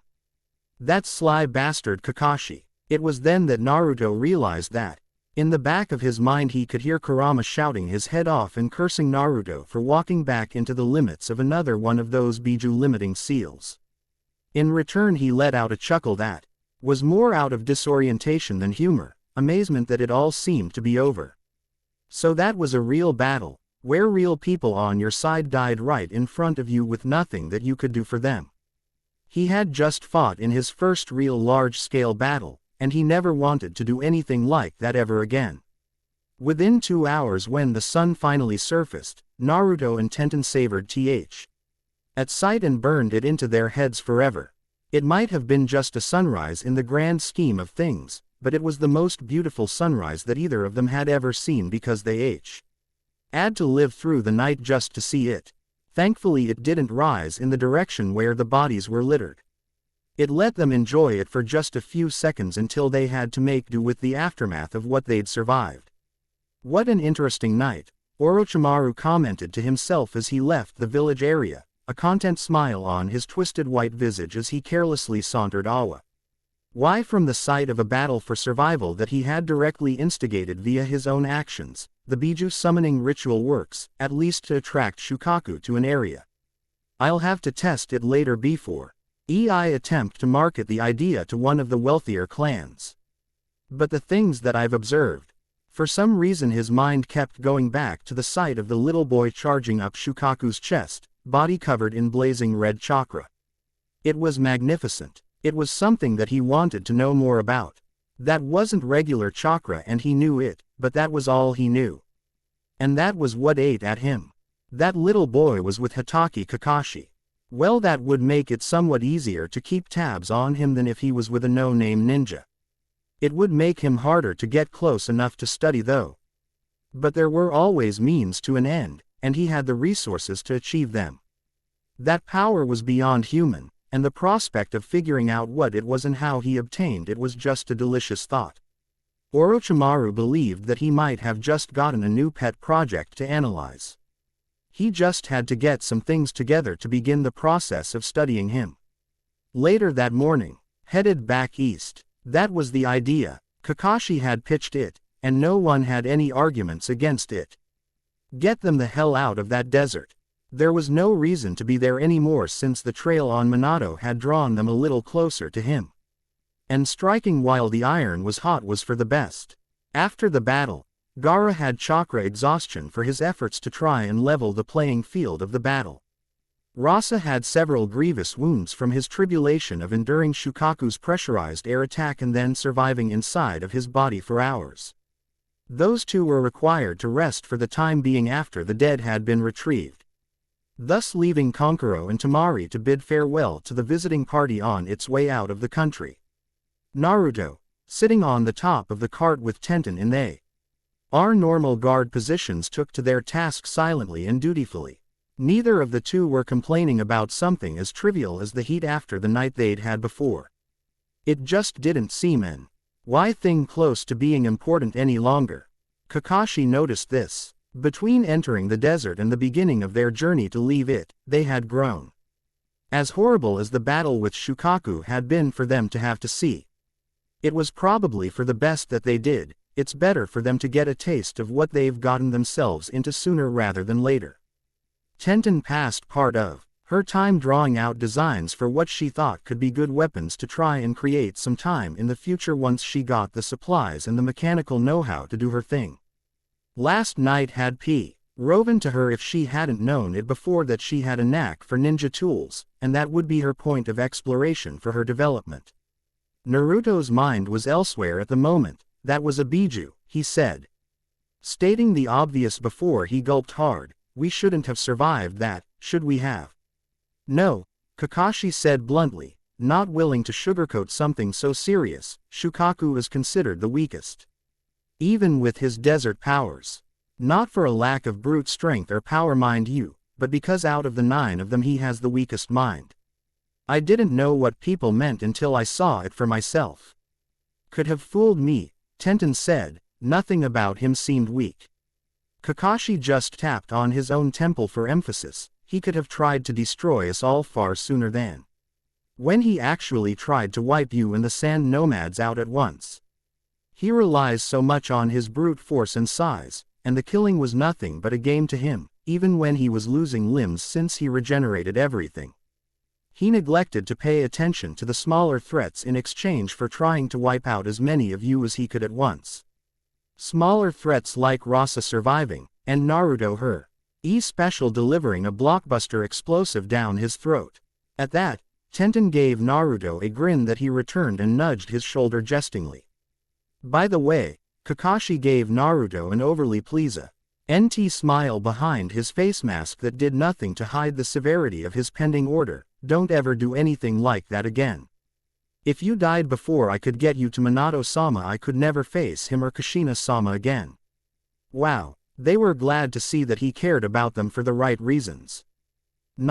Were they really just burdens to him after all, just a means to show his loyalty to Minato for whatever reason he felt it for him?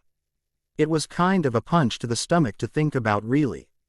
That, and I think you two are beginning to grow on me a little more than I thought, you old, Kakashi concluded, turning back to the front to steer the cart along the road. You're both good kids. Maybe he did really like them a little. Thinking of his dad, Naruto remembered what Kankuro and Temari had told him about the man before all hell had broken loose. Even after hearing it from their mouths and hearing whispers around the Uzumaki clan's village about how talented he was, it was still hard to imagine that he was so powerful. My dad could have taken on Shukaku all by himself, Naruto thought as he looked out along the vast desert. Could he really be that strong? Could anyone be that strong? He just couldn't imagine it. That's just too much to believe, isn't it? Don't be so sure, kid, Kurama chimed in. I don't know your meatbag of a father, but if enough of you worthless humans keep saying that one of you in particular isn't so worthless, it bears believing to some degree. Either way, if Rasa's tip on Minato's most recent activity was good, Naruto would find out sooner than later if the man lived up to all of the hype. Sometime later, eastern border of Kei's no Kuni border village. Villages that lay on the borders of the countries in the elemental nations might as well have been targets for outlaws. Not ninjas or samurai, or any sort of warrior belonging to any system. These types were the worst of the worst. Some of them more so than others, for quite dark reasons. As a single adult male figure walked through the modest wooden gates of a particular small settlement, he was instantly greeted with the sight of a town that had been thoroughly sacked. The smell of blood, of fires, of destruction still hung in the air. He could even see bloodstains marking the outside walls of homes. Broken doors, broken windows. It wasn't looking good. Then he begged, and to see that symbols of circles with upside-down triangles within them had been drawn in blood, on the walls, on the ground. Disgusting. The man stood tall as he made his way about. Good-looking with wild, spiky blonde hair and firm blue eyes. He wore blue trousers bandaged at the ankles down into black sandals and kept a closed, short-sleeved solid white houri over the long dark sleeves of his undershirt. He was a very unassuming type. The kind of person you wouldn't spare a second glance at if you weren't looking for him in particular. There was a confident aloofness in everything he did, the strength of his being laid beneath the surface. If you heard his name, you would find it hard to consider for a moment that it was him until you paid attention to his shockingly golden hair. And if you saw him in action you would never question his identity again. Namikaze Minato, the Yellow Flash, one of the most dangerous men in the entire world, and widely recognized as the most powerful clanless ninja in existence. A pensive look was fixed on his face as he took in his surroundings. Damn it. I didn't pick up the trail fast enough. He had been in pursuit of a rather dangerous renegade element for over a week. It was a request that had originated in the northeastern portion of Hino Kuni and moved wider and wider until the contract was eventually taken by him after it reached the borderlands of Kase no Kuni. These people were the absolute worst. Traveling around spreading a message of destruction after killing as many people as they could get their hands on and forcing oaths to join their ranks or suffer before dying. They were extremely grassroots, and because of their nature they never kept enough members to be a real threat to ninja clans, but because of that and because they never targeted ninja clan interests they were allowed to run amok. This village was a prime example of why that was a horrible way to operate, and a weakness of the ninja system. When GS of this nature were allowed to transpire, no one would do anything about it if it didn't have to do with their interests. Rounding a corner he began to see corpses littering the streets and he let out a long quiet sigh as he continued to search the area. Instead of hiding or barricading themselves inside of their homes these people tried to run. They didn't make it far as he hadn't seen a single body that made it outside of the gates of the village. These people weren't warriors or fighters of any kind. They were just regular people living in an out-of-the-way town. Unfortunately this made them defenseless targets for the wandering cultists of the Jashin faith. Coming to a fountain near the center of town, Minato saw a single ninja surrounded by over 20 bodies of the Jashin cultists. He knew that they were Jashinists due to their filthy cloaks stained with blood as if they were never cleaned off. The nameless ninja's eyes remained open even in death, and the least Minato could do for now was close them for him. He had been the only one in the village that could defend himself, and he did what he could before being overwhelmed. This was horrible, hearing the sounds of people in numbers. Minato took to the low-lying rooftops of the residences and moved over to the back end of the village where chanting was ringing out. Upon getting close enough, he concealed himself and bow. Witness to the sight of a post-kill ritual of the Jashinists, being led by a single man at the head of the pack, all of the 100+ followers looking to him for guidance. He wore a pure red ROB and had slicked back silver hair with purple eyes. The grin on his face was simply sickening, knowing that more than likely this was the person that was the ringleader of what had transpired here. Once again, Minato had to grit his teeth in stark acceptance that he hadn't been able to prevent this happening. "Brothers," the silver-haired priest sort of man shouted after concluding their prayers. Or whatever they had been doing at the time. "Last night, did I fucking tell you or what? Under the doctrine of Jashin Sama there's nothing he rewards greater than the outright destruction of ignorant heathen scum like these." At this rate, he held up his right hand with a strange triple-bladed scythe in his grasp. "Every one of you loyal to the faith will be rewarded with power like mine." Tearing sprang up from the robed Jashinists, their robes in all sorts of colors but all holding the same distinction of being splattered with blood, both new and old. "Brother Hidan." One of them cried out, "When will we be ready?" "That's up to me," Hidan stated smugly. Prove yourselves devout, and one day I'll share with you our religion's most treasured secret. The ritual that will bring you closest to Jashin-sama, so that our God may bestow upon you the ultimate reward for your dedication to slaughter. All of them pulled small amulets with the symbol of their religion on them as Hidan did the same. His was larger, for emphasis that he was more important than they were. This world is about death, brothers. Hidan continued, it's everywhere. Even with every advancement ninjas make, they're still rank amateurs at killing. So it's up to us to show them what real massacres are. It'll never be enough until we provide a world where Jashin-sama himself will see fit to descend and show everyone the true meaning of slaughter. Towns like this, hey, it's not enough. One day, real towns, and eventually the ninja clans themselves. Show them all. I'm going to have to stop you right there, Minato said. Letting his presence be known as he stood up from where he'd been listening. I've seen and heard some sick things in my time. I've seen a lot of people fight for a lot of reasons, but I've never seen anyone where I could ever say that the world was a better place with them dead. Then I came across you. Hidan just cackled wildly at the sight of more prey for his gathering. You weren't here last night, were you? He asked rhetorically. No. We cleaned this town out. Down to every man, woman, and child. So either you're a straggler that was out on a business trip, or you're just not from around here. Turning around to face Minato, every Jashinist pulled out whatever potentially dangerous instrument they had on their person, ranging from crude kits and knives to actual weapons such as short blades and clubs. None of them had the slightest bit of hesitation in their eyes, some actually grinning similarly to Hidan when it came to the prospect of killing him. Either way, you're just more meat on the table. Tear him apart. They all took 5 steps of their charge in Minato's general direction before he disappeared from the rooftop before their eyes.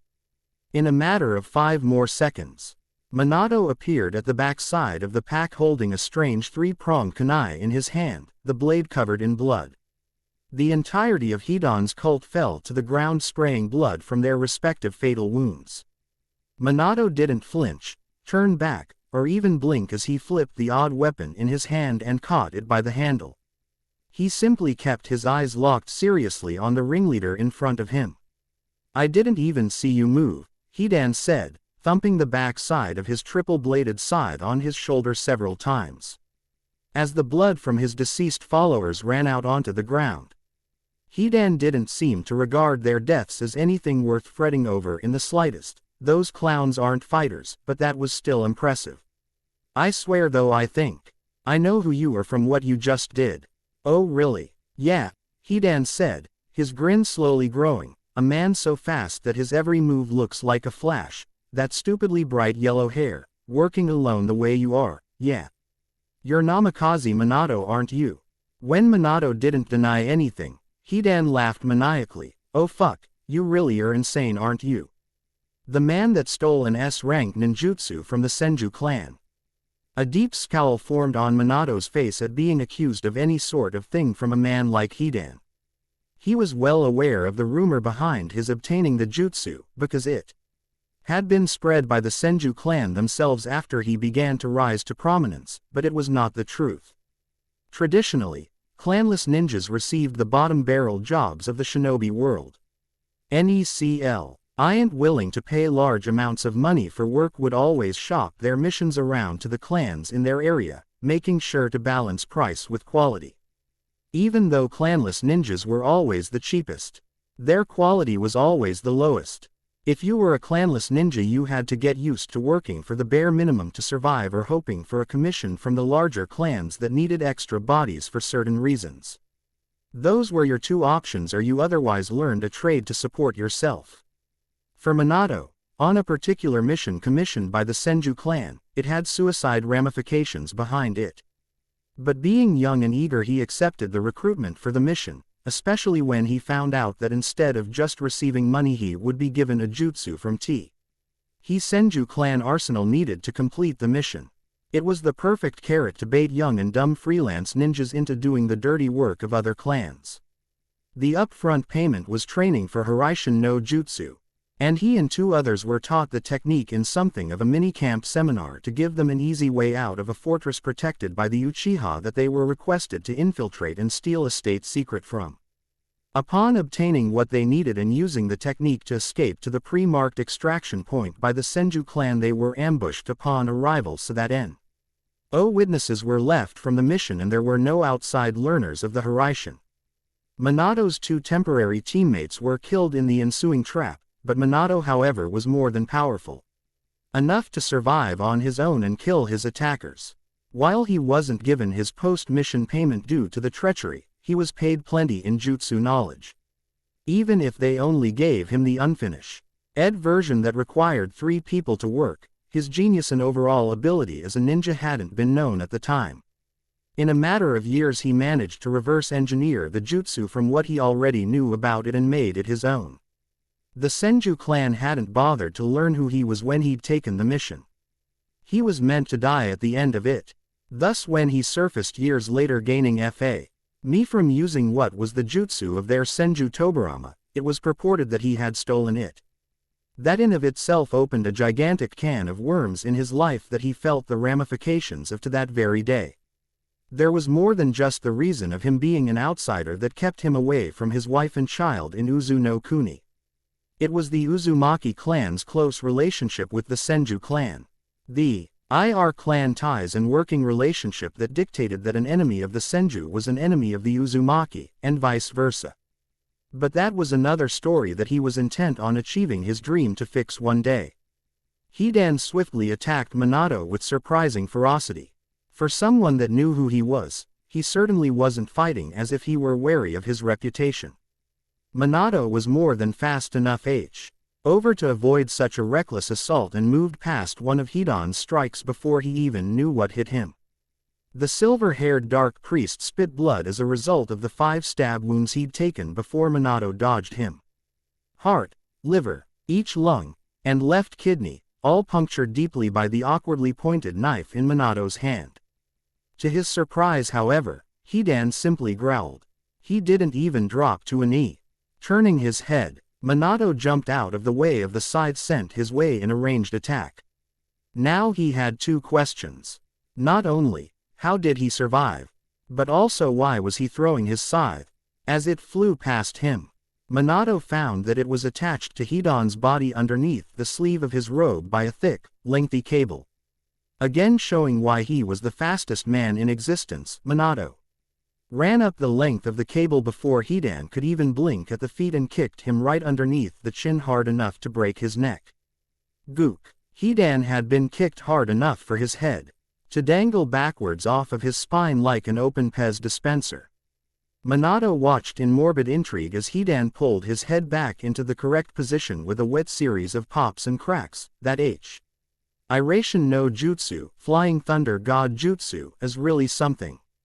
Once again he faced Minato, still full of life after an attack that should have killed him. 2 things. First, what the hell?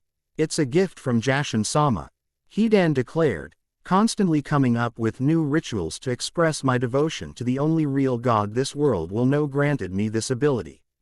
Nothing you can do can kill me. Good to know, Minato commented before narrowing his eyes at his enemy. Second, you're kind of wrong about something. What? I really haven't used Hiraishin once since I've gotten here. That was all me. Before he even finished his sentence, Minato appeared behind Hidan in an instant, in a yellow flash. A subtle movement of his hand moving down to his side as he reappeared. This time, Hidan's entire head popped off of his shoulders in a geyser of blood. That was Hiraishin though. See the difference? At the outset of the fight after stabbing Hidan repeatedly, he'd set the marker T. Had he needed to mark his area of teleportation for the jutsu. Hidan had been such a berserker that he'd never even noticed.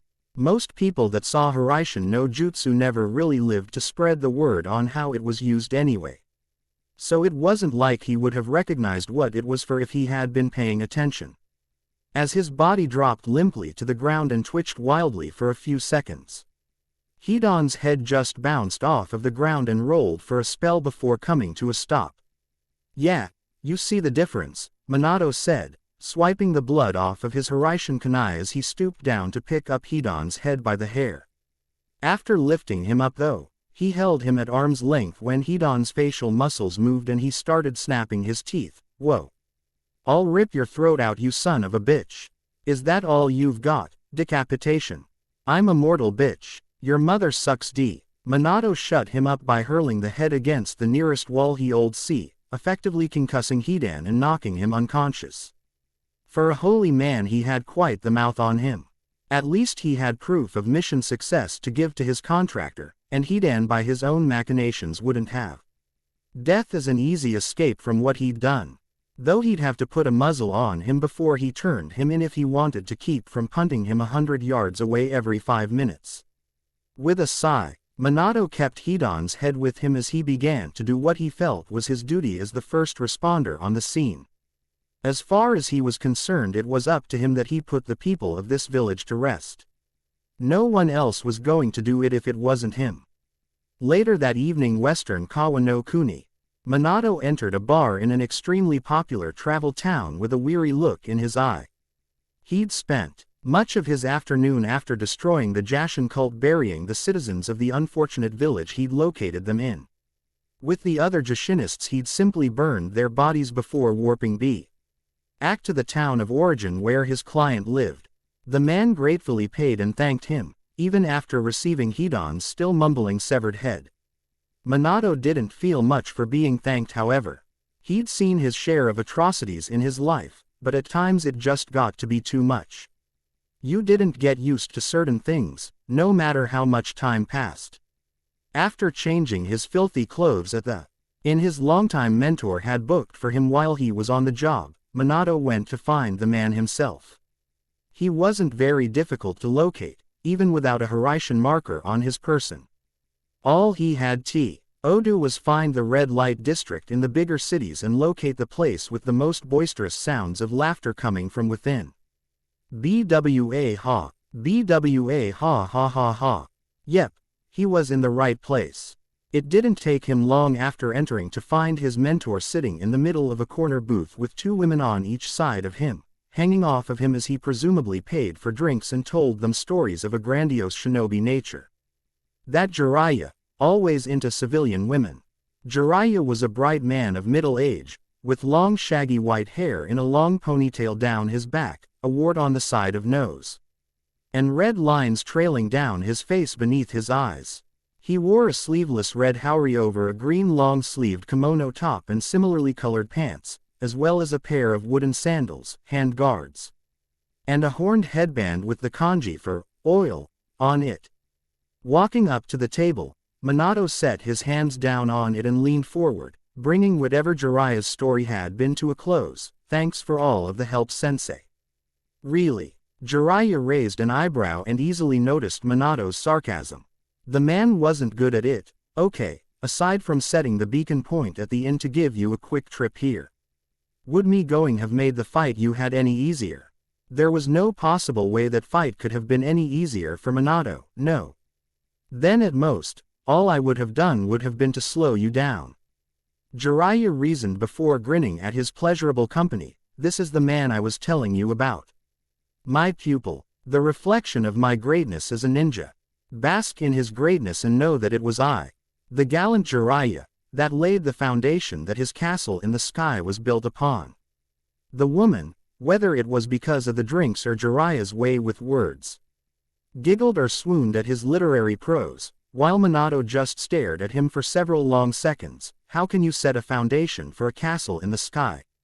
Shut up, Minato, Jiraiya muttered, hiding his displeasure behind a sip of alcohol.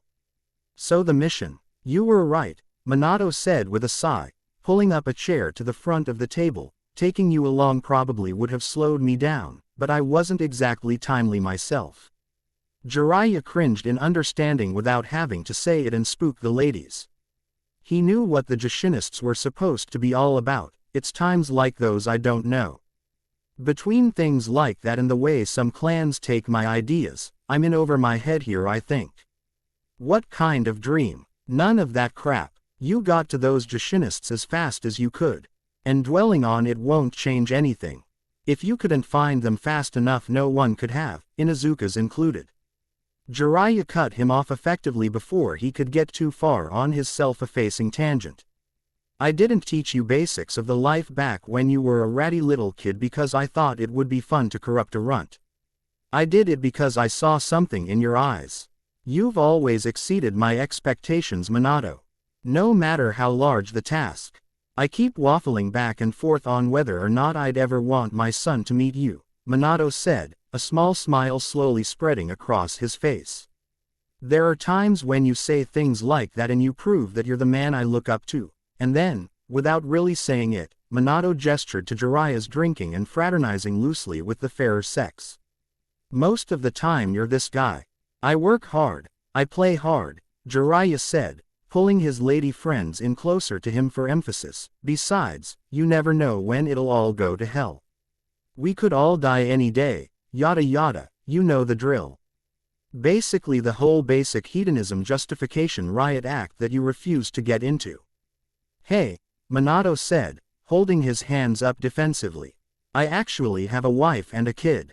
Yeah, about this mystery woman of yours, I've never even seen her. A ring on a chain around your neck doesn't really mean much to me. When everything comes together one day and I can see her again, Jiraiya-sensei, you will, Minato said, shaking his head with a smile, I'll make sure of it. Sometime later elsewhere in the skies. Fl. Ying threw the air on a large paper bird. The stoic blue-haired beauty controlled the direction of her origami creation while her partner rode farther back and navigated their way to their mutual interest point. Ever since picking him up, it had been quite the effective teaming effort. With the help of a special Senju clan tracking ninjutsu meant to locate Biju, they managed to pick up Naruto's T-rail after following the path of the rumors that had sent him west in the direction of the desert. From there it was all just a matter of following the jutsu to the nearest trace of a tailed beast. Konan had to admit, as far as having partners forced upon her went, she could have done far worse than Tenzo.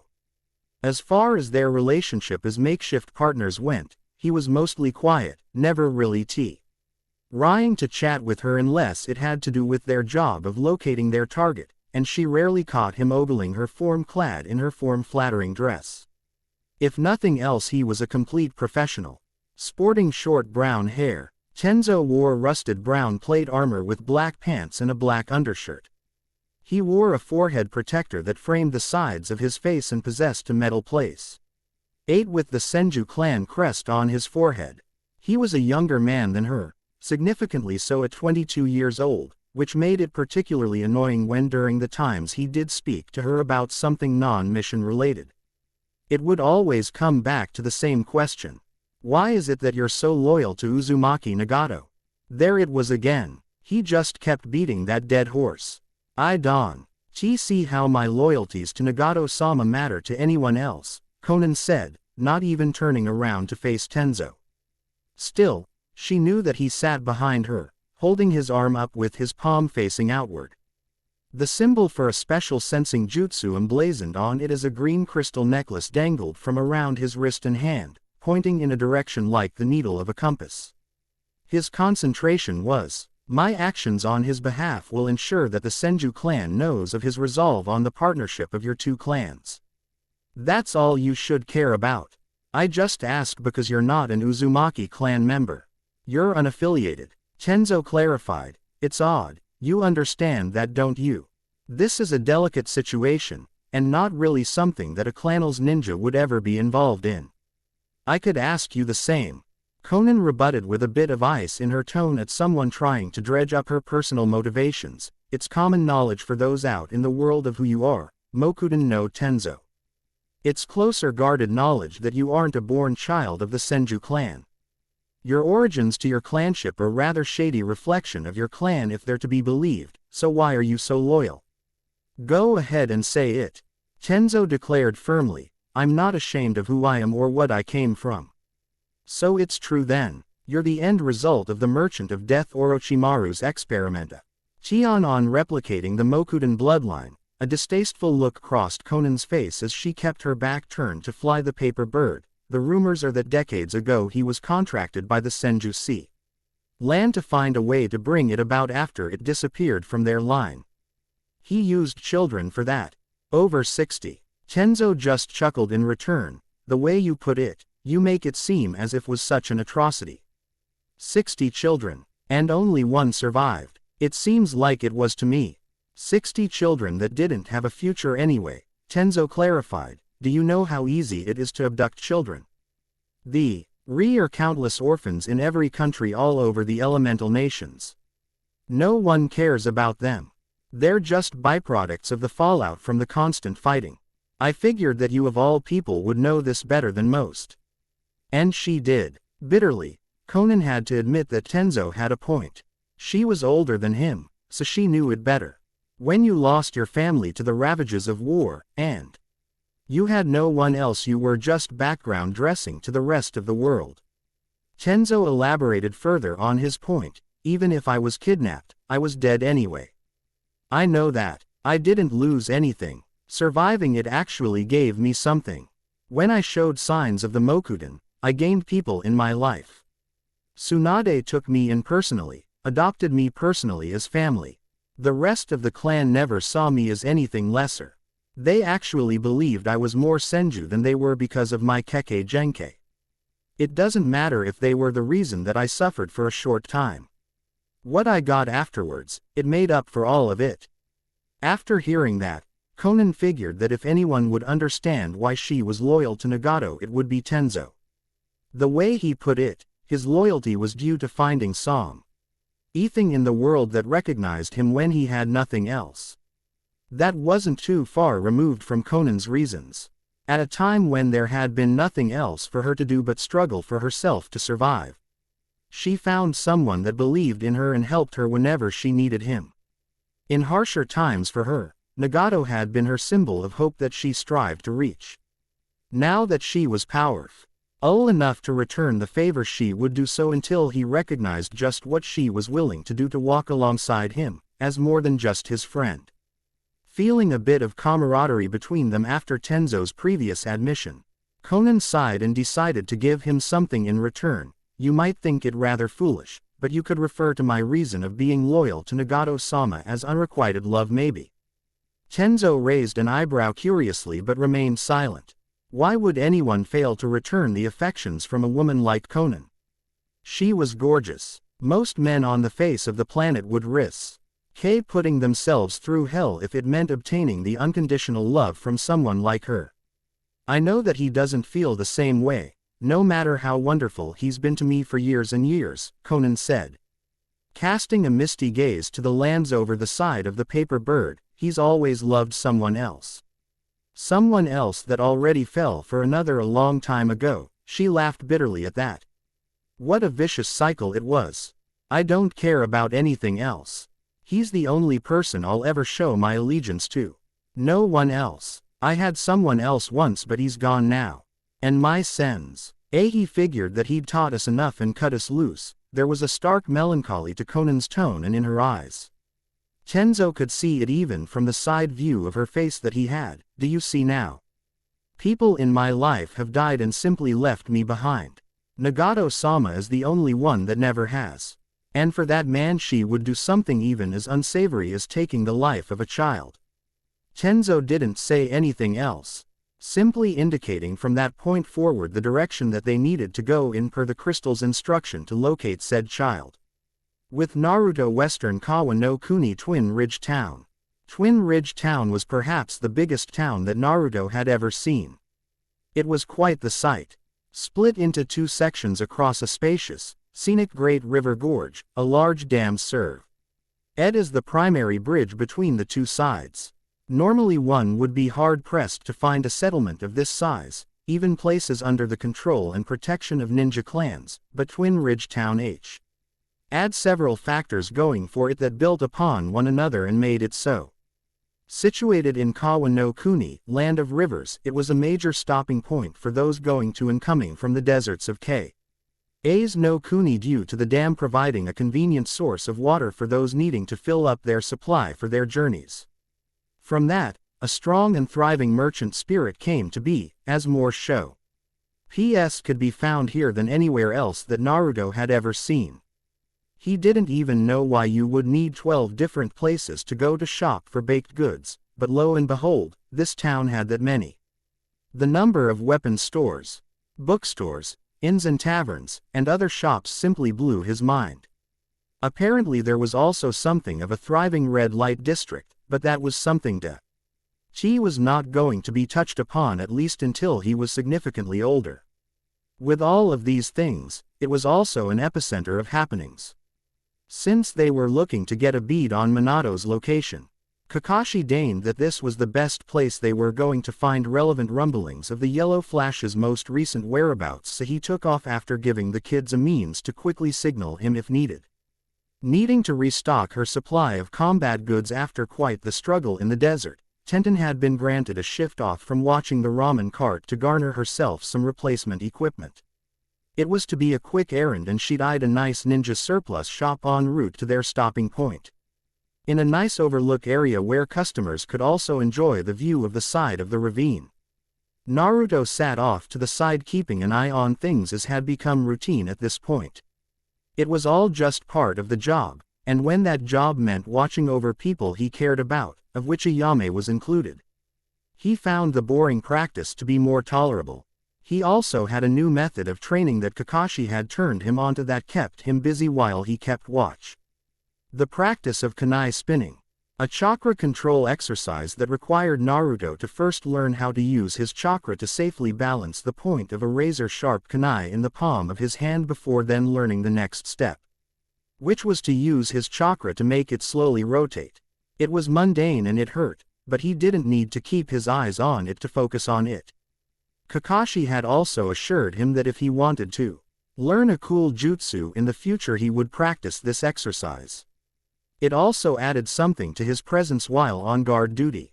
People were less inclined to make a ruckus or try something on an old man and a teenage girl running a ramen cart when you saw a kid with a look of focus staring right at you, spinning the point of a deadly weapon in his palm. That was a plus, as being such a big social be of a town and being unaffiliated with any ninja clan or samurai gathering, it was also something of an outlaw outpost.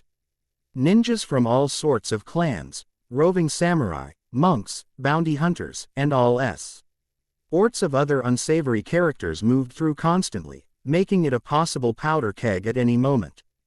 Deterrence was the best initiative to take. Advance. When people saw that he was a ninja kid, they found themselves less inclined to stir anything up. The thought of veritable child soldiers was a scary thought to many people not of a particularly combat-related background. Stop. Hey Naruto, a thief. Hearing Chuki's call, Naruto noticed someone fleeing with a takeaway container of ramen. Someone stealing ramen. On his watch. He didn't think so. Grabbing the kunai in his grasp, he flung it in front of the feet of the departing civilian thief, stopping him in his tracks long enough for another Naruto to appear from somewhere in hiding and snatch the container. He had eyes all over the place. It wasn't just the original sitting around by himself, bidding the thief a glare that sent him skittering off empty-handed. The clone went right back to the shadows. In actuality, another clone had gone off to corner the man and question him on why he had stolen. Apparently he had no money or place to stay in town. Damn his soft heart, but he let the guy go with a warning. He'd pay Chuki for it himself later. One time only, and no one else saw him do it, so it was okay. That little episode had done enough for those that saw the important part of Naruto being quick to respond to assert that he was a full-on ninja, and that the cart was not to be messed with. No more incidents occurred from that point forward for the next hour or so. At that point a woman with a light blue paper RO in her hair that had been a patron of the cart moved over to him with her meal and took a seat by him. He had been paying attention to her more than most of the others in line for the last few minutes since she'd arrived, because she was thoroughly beautiful. That by itself set off alarms and caused him to regard her warily, because why the hell would she go near him of all people? "Hello little one," she said, giving him a small smile as she pried open the top to her meal and broke apart her chopsticks to eat. His terse stare didn't seem to make her uncomfortable in the slightest as she gracefully ate, eyes closed and slowly savoring her food. A small kunai tucked in his hand. Naruto was ready to outright do what was needed just in case, but all this lady was doing was eating and having a seat. What was the right thing to do? Threatening to attack her was out because she wasn't doing anything and he wasn't a bastard, and telling her to leave. There were only so many places to sit at that particular overlook of the ravine. And it wasn't like he owned them all himself. I like the marks on your cheeks, the stoic woman said, pausing for a moment to speak to him. They're cute. Thank you. Naruto didn't know quite how to respond to that other than idly scratching at his whisker marks, suddenly feeling self-conscious about them. I don't really think they're so great. The last few days he'd spent in Uzu no Kuni, he'd taken them as something of an indication that he was different, especially with the things he'd heard the other kids who didn't like him to begin with whispering about. Even after leaving, he'd never been complimented on them before. Hell, the first sight of them had brought his mother to tears. They're special, and what they represent makes you special, the woman insisted.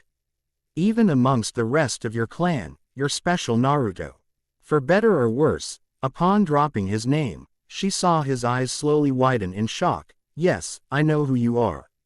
You've never met me, but I'm a close friend of your clan head and I've known your mother for quite some time as well. My name is Conan. The casual admission that she knew what he was and who he was ate at his heart. There was a reason he'd been forced to run away from his clan after all. Involuntarily, Naruto gulped nervously. Why, you were looking for me? Conan nodded to him. I can honestly tell you that she misses you greatly.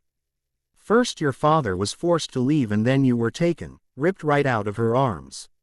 She tries to be brave, but I understand. Even so, you do know why it's dangerous to let a Jinchuriki roam, don't you? Especially one attached to the Uzumaki clan. Having seen what Shukaku could do and being told that he hadn't even been taking things seriously during that deadly night in Kase no Kuni. Yes, he could imagine what others would think of a human being that held that much power inside of their body. The people meant to police that sort of thing in W.I. Duly accepted as the sealing masters of the ninja world, the Uzumaki clan, possessing a living Jinchuriki, reeked of hypocrisy to every other clan in existence. This needed to be contained before Naruto wound up showing a sign of being a Jinchuriki that couldn't be ignored as just a paranoid rumor as he roamed the world. It was the masked man that did this. The masked man that had no defining features other than his attire. The one that disappeared in and out of your clan's domain without a trace despite its censors and patrollers. The one that's more ghost than man. She shook her head sadly. A man with no identity is a weak culprit to pitch. Even if it's true, the Biju still has to come out of you regardless, for your clan's peace of mind. They'll be the ones to suffer the repercussions of your existence if you don't. There was no hiding that he was one, especially from the Senju clan. As Tenzo had demonstrated at the tail end of tracking him down after they'd gotten close enough for the jutsu to pick him up. Even inside of a human, with the right technique you could pick a Jinchuriki out with the appropriate technique. I'll get him out myself. Hearing Naruto mumble to himself, Conan looked down at him and saw him staring at the ground and holding his stomach tightly. What was that? I'll get him out myself. The boy was dead serious and looked her in the eye to express such. I didn't do anything wrong. And I'm just supposed to let you take me back and suck all of the life out of my body? He asked gravely. Have there ever been any others before me? There did have been if his clan had a procedure in place for dealing with him. Yes, throughout history there have been 3 other attempts that were all caught onto. They all had their Biju extracted as well, knowing what he was going to ask. Conan simply decided to cut to the heart of it. None of them ever survived the process. But then again, I don't have to extract it from you. You don't. No. There's another way. It's faster and won't hurt as much. A sharp blade formed from folded sheets of paper around Conan's arm as she simultaneously thrust it forward at Naruto, quickly enough to run him through quietly before he even knew what hit him. The look of terror on his face when he realized that he'd been stabbed. Her eyes didn't show the slightest change of emotion from how she'd been talking to him beforehand. Those eyes did express quite a bit of surprise when Naruto dispelled in a puff of smoke from his fatal wound. The moment he popped, Chuki's normally closed eyes opened up and he quickly closed up shop, pulling down the metal screen and locking everything down. Having not been present for Naruto's quick handling of the thief's situation, Conan had not picked up that Naruto had a solid clone jutsu in his arsenal. By now, after using clones for as long as he had, Naruto had figured that even though he was guarding the cart, there was always a chance that someone could get the drop on him and attack him. Thus he alternated sitting in closest to the cart personally and using clones to do it while he watched elsewhere from afar like the rest of his clones. It was safer to mix it up, keep people that might have been watching him guessing, and when the clone dispelled he realized what was happening anyway. It also made counterattacks that much more satisfying when all of his clones received the memory and swarmed on the threat against him at once while the attacker was still befuddled. Naruto's clones didn't miss a beat, launching themselves out of the town woodwork, up to 18 of them, all targeting Conan before she even stood up. Converging on her all at once, kunai drawn, they stabbed her at once. As distasteful as he found attacking someone ruthlessly, she started it. He'd never forget the heartless look she gave him as she ran his clone through, thinking it was him. He got it once again when his clones got her and didn't see any blood or even any indication on her face that she had been injured. In the areas where she'd been stabbed, Conan's body and clothing seemed to lose its coloring and consistency, appearing more like paper than actual flesh and fabric. A faint sizzling sound came from within, causing a particularly savvy clone to go wide-eyed at the thought of the sound. It was too late, however, for them as the explosive tag buried in He paper clone exploded and destroyed them all. From her place standing atop one of the many closely crowded buildings, Conan passively observed the fireball that her substituted clone created. He knows a high-level technique like that. Damn you, Kushina. She didn't have to wonder where he was for very long, as she bore witness to a loud crackling bolt of lightning being shot directly into the air.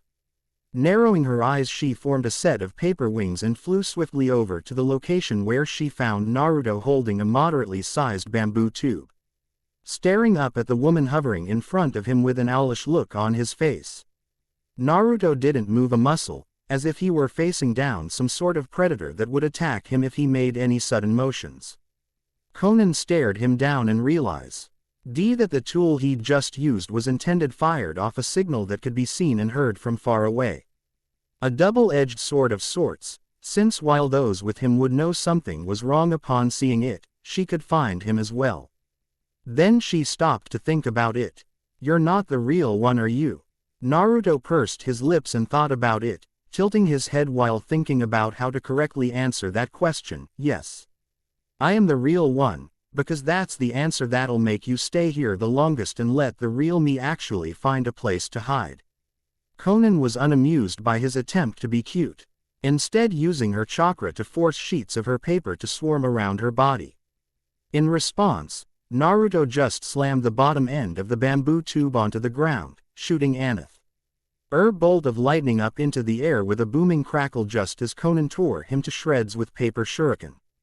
Someone like Kushina would have taught her own son something as annoying as Shadow Clo Nei Jutsu after he'd gained the chakra to freely abuse it. Such was the trademark of Conan's life, impossibly bad luck. With the real Naruto, by then he had gotten as far away as he could. By the time he felt his diversion signal clone die off and proceeded to drop to the street via an alley. Before walking out amongst the general population, he utilized henge to change his form to that of a nondescript, regular, everyday town ragamuffin, hiding in plain sight as it were. Silver lining. Whoever this Conan lady was, she happened to be after him and him alone. Man, chakra could make anything dangerous, couldn't it? She killed his clones with paper. Wait, what the hell am I running for? Naruto thought to himself from the back of his mind as he continued to blend in with the foot traffic of the town. I fought a biju. You're not allowed to run again after you do something like that. He quickly shook himself of those thoughts. Being constantly exposed to Kurama's proud mindset that made high Constantly talk himself up and reference his greatness was beginning to rub off onto Naruto. By now, after dealing with Kakashi, Hakura, Rasa, and other ninjas he'd met that outclassed him on the TT Lefield, he could tell when he was out of his league. Fortunately, from how she'd carried herself at the cart, she wasn't willing to include innocence in her endeavor to take him out. She could have tacked his main clone from afar with that nasty razor-sharp paper barrage and had a good chance to take it out without getting close to him, but didn't do so. Nor did she try to include the cart in her attack whatsoever. With the blinders of the townsfolk to mask his movements, Naruto eventually reached the weapons surplus store where Tenten had gone off to. If nothing else, it would get him off the street for a bit. If Kakashi couldn't find him, he'd look for Tenten next, and that was where the older ninja would find him in this case. If he saw and or heard the two signals hopefully. Upon entering the large shop, he saw his bun-haired partner apparently haggling with the owner for 3 different crates of supplies, and apparently not faring too well in her attempt to barter with a businessman. "I don't care, kid," the grown store owner said, shaking his head in exasperation. "You can keep pulling out all of the blueprints you want, it's not cash. But you can make these and get them mass-produced yourself." Tenten tried to reason. "Look, the chain wind staff is a great specialty melee weapon, the injection shot is a great long-range stealth weapon that she hadn't really finished designing yet. And the lightning barrel is a great support tool. I've got more. There's got to be something I've got worth all of these supplies." Upon seeing some of the designs, the shopkeep frowned. "Kid, the second thing. It's just a signal. I might as well use a flare.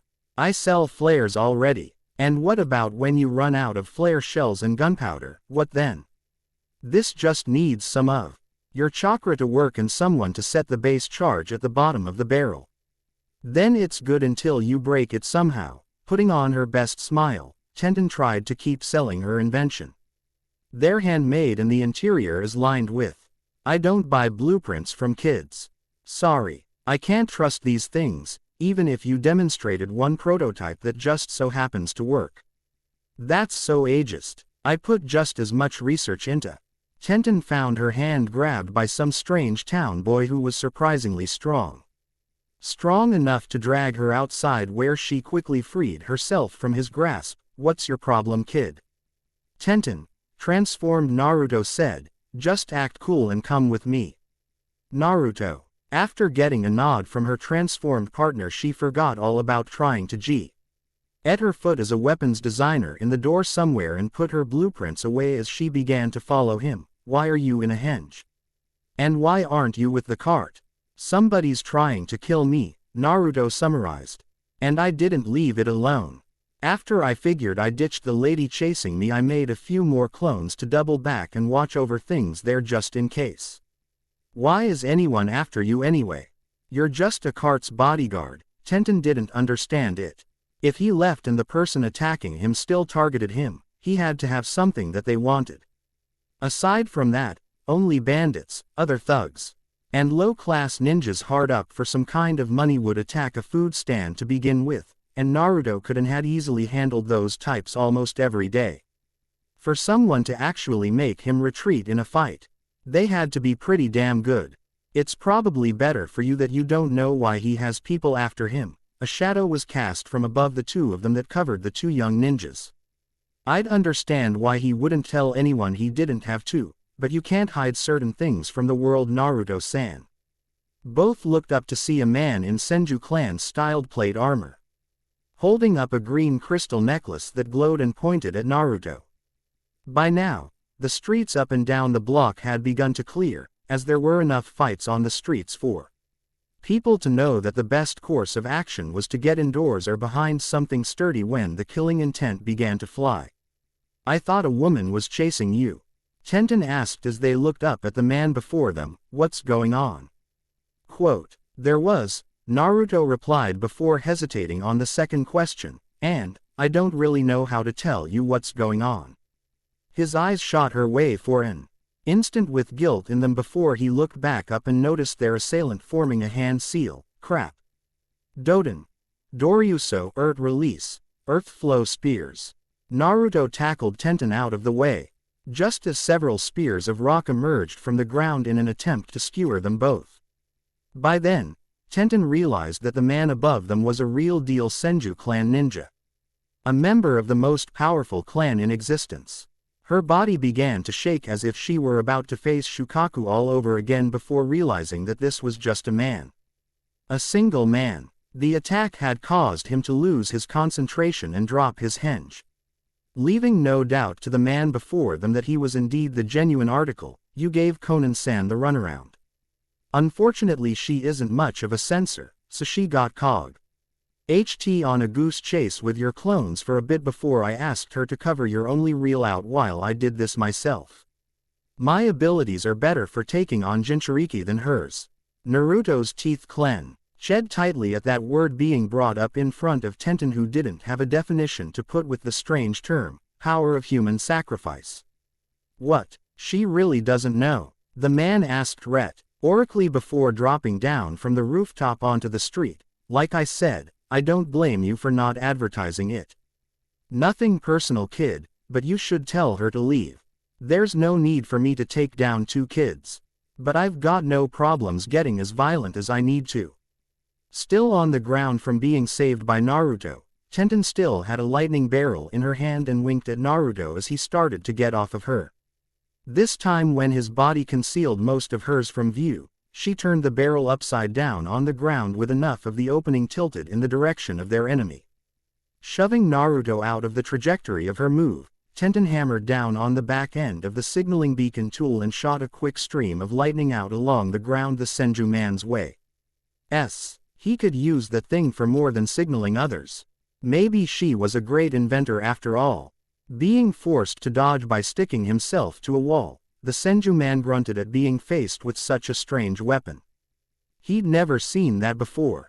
He was then faced with a Naruto who had allowed Tenten's shove to propel him closer to his position, blocking the punch of the boy who had launched himself through the air at him.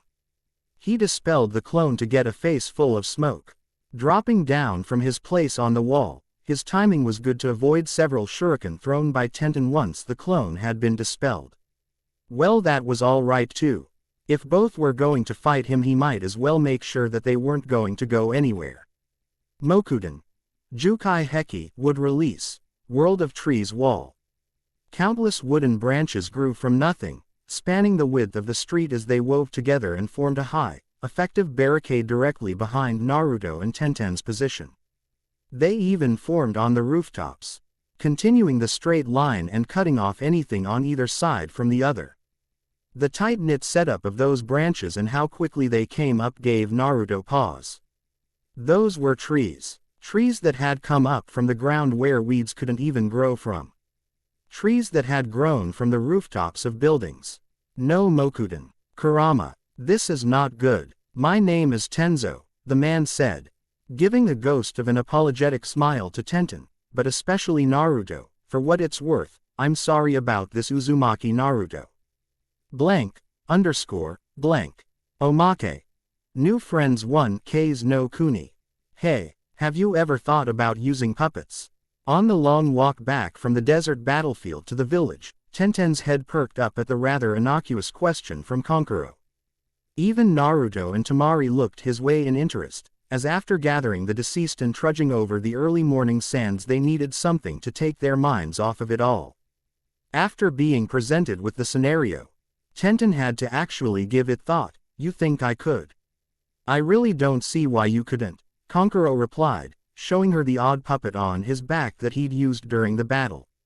This is my crow puppet. Naruto snickered at a crow reference after traveling for so long with a scarecrow, but it went over everyone else's head. You can't have him or look at his designs. You can make your own after you get good enough. Looking a bit put out after learning that she wouldn't get a new toy to tinker around with, Tenten frowned but nodded.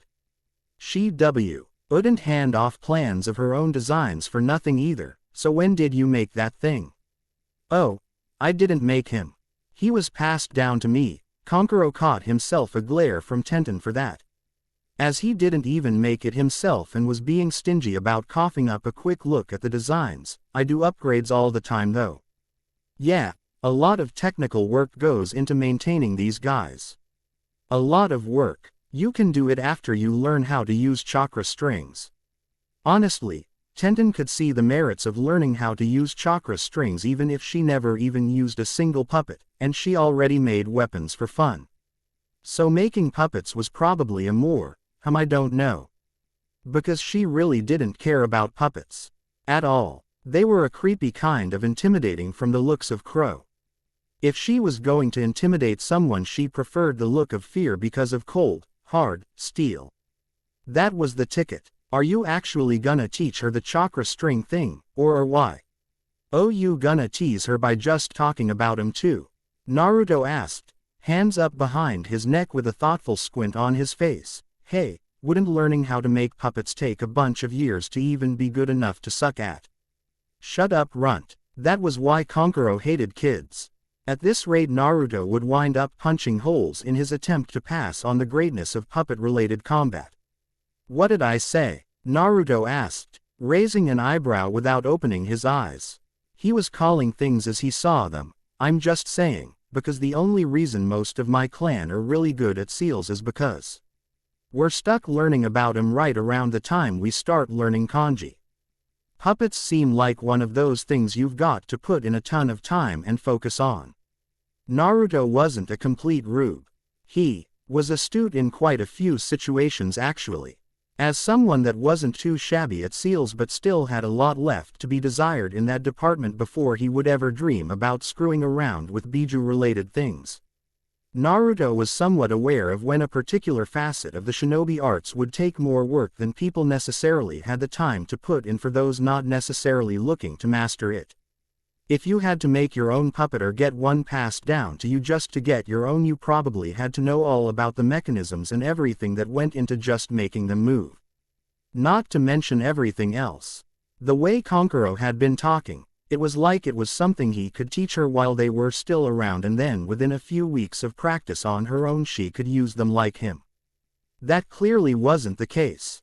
Besides, Tenten's penchant for weaponry was more related to the things that she had to hold in her hands to use. The feeling of ninja tools on her skin, the weight of a blade, staff, or whatever in her hands gave her a sense of security and comfort. She probably wouldn't like puppets anyway, since holding them wouldn't let her use them. With a smirk, Temari began punching holes into Kankuro's attempted conversion of Tenten further. You've got that one more on the nose than you think. Kankuro had to spend so much time with just Crow to leer.